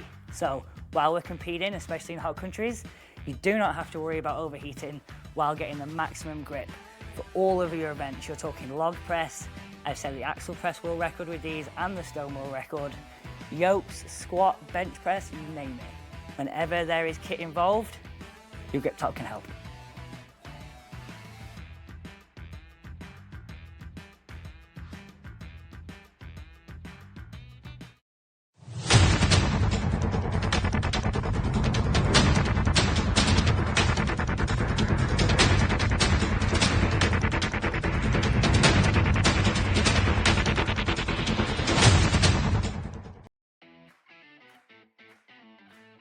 So one of the latest releases is our 7mm neoprene sleeves. So these have the full patella support throughout. They are nice and thin, nice and supportive. They're not going to reduce any range of motion. You're going to keep all of your speed and all of your athleticism while keeping your knees nice and safe. So the reason these are one of my favorites is they are very, very stretchy, which means those with big quads and big calves are still going to have your quad supported and your calves supported, but it's also going to support the knee. You're not going to have any air or any gaps. It's going to support the full joint all the way around. It's going to help that range of motion and help you get the best out of your performance.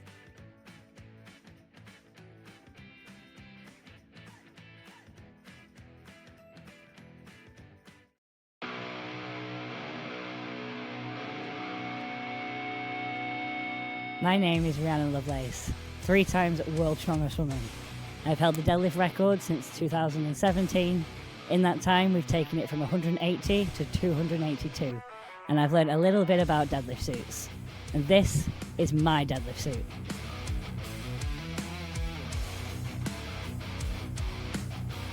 My name's James Brown. The thing I love the most about the suit is the freedom you have until you dip your hips into the bar.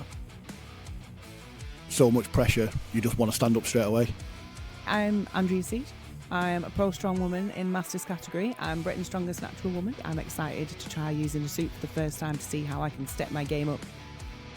My name's McHugh. I finished second at Static Monsters World Championships in the under 105 class last summer. The ability to just put the suit on and go rather than having to be really cranked into the suit.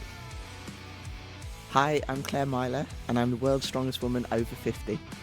So what I love about the deadlift suit is it just feels very different to anything else I've tried, and it feels like it gives you really good compression all the way up.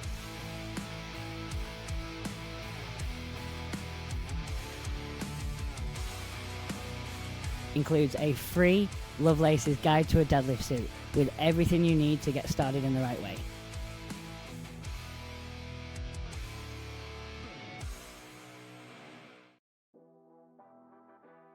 Are heavy duty neoprene shorts, so there's plenty of reasons I love this. As you all know, I lift very heavy very often, so any protection, warmth and help with recovery I can get on my hips is always a win. But these specifically, my favorite things is the rubberized waistband. There is going to be no more pulling these shorts up constantly when they are up.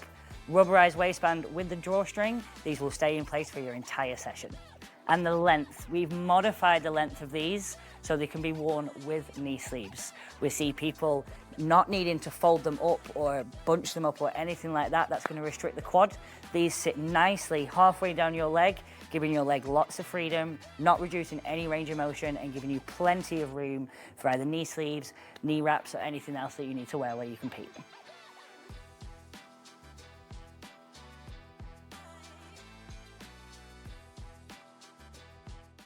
I'm Rhianon Lovelace and this is the Kaos Competition Kit. Consists of the Kaos grip top, the heavy duty underbelt, the neoprene shorts, and to tie it all off we have the 30mm Kaos lever belt. Join me today, we'll take on a 420 yoke and we'll see how this kit holds up.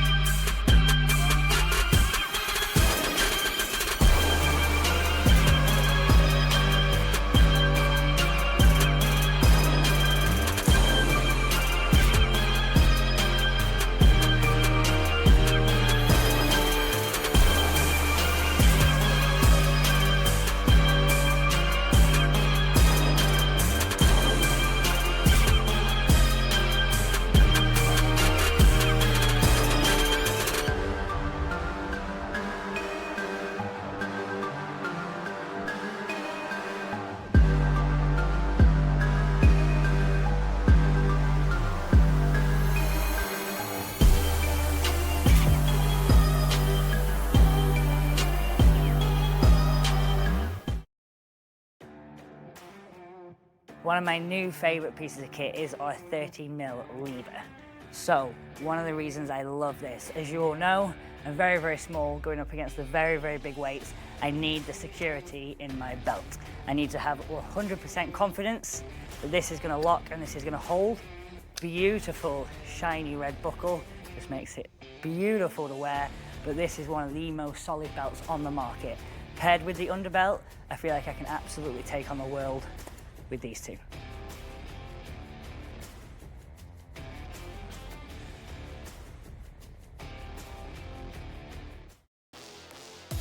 My name is Rhianon Lovelace. I first broke the deadlift world record in 2017. Since then, we've put over 100 kilos on it and used the exact same prep every single time. For the first time ever, this prep is now available to you guys. It includes a full 12-week peaking program, all your accessories with an RPE and a percentage scale. It's easy to transfer to your own training. On top of this, it includes my full velocity charts, keeping yourself on track. And as well as this, it adds a full document that goes through all the accessories, the hows, the whys, the whens, and then other pro tips on how to balance things like nervous system, how to make sure that you keep that peak exactly on point. And this is available exclusively from Kaos Strength. $49.95, you get access to the full thing. Take your deadlift to the next level with Lovelace Peaking Program.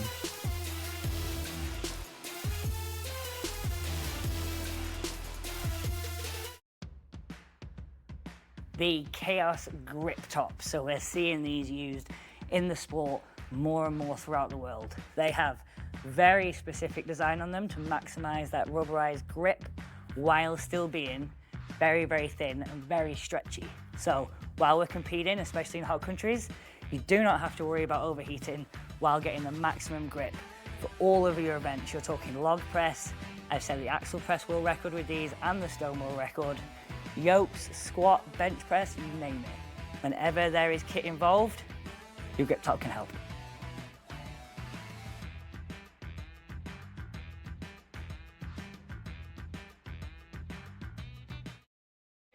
We're looking to keep this off very, very shortly. We are back with the final event. The final event. Will we make it done before it gets dark outside? Nobody knows. We are firmly into our 24th hour streaming. Jesus Christ.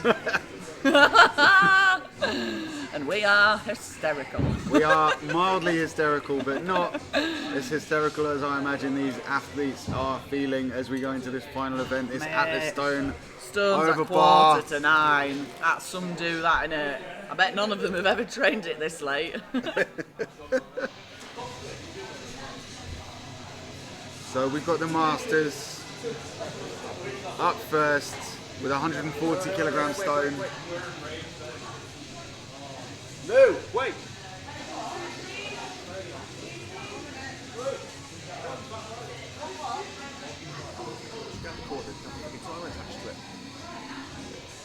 You grab the cord. So we hope that you have enjoyed this Kaos live stream. I think for the action that we've seen over the course of the weekend, more than worth the price of admission. More than worth it. Well worth it. £7.50. It's a couple of coffees. You spend it on £7.50 Monday anyway. for 24 hours worth of competition. 24 hours. Every weight class under the sun. Value for money, that like. Some world records. 75 seconds. Sandbag drama. So And now we are here with Seamus Lee. Our master stone at 140 kilos. 140 kilos. Let's get behind Seamus. This is the last event. Digging deep. He has been grafting his arse off at 4 p.m. today. Big extension. Not quite there. 45 seconds left. Oh. He's shaking his head. Is he actually? He's calling it there. He's called it. That time went fast, didn't it? But he did get a rep. That was a PB. Well done, Seamus. Can we please welcome Stuart Sheridan to lane 1? 140 kilogram stones. These masters athletes.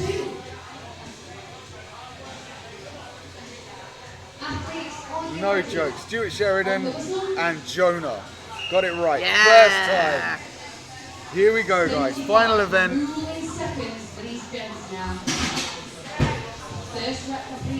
Good rep for Stuart. Jonah digging deep. Gets it over. Nice. Stuart slightly pipping David here. Come on, David. Extend, extend, extend, extend, extend. Jonah, Come on. leaning backwards. Yes, another rep. 45 seconds. 45 seconds. Oh my god.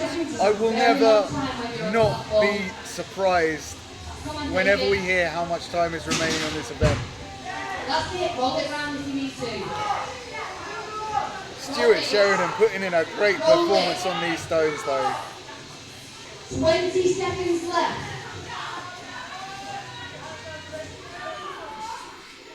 15 seconds. I think Jonah's struggling a little bit. Looks like that stone might be a bit stuck to the floor there. Oh, Stuart just missing out on a rep 5 there. seconds.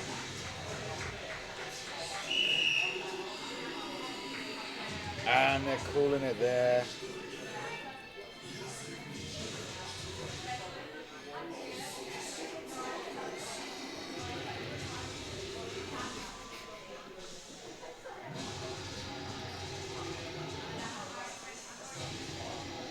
Just getting set up for our next two athletes. We are just going to flip this mat.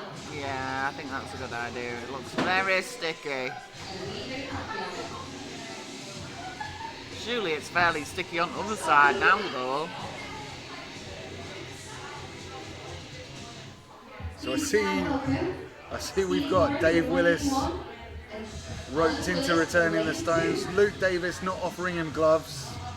He's not bothered. Are you ready? Dave Willis there just in his casual everyday clothes. Welded some farmers, slung some stones about. We've got Steve Warren and Alan Willis. Oh, so yeah, that's why Dave and Luke switch sides. Low there by Alan. The second successful rep there for Steve. And a second successful attempt for Alan. Oh, Alan nearly lost that 45 seconds remaining, 45. Steve Warren moving well with these stones. Excellent, Alan. 30 seconds. 30 seconds, athletes. Steve Warren, 140 kilograms, gets another rep.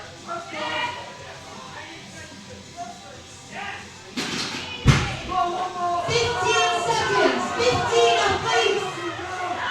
This is your Last chance to get an extra rep. Steve Warren going for it. Oh, is he going to make it? Just couldn't get it high enough. And for our final pairing. So we're on to the final pairing. Barry Whitehead, who has just been incredible all day. Yeah. And Will McMartin, that has been right behind him. 4 reps to beat. Athletes, are you ready? On the whistle.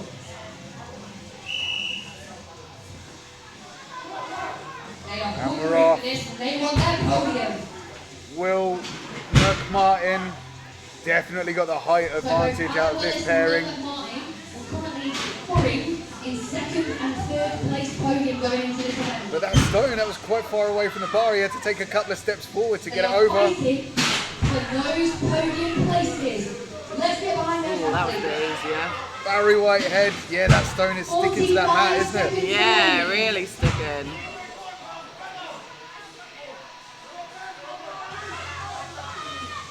I think Will McMartin may just be in front. Yeah, so I think we were talking about the points before, weren't we? Oh, Barry! Slip from Barry there. But Will Could be and- costly. You can see Will McMartin's coach egging him on. One more rep. Will and Andy Willis, who were joint points for second place going into this event. Someone similar. Going in for one more rep. Will McMartin calling it there. They're looking a little unsteady on his feet. He's looking a bit wobbly there. Kaos Stone. I think we saw that was 5 and he's happy with that. Yeah, so I think we're switching the stones out now to go up to 150 for these under 105. 150 for the 105s.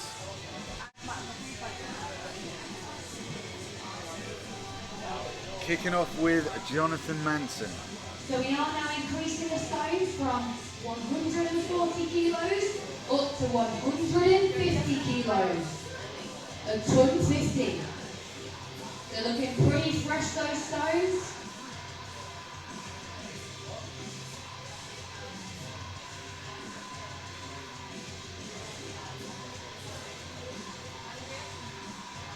So these guys started competing at 4 o'clock. Now at 9 o'clock in the evening. So really only 5 hours. It's not been a very long competition, but maybe a hard time to be competing this late on in the evening. Yeah. Still 75 seconds on the clock for these athletes. Jonathan Manson, Their final event good today. rep. Nice. It's been a tough 6 event day. Let's get behind Jonathan Manson here. Come on, Jonathan. Good lad. Easy close. Jonathan Manson going in for another rep. 45 seconds remaining. Up to the bar, 45 easy seconds. over. I say easy over, he is still having to nudge it over the bar. Excellent, Jonathan. We'd like to see these stones get like half an inch clearance. Yeah. Because then you know you're guaranteed that rep. Yeah, and as well with this technique that he's got there, with the stone hitting the top of the bar and then bouncing away, it's hitting Luke, which then means Luke's going to take a bit more time rolling it back. Oh no! That's where it turned around to bite him. Yeah. You want to clear that bar, you don't want to use that bar to bounce off of. Because as well then the stone just will drop straight on the other side and it's easier to roll back towards you. I know that a lot of times when I've done stone over bar, you almost try and like launch it back at yourself, so like follow it over the bar. Yeah. So it's almost coming back towards you before you stop, yeah. Athletes, are you ready? So Charlie McGarry and Sean Sheridan. Taps off. 9 o'clock in the evening. It's cold out there now as well, you know. The temperature has dropped. And after being boiling hot all day, it must be hard now for these lads with that temperature change. Hopefully they've warmed up enough.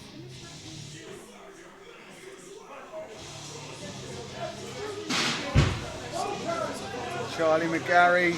There you go, Charlie McGarry. He's getting that inch or so's clearance. Yeah. But Sean Sheridan just launched that stone at Dave Willis, the spotter there. Give it everything. Everything you've got. Leave it out there. Yeah, these are good stone loads from Charlie McGarry. Yeah, really good. Good lads. Keep fighting. And Sean 25 Sheridan. seconds. If only he could drop a little bit closer to the bar, Yeah. he'd get that stone back quicker. 15 seconds. I think, to be honest, he's just glad to get rid of it. Good luck. Get in there. 10 seconds.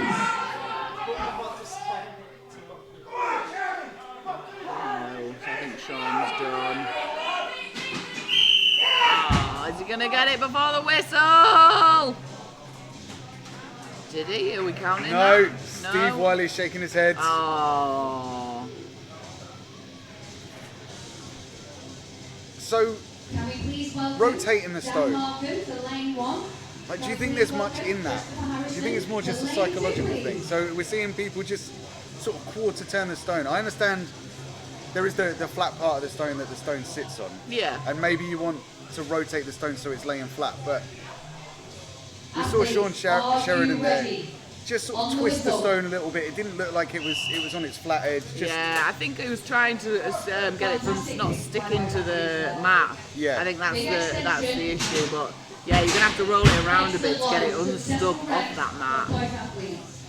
We've got Dan Markham and Chris Harrison, under 105 kilogram class, 150 kilos. I wonder if Dan's got anything in his pockets this time. What's in Dan's pockets? He'll be devoed when he realises this was the theme I had with him in the live stream. 35 seconds remaining. Well, at least it wasn't like khakis or something like that. 30 seconds. Yeah, that would be bad. That would be daft. But I mean, Dan Markham's putting in a good performance on this 150 kilogram stone. Yeah, really easy. I think it's easy to forget that that stone is 150 kilos. Yeah. That's a heavy stone for these lads. It's a heavy stone for reps. Yeah. 10. Oh, Chris Harrison having to balance himself on that frame. Hugging that stone tight, dribble extends, gets it over. Oh, Dan just missing the whistle there.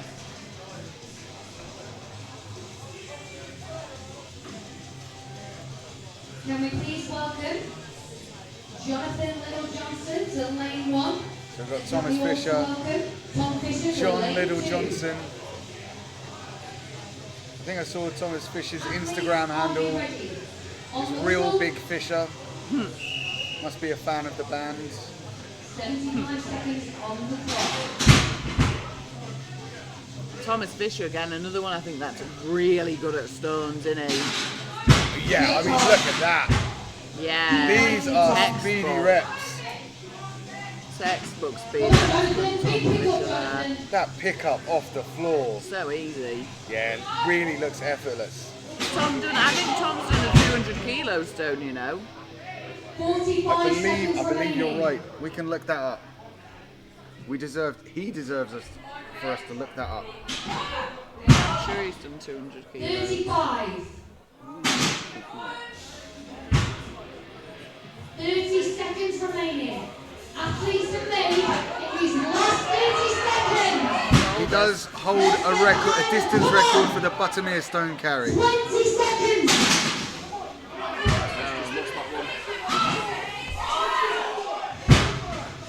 Last 10 seconds. Oh, Close. last 10 seconds. These guys are giving it their all. No, Tom's Thomas saying Fisher. no. Jonathan going for that final rep though. Nice.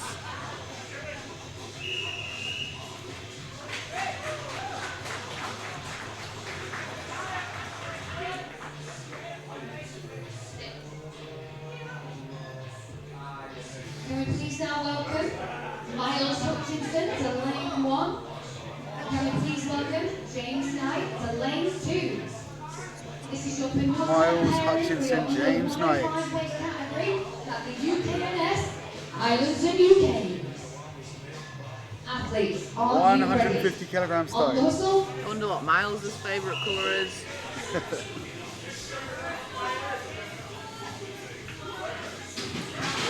Ooh, James struggled a little bit with that initial pick there, but the load looking nice and easy. Yeah, both get the stone over at the same time there.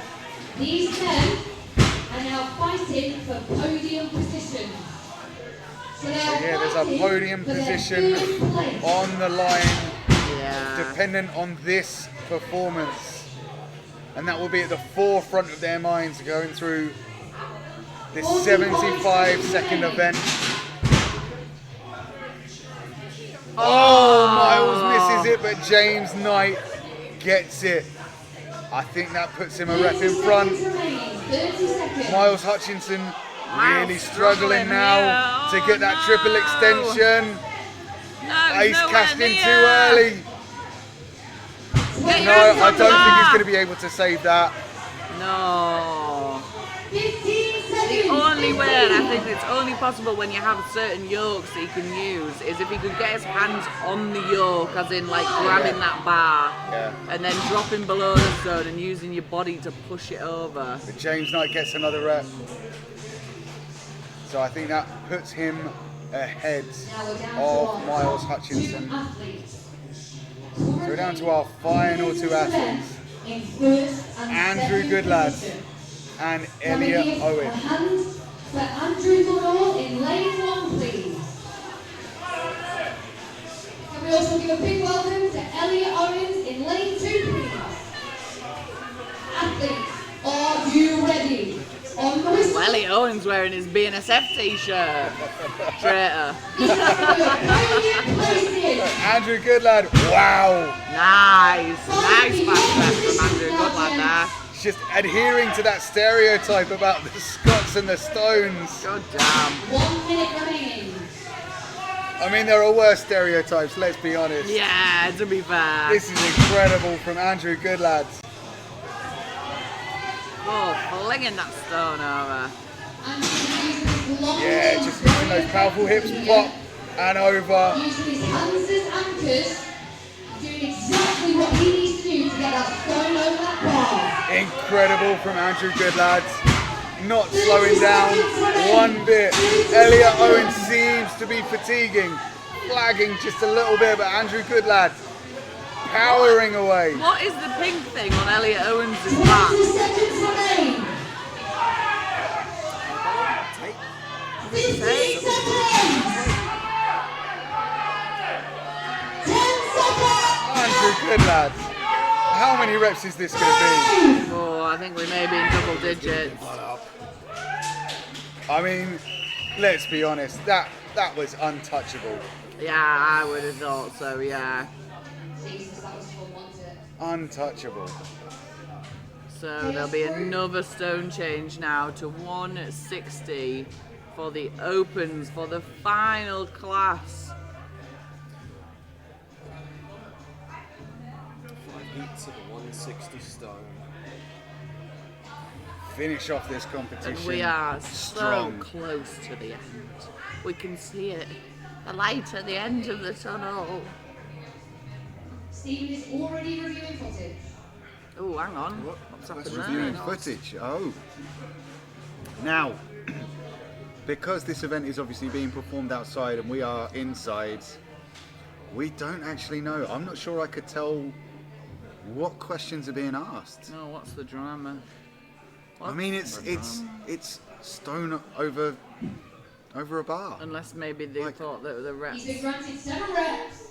7 reps. Granted 7 reps. So I wonder, does that mean he was disallowed? I don't think you can And I'm not sure. Unless we've just been counted wrong. Because I'm not gonna lie, these spotters and loaders and refs and counters have been going for the last 2 days. Just people are gonna numbers- make mistakes at some point. Numbers guys. on numbers on numbers. Yeah. Just over 12 hours ago. Yeah, we said just today we started just over 12 hours ago. Forget the 12 hours we did yesterday and all. And yeah, it's truly been non-stop. Non-stop strongman. Special today. We are just having a very quick mat change around.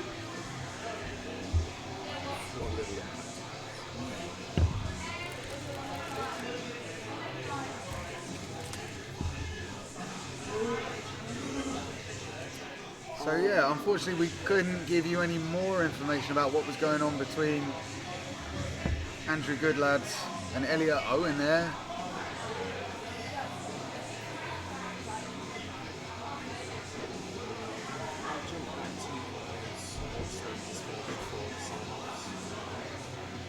But we are moving up to the 160 stone.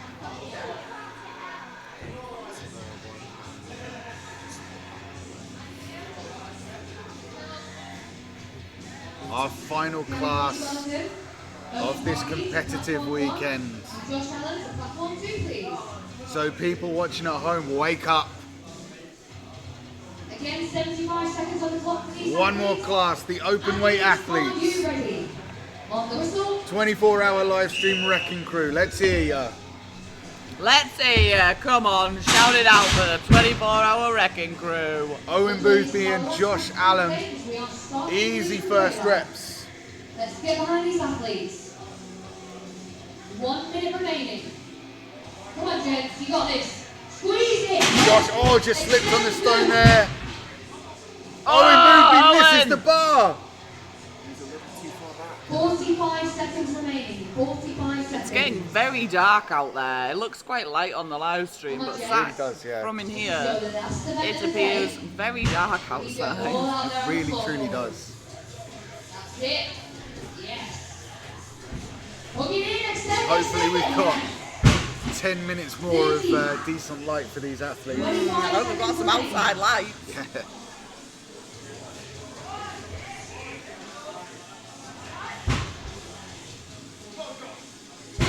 Seconds, 15 seconds.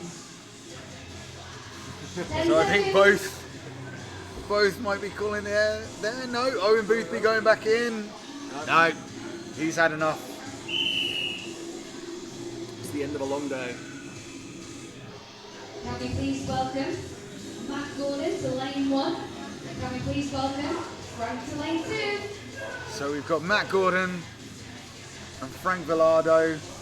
Athletes, are you ready? I think, has Frank changed his shorts for this event? We hope so.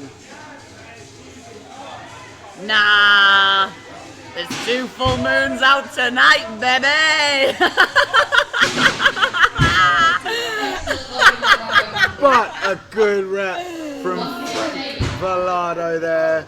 I was hoping and Matt Garden. High enough it wouldn't be that bad, but it's probably not avoiding it, I'm afraid. Keep fighting. I mean, we're post watershed at this point, aren't we? So it's Yeah. 45. Come on, It's 9:09. Frank Villardo. Come on, Frank. Digging deep. 35 seconds. 30 seconds. Hysteria has well and truly crept in. Matt Gordon 20 gets a seconds rep. remaining of your competition of the day. 15.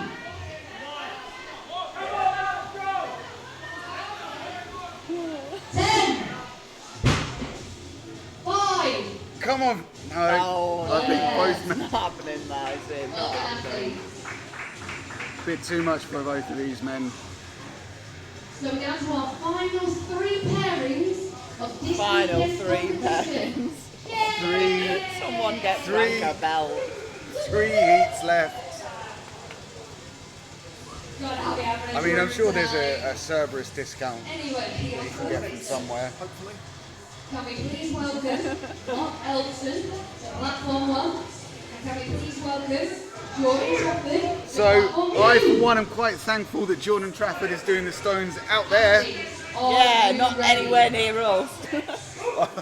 I wouldn't fancy a 160 stone Absolutely. crushing machine. And let it take me at this point now.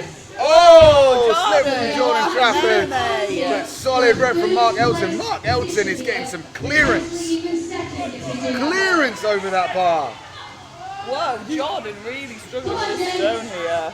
So it's starting to get dark. Cameras it's getting a bit hazy. These athletes. Wow. Mark Elton launched that. Way Is too he? far. Oh, finally, 1 rep for Jordan. Jordan gets a rep on the board. I feel like Mark Elton might be feeling a bit fatigued. Just trying to kill Luke to make him do this. 30 seconds. 30 seconds. Or is he just not able to see? Because it's so dark out there. Well, Mark Elton once again shouting at the stone so he can get the height. He's walking closer, just get it up, Oh, God. get it over. Come on. Whoa, Whoa, into it's the making crowd. the crowd out. Oh my God, he's not getting that back in any time. We will not return them. Oh, been told that the stone will not be returned. Oh, I think he is apologising. Yeah. I think that was the final event. Just that last release of energy. Can't do anything else. So our penultimate pairing of this weekend's competition. 2 heats left. Andy Taylor, Danny Brompton. Danny Brompton's going to have to pull something out of the bag to keep himself on this podium right now. None of them giving up halfway through. We're right in thinking that Danny Brompton currently is occupying 3rd place. Right. Team Brompton out in force. You can see the t-shirts. Yeah. So many t-shirts. But Andy Taylor, first rep on the board. I'd say Andy is looking fairly comfortable with these stones.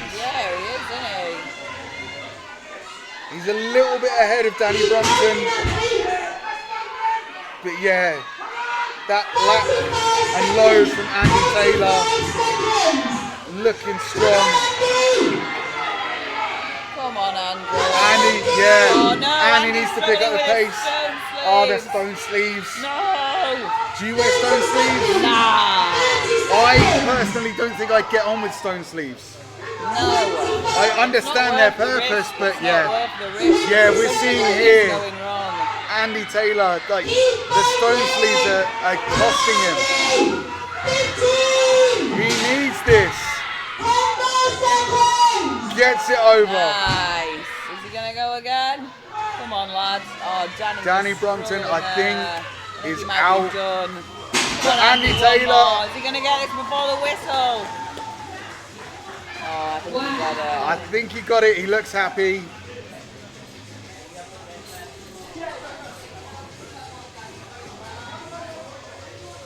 So that means. How many reps are we thinking for Stu There are Graham? very final pair. I hope he knows what he needs, because I think he'll just do what he needs to do. Yeah. I think he's fairly safe in terms of points at the beginning, like at the top now, so he'll just do what he needs to do. 75 seconds. Fist bump between John McClellan and Stu Graham. Athletes, The are you final ready? one! On the The whistle. final one! 75 seconds, Come on, gents. and then events are done. John McClellan gets it first. No! No, Stu's feeling something in his bicep. He's pointing Come to on, his Stu. Let's bicep. get behind Stu, So everybody. I spoke to Stu just before he did farmers, and he said he had a bit of a niggly bicep. And I was No. concerned about the stones, because that would be the only event that would potentially be an issue. 0 reps for Stu 45 Graham. seconds. No. Just when we thought the drama was done. Oh my god, I don't think it could have gone there. We'll have to try and catch up with him quickly before. Yeah. Do you think it was more a preventative thing? Like you Maybe. could feel something wasn't right. Well, I mean, I think he's fairly. I don't know how safe was he? Do we know in terms of points? I know we've spoke about it, but We will. He's not 11 points safe, but he'll stay in top 3. 20 seconds. So Yeah. we think he's done enough to stay on the podium. Unfortunately, it was very sad ending for a fantastic weekend. We're going to toss up the scores. The presentation will be held So he was inside 8 about points 5 clear. minutes. Guys, get the tank yourselves. So we are back. Like I say, we thought the drama was done, but Not quite. not quite. Not quite finished with us yet. Wow, I'm really covered in chalk. I've not got dandruff, it's just chalk, I promise everybody. But that is us done. That is all of the events done. All that remains is for the award We've made presentations. We have made it. It's been a great weekend. I know Fantastic. we are tired. We're all tired. 2 of But- the crew members are having it. This has been such a fantastic weekend. Such a great competition from And start to finish. Some I real s- standouts. I say this every time I've commentated a competition so far. If you're watching this and you're even tempted to get involved and compete in these competitions, get involved. Yeah, get yourself involved, yeah. Like, the atmosphere is incredible, the athletes are incredible. The community is just insane. It's the best community out there. Like, I'd like to hear from some of the athletes. Like, I remember when we competed in Galway, I felt like it was such a big deal. I felt like a proper athlete. Yeah, I agree. And that is the beauty of these competitions. The UKNS, they treat these guys like athletes. Yeah, definitely. Because they are athletes. Yeah, it's a hugely important part of it, I think, and a lot of federations forget that this again is a sport that is self-funded by the athletes. Yep. And if you don't put athletes first, they're not going to stick in that federation, and that's one thing that the UKNS does really well, time and time again, constantly progressing, constantly changing to make everything better for us and really give everybody the spotlight that they deserve in Natural Strongman. So props to everybody who's helped today, everybody who's organised, spotted, loaded, timekeepers, people who are counting reps, everybody has gone above and beyond, and it's really showed. Yeah, and I mean, like, going back to that sense of community, we've got athletes that competed yesterday, such as Wendy Stewart's here, helping load and spot and count, and yeah, it's just a wonderful thing to be a part of. 100%, and it's easy to get into. It's so easy. Easy to get into. We've said it before, there are gyms up and down the country that have implements that you can train on. So give it a go. There are novice competitions and first timers competitions up and down the country. Ash Lappage, he puts on first timers and novice competitions all the time. Yeah. They're based in the Midlands, so pretty easy to get to. Yeah. So, yeah. No end of choice. But yeah, big thanks to everybody today, and big thanks to Kaos for letting us host here and having the competition run. Everywhere is a tip. But So we'll sort that out at another time. So we're going to have one final ad break and be back with you for the final award presentation of the weekend. Thank you so much for sticking with us over the past 24 plus hours. 24-hour wrecking crew. I have been Danny Curtis, aka Britain's strongest drummer, the mouth from the south. And I am Becca Worgan, at Becca Worgan. But also listen to my podcast, Strong Woman Highs. Oh yeah, listen to my podcast as well, KLC Strongcast. Oh, Andrew Keys is gonna absolutely sling you for that. For not wearing the t-shirt. But yes, thank you again. Enjoy the award presentation. We'll be back soon. The Kaos grip top. So we're seeing these used in the sport more and more throughout the world. They have very specific design on them to maximize that rubberized grip while still being very, very thin and very stretchy. So while we're competing, especially in hot countries, you do not have to worry about overheating while getting the maximum grip for all of your events. You're talking log press, I've set the axle press world record with these and the stone world record, yokes, squat, bench press, you name it. Whenever there is kit involved, your grip top can help.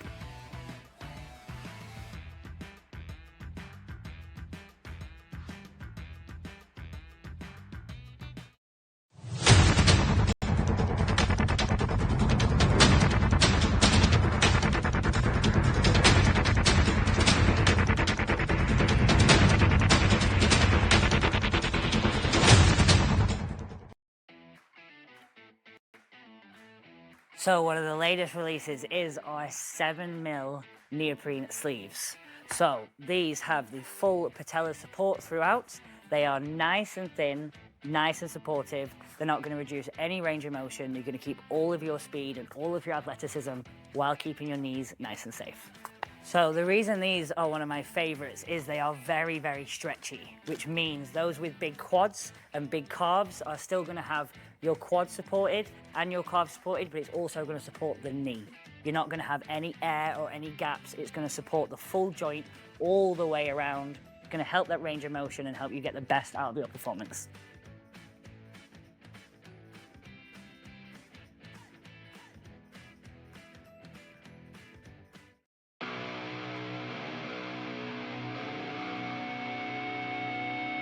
My name is Rhianon Lovelace, 3 times World's Strongest Woman. I've held the deadlift record since 2017. In that time, we've taken it from 180 to 282. And I've learned a little bit about deadlift suits. And this is my deadlift suit.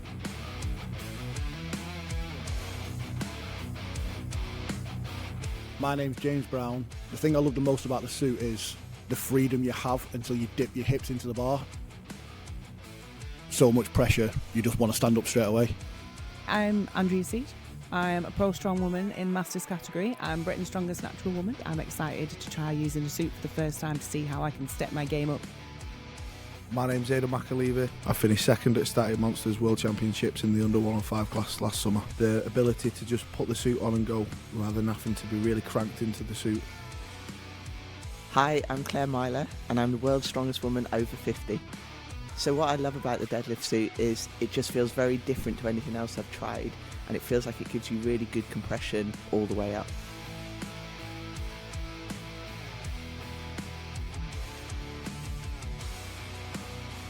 includes a free Lovelace's Guide to a Deadlift Suit with everything you need to get started in the right way.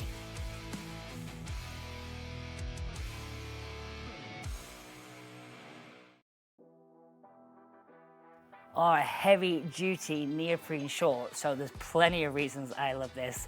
As you all know, I lift very heavy very often, so any protection, warmth and healthy recovery I can get on my hips is always a win. But these specifically, my favourite things is the rubberized waistband. There is going to be no more pulling these shorts up constantly when they are up. Rubberized waistband with the drawstring, these will stay in place for your entire session. And the length, we've modified the length of these so they can be worn with knee sleeves. We see people not needing to fold them up or bunch them up or anything like that. That's going to restrict the quad. These sit nicely halfway down your leg, giving your leg lots of freedom, not reducing any range of motion and giving you plenty of room for either knee sleeves, knee wraps or anything else that you need to wear while you compete.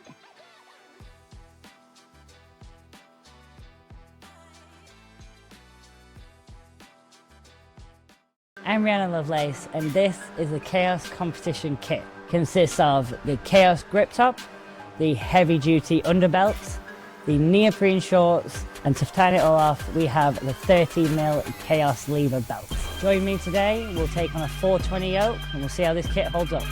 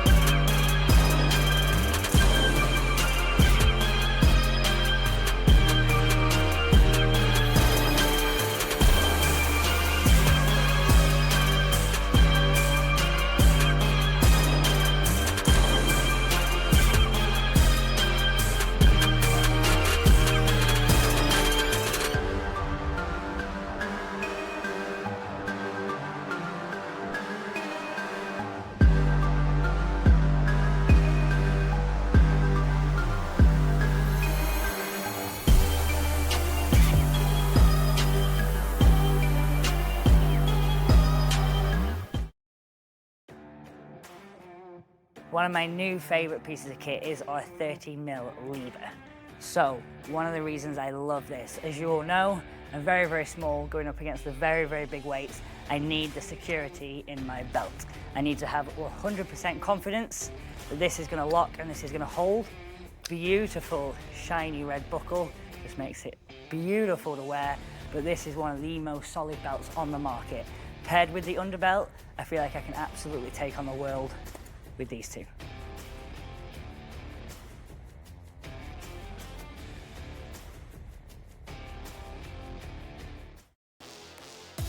My name is Rhianon Lovelace. I first broke the deadlift world record in 2017.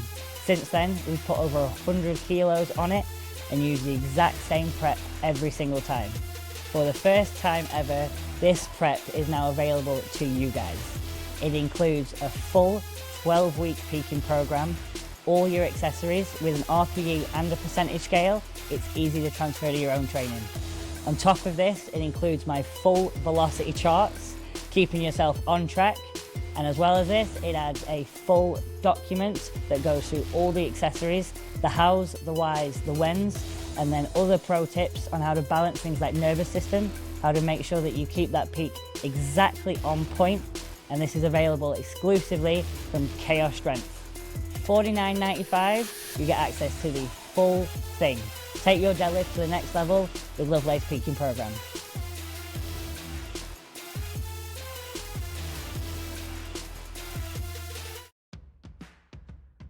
The Kaos grip top. So we're seeing these used in the sport more and more throughout the world. They have very specific design on them to maximize that rubberized grip while still being very, very thin and very stretchy. So while we're competing, especially in hot countries, you do not have to worry about overheating while getting the maximum grip for all of your events. You're talking log press, I've set the axle press world record with these and the stone world record, yokes, squat, bench press, you name it. Whenever there is kit involved, U-Grip Top can help.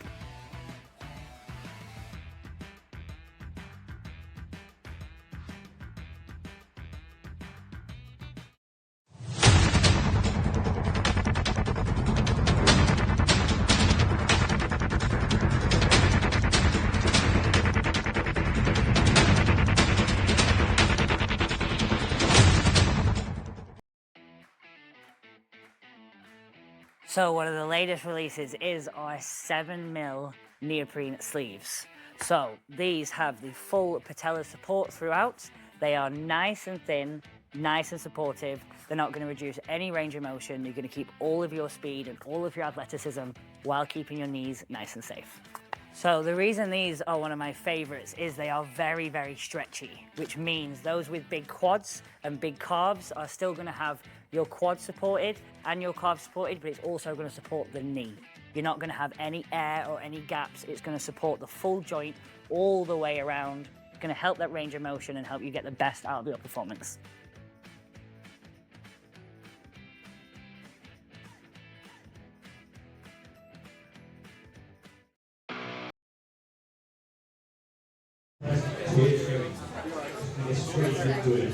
I'm going to drive home. Yeah, I just need to be at home and the Masters class. Coming in 8th place, I'm not sure if he's still here, even if he's not, we're going to round of applause for injured. We have Andrew Dumbell.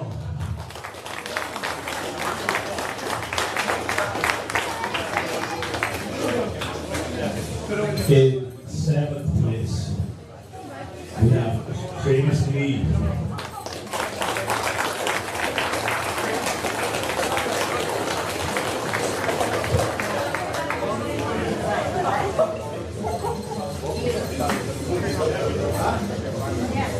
So, it was a super competitive class.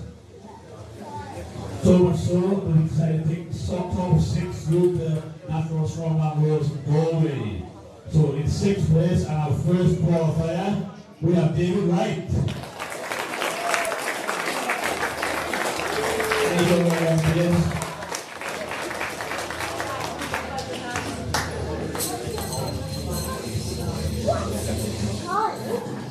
Just half a point in front of David. In 5th place, we have Stuart Sheridan.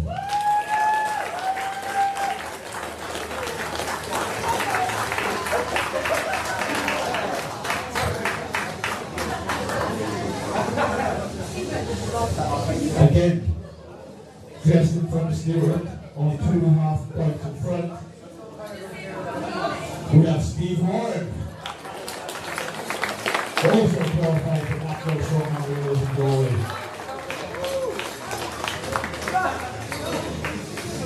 So this takes us on to our podium. In 3rd place on 34.5 points, only 2.5 points behind the people in front of him. Kaos is on Alan Willis.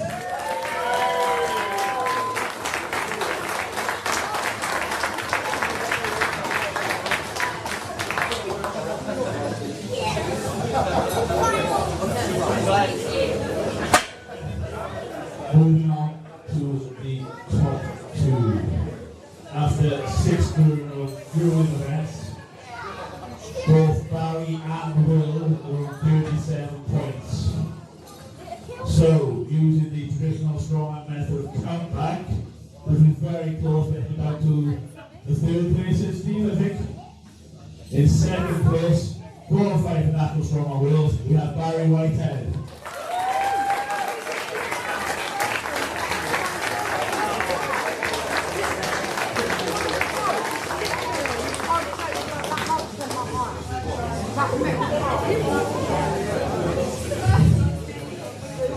So that means taking in 1st place, the man who told me earlier he had his first ever event win in Strongman. Coming from Scotland, we have Will McHugh.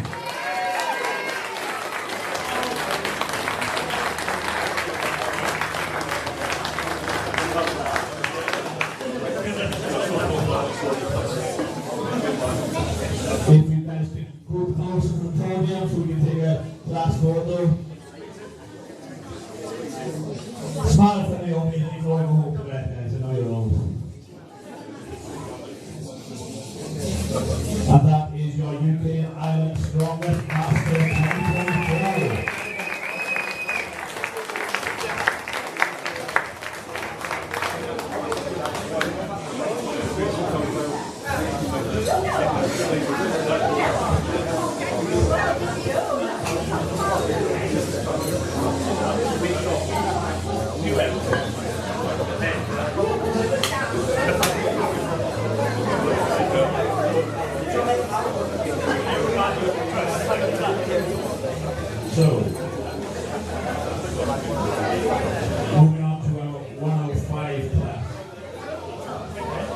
Super impressive all day this guy was, didn't stop working. In 11th path from the Shetland Isles, Jonathan Madsen.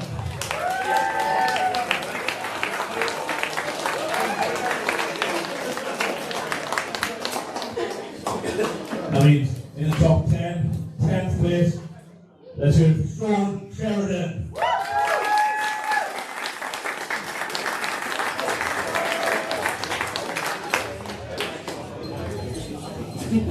In 9th place, coming over from Ireland, we have Charlie McHugh.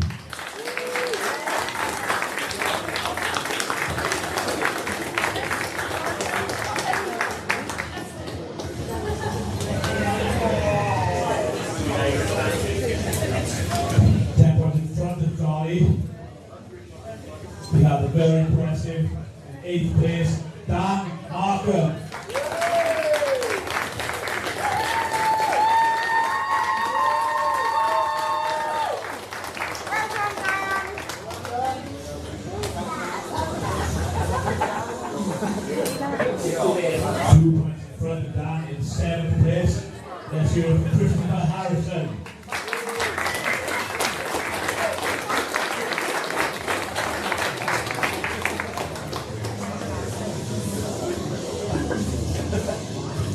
Again, gets 2 points in front of Christopher.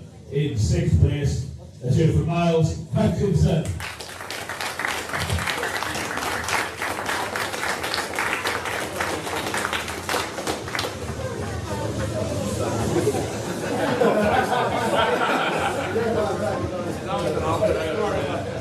Moving into our top 5. These 5 were a little bit ahead of the rest of the pack. Very good performance all day, all qualified for Natural Strongman Worlds. Let's hear it for Jonathan Little Johnson.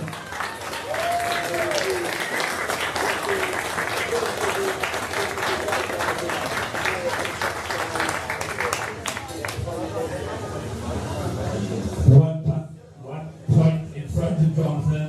In 4th place, we had Thomas Fisher. Also qualified for Natural Strongman Worlds.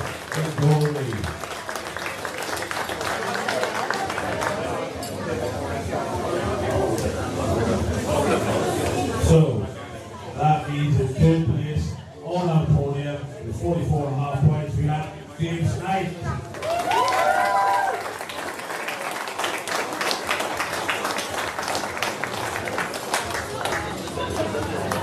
Yeah, 3rd place.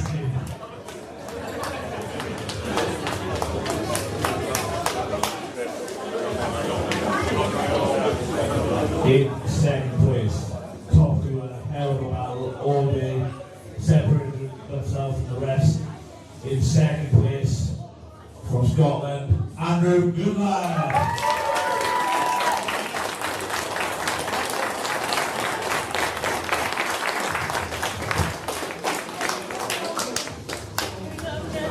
Which means your winner of UKNS Strongest Man and 105 2024 is Elliot Owen.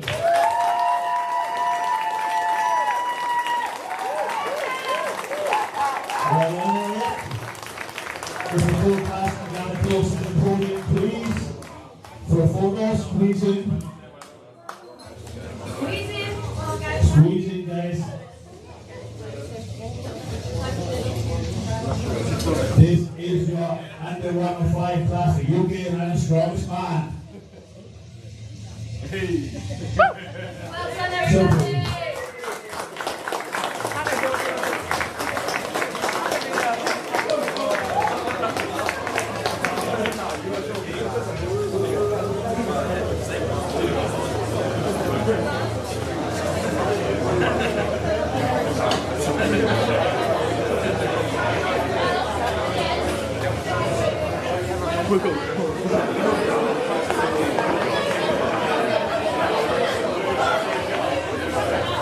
Moving on to our opens class.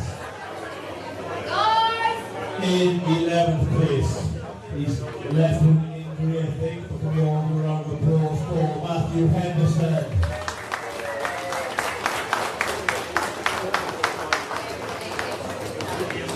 So in our top 10, in 10th place, we We have Owen Boothby.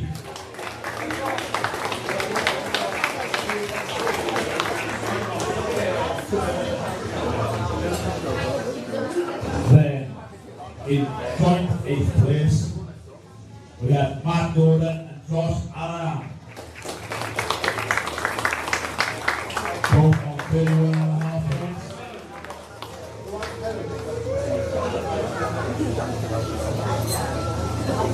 Just in front of those on 7th, we have Frank Milano.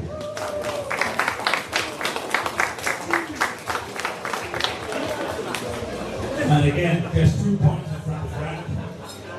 We have the very impressive Gordon Trafford.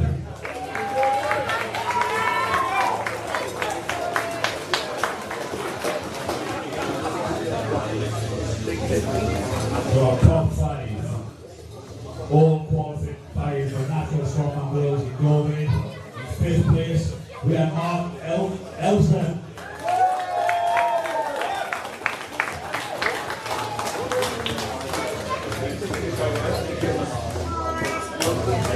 In 4th place, just 1 point off the podium, which you probably won't be happy to be saying, it was Andrew Taylor.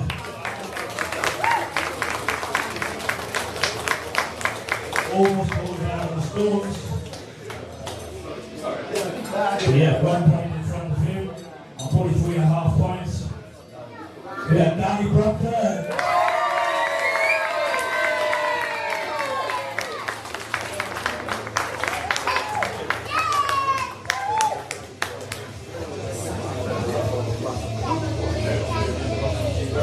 In 2nd place, he was leading for all the comp, I believe, until he unfortunately suffered an injury on the Storms.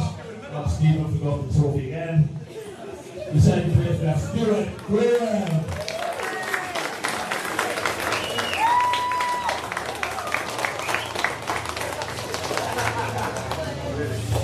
Fight this, Stu, please.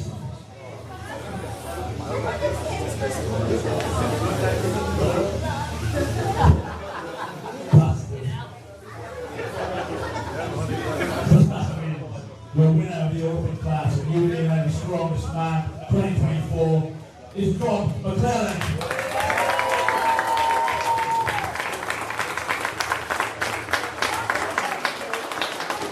More than another performer, and one you're all still listening before we start cheering. I want to thank everybody who's attended this weekend, all the sponsors, all the helpers. I'm probably never ever going to do it again, but it was a good time. Thanks for all for coming.